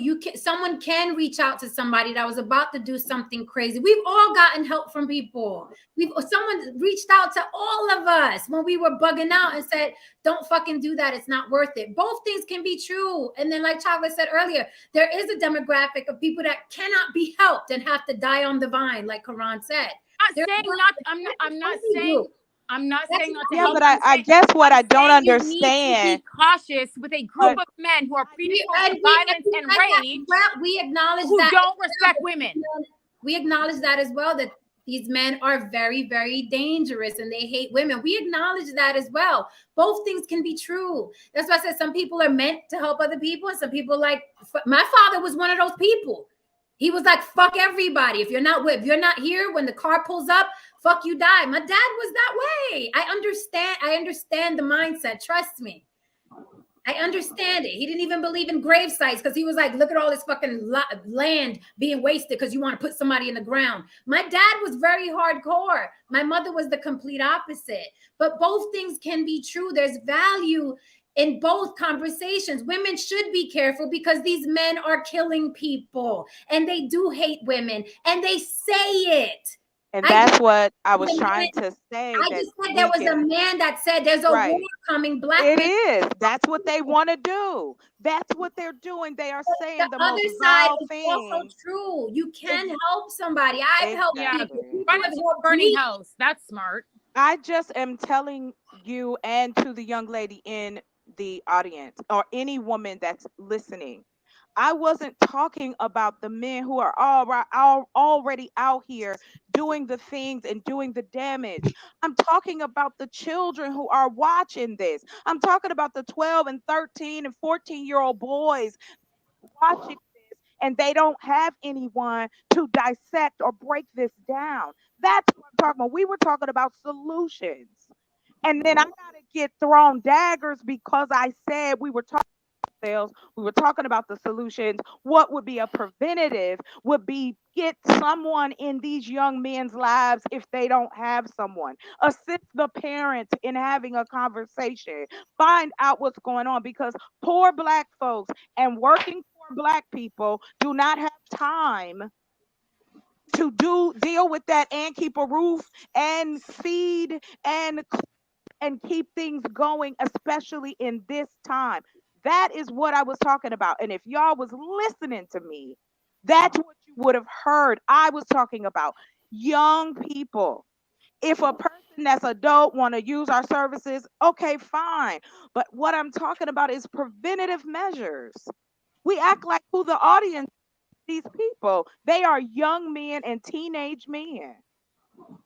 That's why I don't understand why she had to come at me like that. That's what bothered me. And I'm not mad. Don't nobody have to go. That's just the way life is. I'm not trying to convince you of anything. All I'm saying is there's a solution to assist in helping this so we don't have this conversation again 20 fucking years from now because we never did anything about it. That was it. Preventative, answering Jen's questions, solutions. That was all. So, and now I'll get off. Thank you very much. Thank you, Chocolate. All right, so I'm gonna close. Damien or Haran, if you have anything to say, I would love to hear it. If not, Tristan, you can take us out. No, I got one. I got something to say. I'm still here. It is 2:30. Jen, I know you constantly get on me about starting a channel. I know I was one of the people that you were trying to subliminally throw shots at in the monologue, start my own channel, and so on and so forth. That's fine. I understand. I see the use for that. But here's the thing. Nothing showed you this panel tonight. Oh yeah, the irony of it, the actual irony of it. And I'll bring Dame on this on the channel a few times. We I'll be can there. have we can have a nice civil conversation. But anyway, here's the point that I'm making here, man. And no one really wants to admit this shit. A lot of people don't want to admit this shit. Look, man. First of all, Fresh and Fit. I don't really pay attention to these guys. I mean, come on. I mean, 5 or 10 minutes looking at these dudes. These are dudes who got shoved in the lockers in high school. I mean, this is some Revenge of the Nerd shit. So it is what it is. You know what I mean? They got a lot of bent up, pent up anger that they're dealing with, and it speaks to a number of men out there who are going through the same situation. But here's the issue, okay? If I actually came out with my own channel, Jen, you already know the kind of stuff that I would talk about, the kind of person that I am. That shit ain't moving no needles with people, man. Now, let me tell you something. It's not gonna move needles with the dudes, and it's not gonna move needles with the chicks who basically are angry at the Fresh and Fits of the world. They're not gonna tell nobody about my channel. You're not gonna go out there and say that, hey, there's some men out here, blah blah blah, who are bringing balance to the situation. You might do it. Am I chopped liver? No. I was just saying. I just said that you would do it. I just said that you would do it. You know what I mean? But you're of a minority. These other women would do it. You know why? Because guess what? They're just as addicted to that goddamn shit as the incels are, and they don't want to admit that shit. You are addicts for that shit. I'm not an addict for people like Cynthia G and shit like that. When she puts up her content, I'm like, wow, that's some fucked up shit, ma. And I keep it moving. I keep it fucking moving. I might show it to Jen, be like, wow, she bugging today, Jen. And I just keep it moving. I don't be sitting there like, oh, she needs to, because I'm not addicted to that shit. Because first of all, I know she's not talking about me. And guess what? She would never talk about somebody like me. Because I'm not a part of the narrative. Okay, the narrative has to be that all of us are fucked up. The narrative, especially, it's the same situation with the Kevin Samuel side. The narrative has to be that all the chicks are fucked up. And people are just addicted to the negative concept of the opposing gender because they can't bear to sit down and say to themselves, hey man, maybe there actually is someone out there who actually is the absolute reflection of the person that I need and want in my life. And maybe I need to do some personal work in order to attract that person. They're not doing that, man. So the Fresh and Fits of the world, we need to understand something and admit something. It's not just the incels that are keeping them busy. It's the women too, man. It's the women who sit there and they entertain that bullshit. Meanwhile, there's a bunch of other dudes on some other shit. You know, I've never watched one episode of. You a different kind of woman, though. You wouldn't find that shit interesting. I couldn't tell you which one is Fresh and which one is Fit. They're cornballs. If you look at it, if you've seen it, you could easily tell by looking at them. Pretty much. I mean, they're cornballs. These niggas is corny. You know what I mean? And it's just one of those things. Like I said, we want to sit here and constantly discuss the people who aren't contributing anything to society. They never will. They never will. So to sit there and constantly, you know what it is? It's like, you remember back in the days, when, a lot of us were trying to get our lives together, and, there were people in the community who needed help, who needed loans. They wanted to start a business, and they couldn't necessarily get a bank loan. But guess what? They always had time to build another rehab center, though. These niggas ain't getting off of drugs. You know what I'm saying? I mean, they're career crackheads, man. But we just have this culture in our society where we're just addicted to the degeneracy. We're addicted to that shit. We just can't keep our eyes off of it. And I'm done saying what I have to say. I just really quickly to Virgo Smith, you said you got Chocolate Earth Foundation's back. Make sure you go to her channel, support her channel, watch her content, donate when she asks for donations. Okay, because it looks good in black and white text, but make sure she's in the chat right now. So go support that system. Gracias. Are we done, Damien? Do you have any parting words at all? Man, I'm done, man. I'm so like, wow. I'm sorry, Damien. I mean, I just come back from traveling, cam up for you. And then I got people calling me a coward and That's just Anna. She grows on you. Just when you talk to Anna, she's a sweetheart. Don't worry about it. It's What? just if you survive, Nigga, what? you survive. She's a sweetheart. Nigga, what? I'm telling you. No, man. No. Passionate. She's passionate. I mean, I don't know why you. you get all these women who be like, oh, that dude, this, Joanna, you got it. It's because you know what it is? You cam up. So it's easy to make you a target. It's easy to make you a target. It's like, he's the only face I can see. He's going to get it. Man, I'm good with it. I take the punches. I'm good. It's like, I know, I get it. Anna, hey, guess what? Guess what, though? Anna didn't get to actually tell me what she wanted to tell me, but from what I understand, she had something to say to me. So guess what? Even I get it. And she even, I guess, came after me today. I don't know. You know what I mean? She usually doesn't. Maybe she just let the chopper sing today. I have no clue. You know what I mean? Wait a minute. I got no problem with criticism, and she has valid criticism. She's a very intelligent woman who has some valid criticisms of society. But I think there is a significant slant toward black men, a visceral kind of dislike and distrust of black men, and I don't think there's a lot of solution-based conversations that she's got. Okay, well, men are like this. One of the things we could do is X, Y, and Z. There's not a whole bunch of solutions kind of coming from her way. That's the thing. You can complain about it all you want, and I'm with that. Whatever, just rock out. But then you would say, what I think should happen is X, Y, Z. It shouldn't be their waste. Don't waste your time with them. Yada yada yada. I just think that's just like what? What the fuck you talking? What? I just like everybody. I do my best to let everybody have their voice and their opinion, no matter how cringy I sometimes think it is. Like Big Truck is the fucking cringe. He's if cringe was a person. But I like to let everybody, you know what I mean, have their say and their opinion to the best of my ability until he started wilding out on Haran, then he had to go. But sometimes there's a little bias. Like if women have a certain opinion, we're looking at her side eyes, but a lot of you guys put time into listening to motherfuckers who have just as skewed opinions as Anna does about men.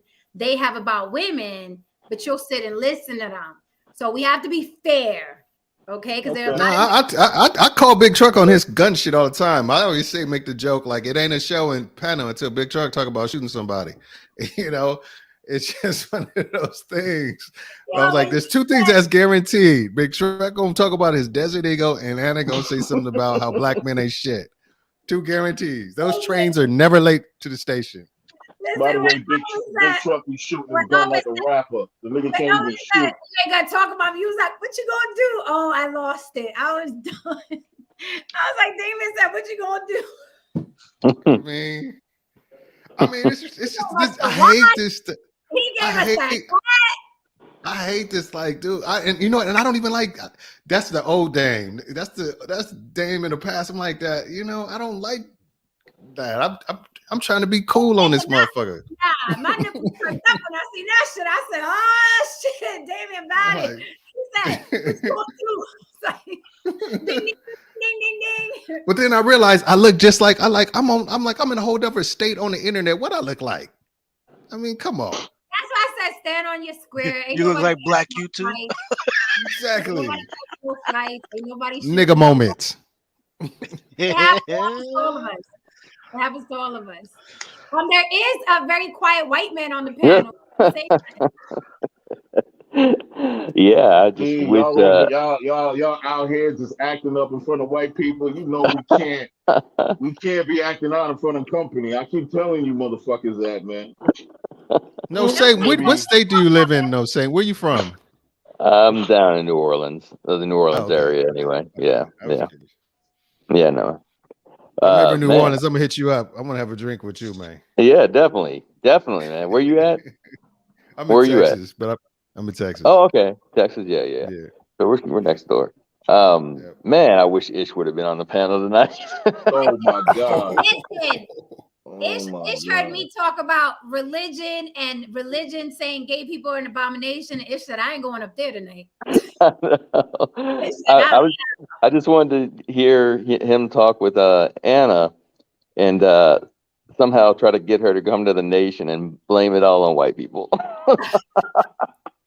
No, it's always gonna be black men. It's always Oh no, you don't know Anna. You don't know Anna. Listen, you think she got issue with black No. men? Let it be I a didn't white say woman. Anna. I said he was going to try to convert Anna to the nation and blame it on white, and then he was going to blame it on white men. I know the. I don't know Anna. I don't know Anna, but I've heard similar points on that Cynthia G. So I've heard people speak like that before. You and get then, around, no Saint. You on all the black channels. Let me find out you're CIA. I would say, Yo, you really CIA, man? no, I am not CIA or FBI. You not Cynthia G like that. What you do? You like the chocolate? Man, you put me on to the Hebrew joint, like. Yeah. You need to come to my channel. Come to Can I Get Some Podcasts? I'll put you up on there. Can I get some podcasts? Oh yeah. I'll look that up. I'll put that up.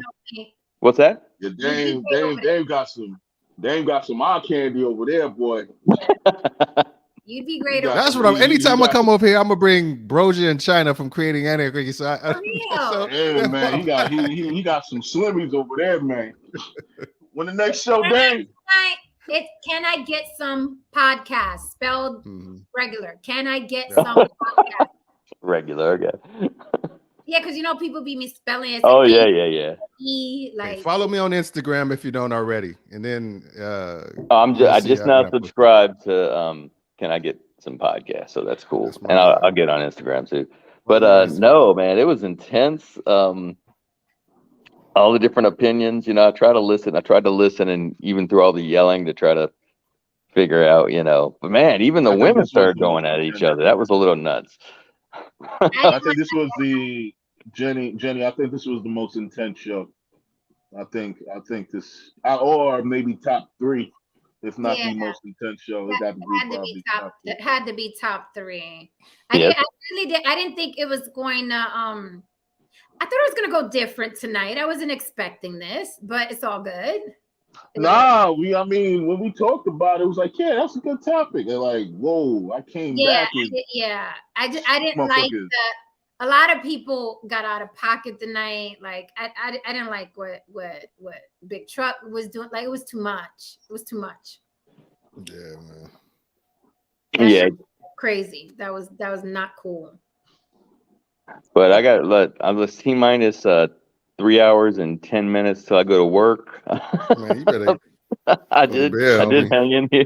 I did hang in here because it was a great show, and we appreciate you. We appreciate you. Yeah, good night. Jen, I got a quick question. Have you ever kicked so many people off the panel at one time?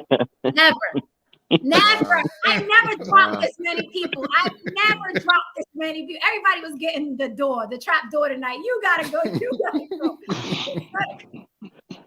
I was just curled up in the corner, man. I think one motherfucker just left. Like the dude, the new dude, he just said, "Yo, I'm out of here." Yeah, what happened? No, that guy. But then there was somebody else that came in here, and you kept on muting them. I don't know who that was. There was a guy in the corner that was in my corner of the screen or whatever, and he was trying to say something, and you just kept on muting him, like, because he just, he wasn't waiting his turn, I guess. But it was funny when Elvis kept yelling. He didn't know he was on mute. He was like, I was laughing at that too. I'm like, he has no idea. He's Chocolate. Stop! Don't you be apologizing. Chocolate says she apologizes for coming out her character. Look, this was that night. Everybody flipped full tonight. We appreciate you. Yeah, I like Chocolate. We appreciate you wholeheartedly. We appreciate your opinion. We need all these opinions. try to validate as much as I can. I just don't like the disrespect. So I had to drop people. I mean, what the hell was World On tonight? What was that about? Yeah, and he started early. What happened? What happened? No, You wasn't here, Haran. He went. he started cursing. Remember saying, "Oh, f you" and all that. You know, to he was like, "You bitch, fuck." I was like, no. She hit him with the "Who are you? Who are you?" He was like, Yeah, "Who are you?" yeah. I'm like, we're such a passionate, hurt people. We just are. We're passionate, hurt people, and it doesn't. Sometimes it takes that little nudge, and it's like, bitch, what? I'll take my earrings off, lay it. I'm glad. Honestly, one good thing I can say that all this happened online. If we were in a room together, there'd have been some furniture, man. There'd have been some furniture moving. You know, and I know this is the problem with social media in general, and even like that's why I kind of don't go on Facebook that much anymore. Is that I try to speak to people like I would if I was face to face with them, you know, and I think it's too easy and you found out tonight, people yelling at each other, you know, and maybe they would be like that in person. I would hope not, but it's just, to me, I tend to like that. Like, that's why you never hear me, you know, I mean, anytime I go on any panel, I'm very calm and I don't try to insult people or anything. I just, because I wouldn't do it in person either. So, you know, what's funny, Saint? This is how I would talk in person to you. Yeah. I mean, this is how I would be. No. But you're not like, I'm talking about, yeah, I don't think you're talking rude. about I mean, Big Truck and World Kings was way out of pocket. I had to take Big Truck's wrench from him because I'm like, you can't talk to people like that on my panel. You can't do that. That was crazy. I was like, nah. Yeah, it was wild. And I never understood the psychology. I think there's and then we could close, but I think there's a psychology of like people thinking that other people are scared of them online. It's weird to me. Like when people are like, I have a desert eagle and you better not talk to me like that. I'm like, I do feel like, Damon, like, what the fuck what are you going to do? And what makes you think if you were in person, it's not going to be a problem? You know what I'm saying? Like, it's crazy when people talk crazy like this online. And I always remind people, everybody bleeds. You know what you're going to do. You have no idea what I'm going to do. Yeah. And people don't realize that. It's like you don't know who you're talking to, what their background is, what they got, who they got. Absolutely, man. Like, absolutely. You just don't know. Like, you know what it is? Again. Like I told you, when it's the illusion of access, people assume that you're kind of the same person. Like, no. Some people are really with the shits. They just appear calm. They just appear cool. You know, they really like. Look, man, I told you the other day, Jenny. I'm just trying to be a square cat, man. I'm just really just trying to be on some square shit for the rest of my life, man. Like, I don't want to do something else that, you know what I mean. I'm just trying to be cool with folks, man. Man, I got a fucking topiary back there. Like, you know I'm trying to be like, square. Man, we got the art. We got art. We got white people art in the background. He's trying to. Yeah, man. Mexican base. I'm trying to be cool. Man. Shit like that, man. Folks always, you know, you got dudes with watches threatening motherfuckers. Like, what's going on? Like, that was funny as fuck, though. I was like, we did fucking hype. And then he was like, my wife. I was like, oh, she was done with his ass. His wife was like, if you don't get me off this internet. I thought it was a woman he drugged. I thought it was his son at first. Why are you putting the camera on the baby? Don't do that. And then he said, my wife. I was like, oh, okay, that's his wife. But don't do that either. Yeah. Don't bring she the was wife. Not feeling it. That was not cool. But I'm like, he had the Hype Williams video. He was like, I got the watch and the hat. I was like, okay, all right. He was all right. I'm surprised he didn't pull out his gun and point it sideways. I'm like, what? Nobody cares. Nobody cares. Like, they ain't created a bullet that can go from New York to Texas. I mean, it's like, come on. Who you fooling? That shit was funny. David was like, we're supposed to Like seriously, like what's supposed to happen? Like what was really supposed to happen? Like, He gave us the watch. He said, I was like, okay, big spender. All right. No chauffeur, but got a Rolex. Okay. All right. Slow down. Man. It was fun. It was I good. enjoyed myself though. No, me too. It was a good time. It's I was fun. like, we thought it was Damien. I see your light, your eyes dimming. I said, Damien about to be out. Damien leaving us. But and I know we got to go. I know a guy just like Big. I work with a guy like Big Truck. Talks about the First, Second Amendment and it's crazy because he's not black. He says he's, I don't know, I guess he's Creole or something. But he looked like people would mistake him for being a black guy, right? But he's on that white supremacist the program, man. I mean, he supports all the craziness, man. I'm not saying, I don't know Big Truck if he's, but he tends to lean with some of the crazy, in my opinion, some of the crazy people on the far right. I mean, Big Truck acts like, and I told him this before, Big Truck acts like they only sell guns to him. Right. Like he acts like they only sell guns to him. Like no one else has, just him and his Desert Eagle. But like Damien said, it's not a show until Big Truck threatens to shoot. Seriously. All right, Big Truck. He shoots like he's in a rap video too, by the way. Oh, I'm sure. I'm sure he. I saw him at the gun range.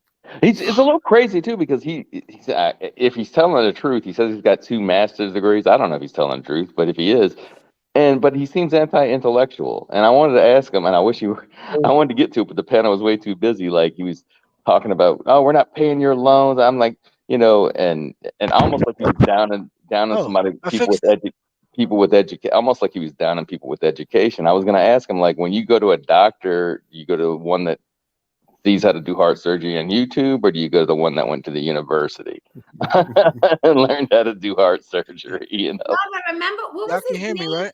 What was the guy that was arguing with Big Truck the other day? Oh my God, Damien, you weren't here. Oh yeah, the guy from Europe. Oh yeah, I caught the guy. Yeah. Is that his name? Simon? No. Oh. No, he and Truck got into it. Oh man.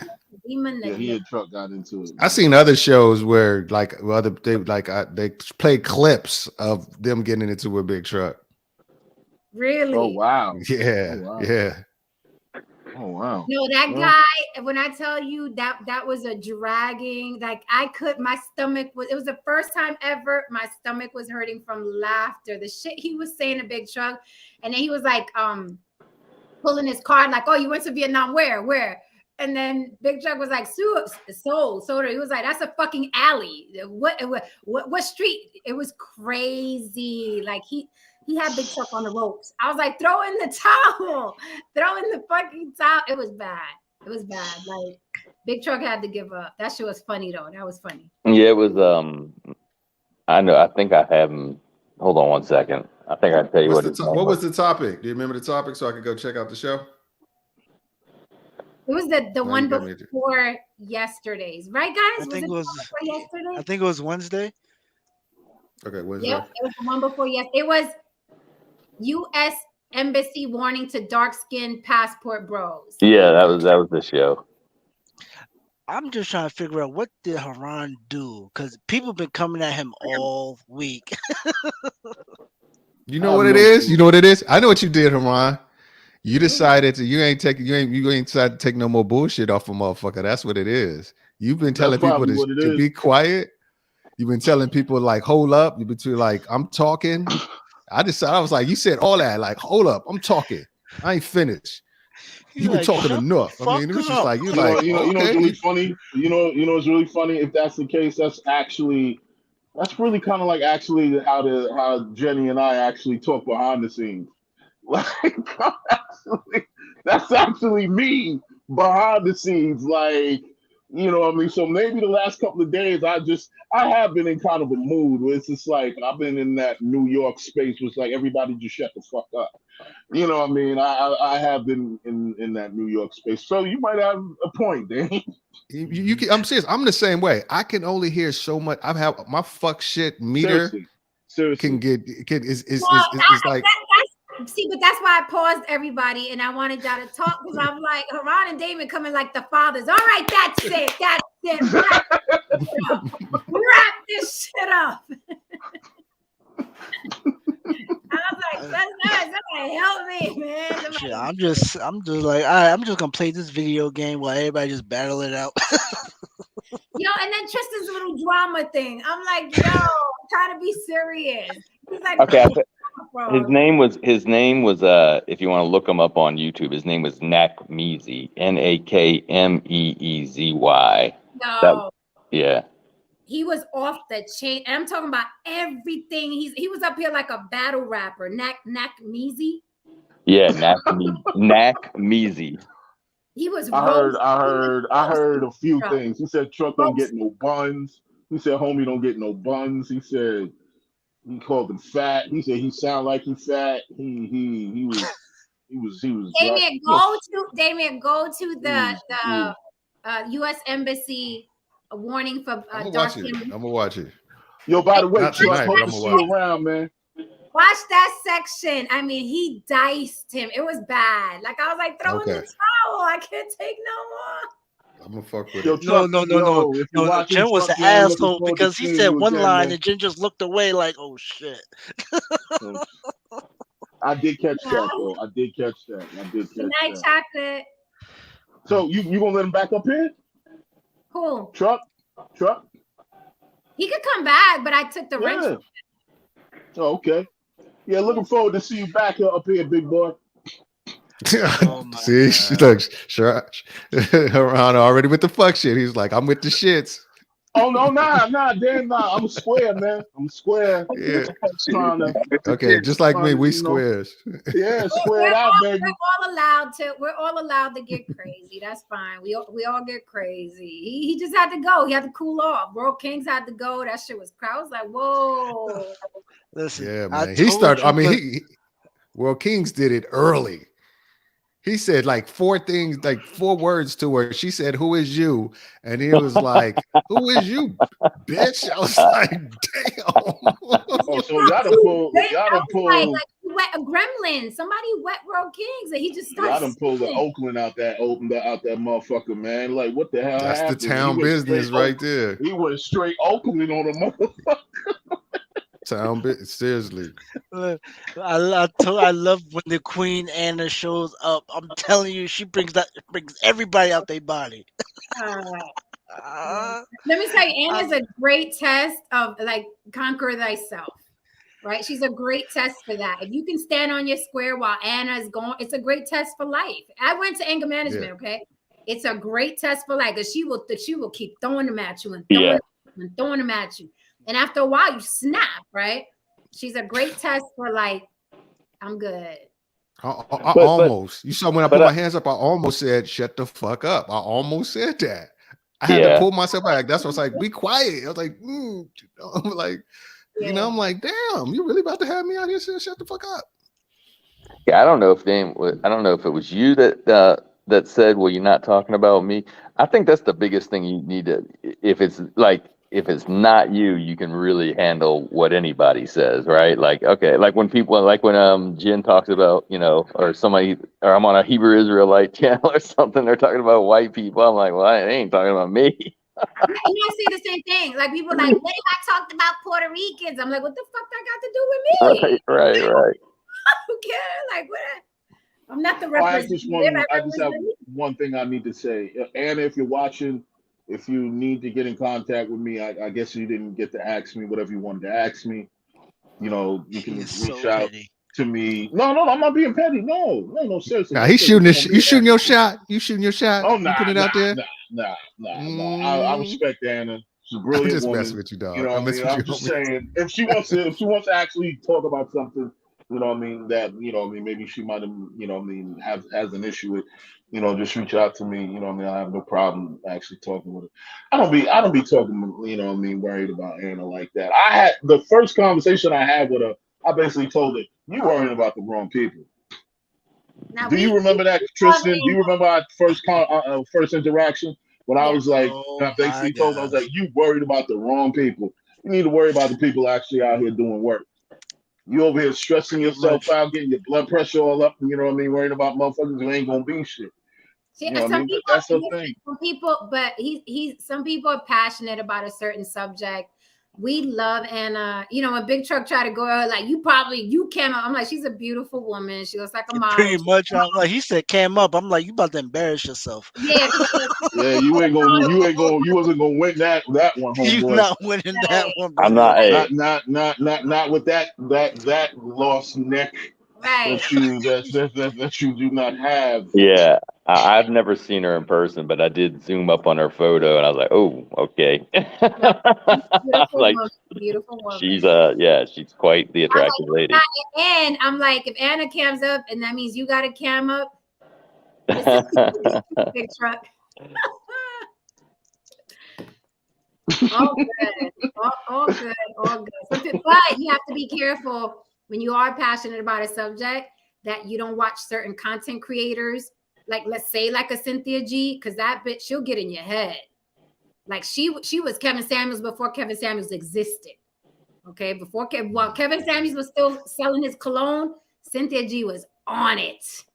Okay, Cynthia G is ruthless. So you have to be careful. Like everything in moderation. I take this YouTube shit as entertainment when I'm watching other channels. Yeah.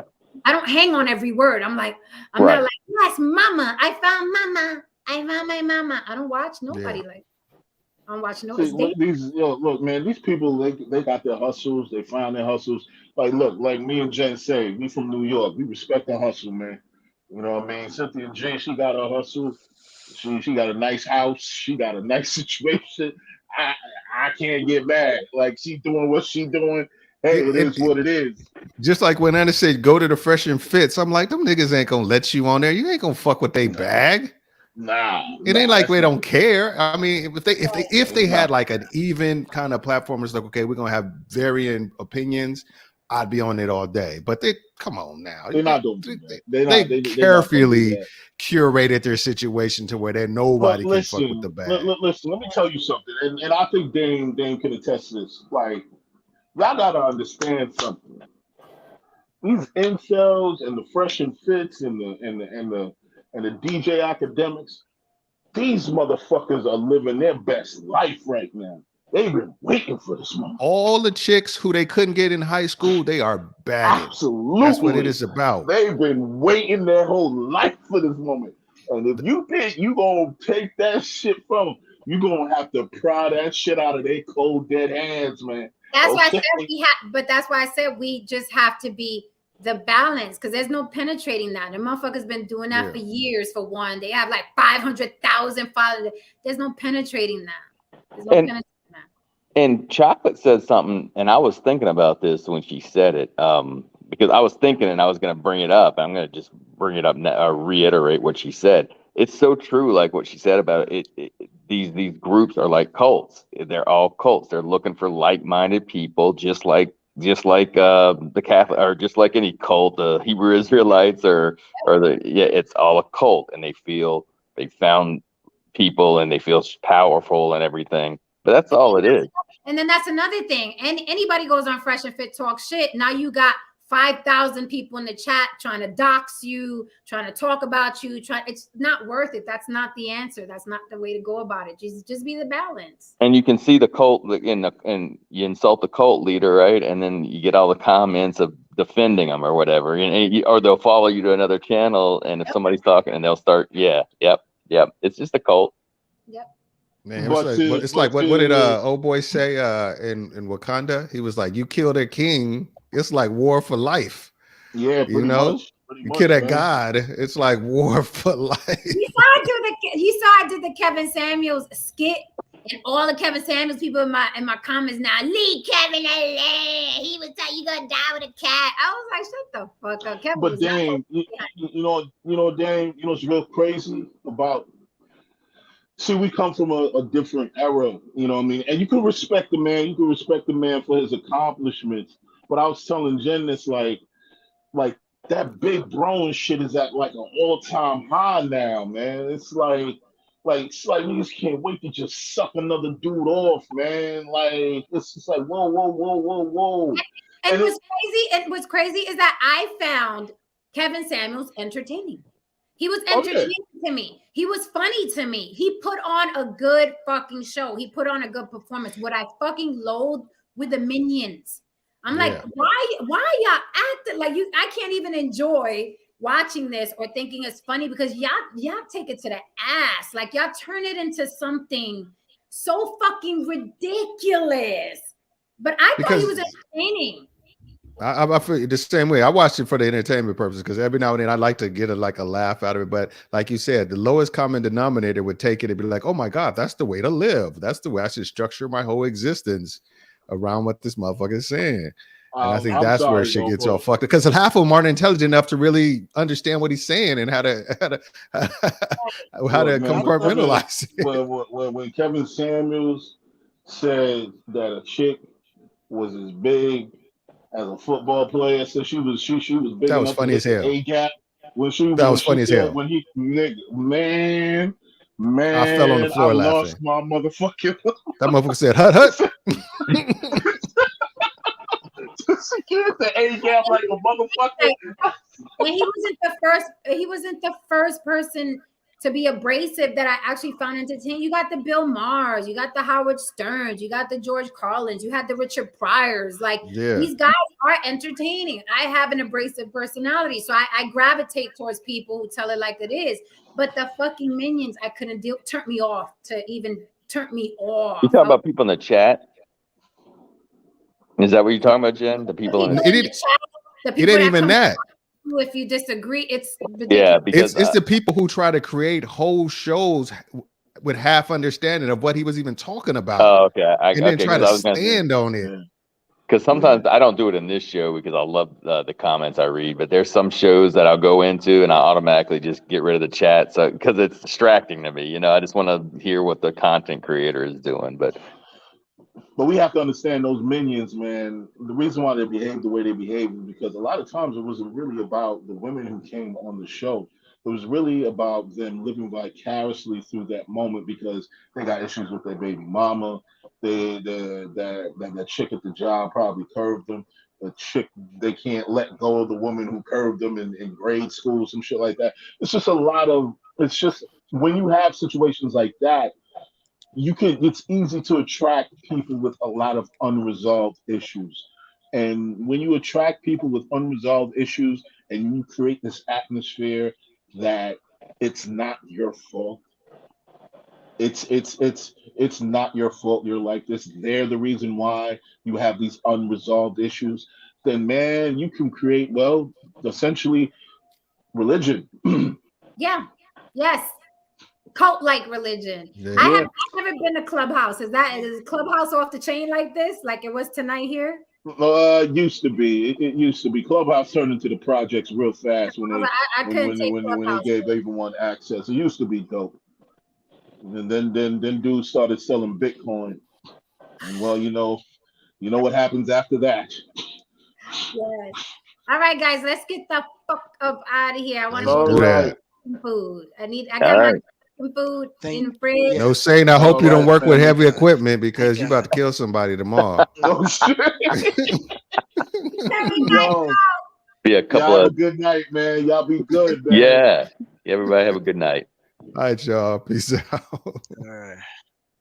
Woo, Lord. Tristan, what you got for us? My God. What you got for us, Tristan? Because it's so late and these motherfuckers annoyed me to death.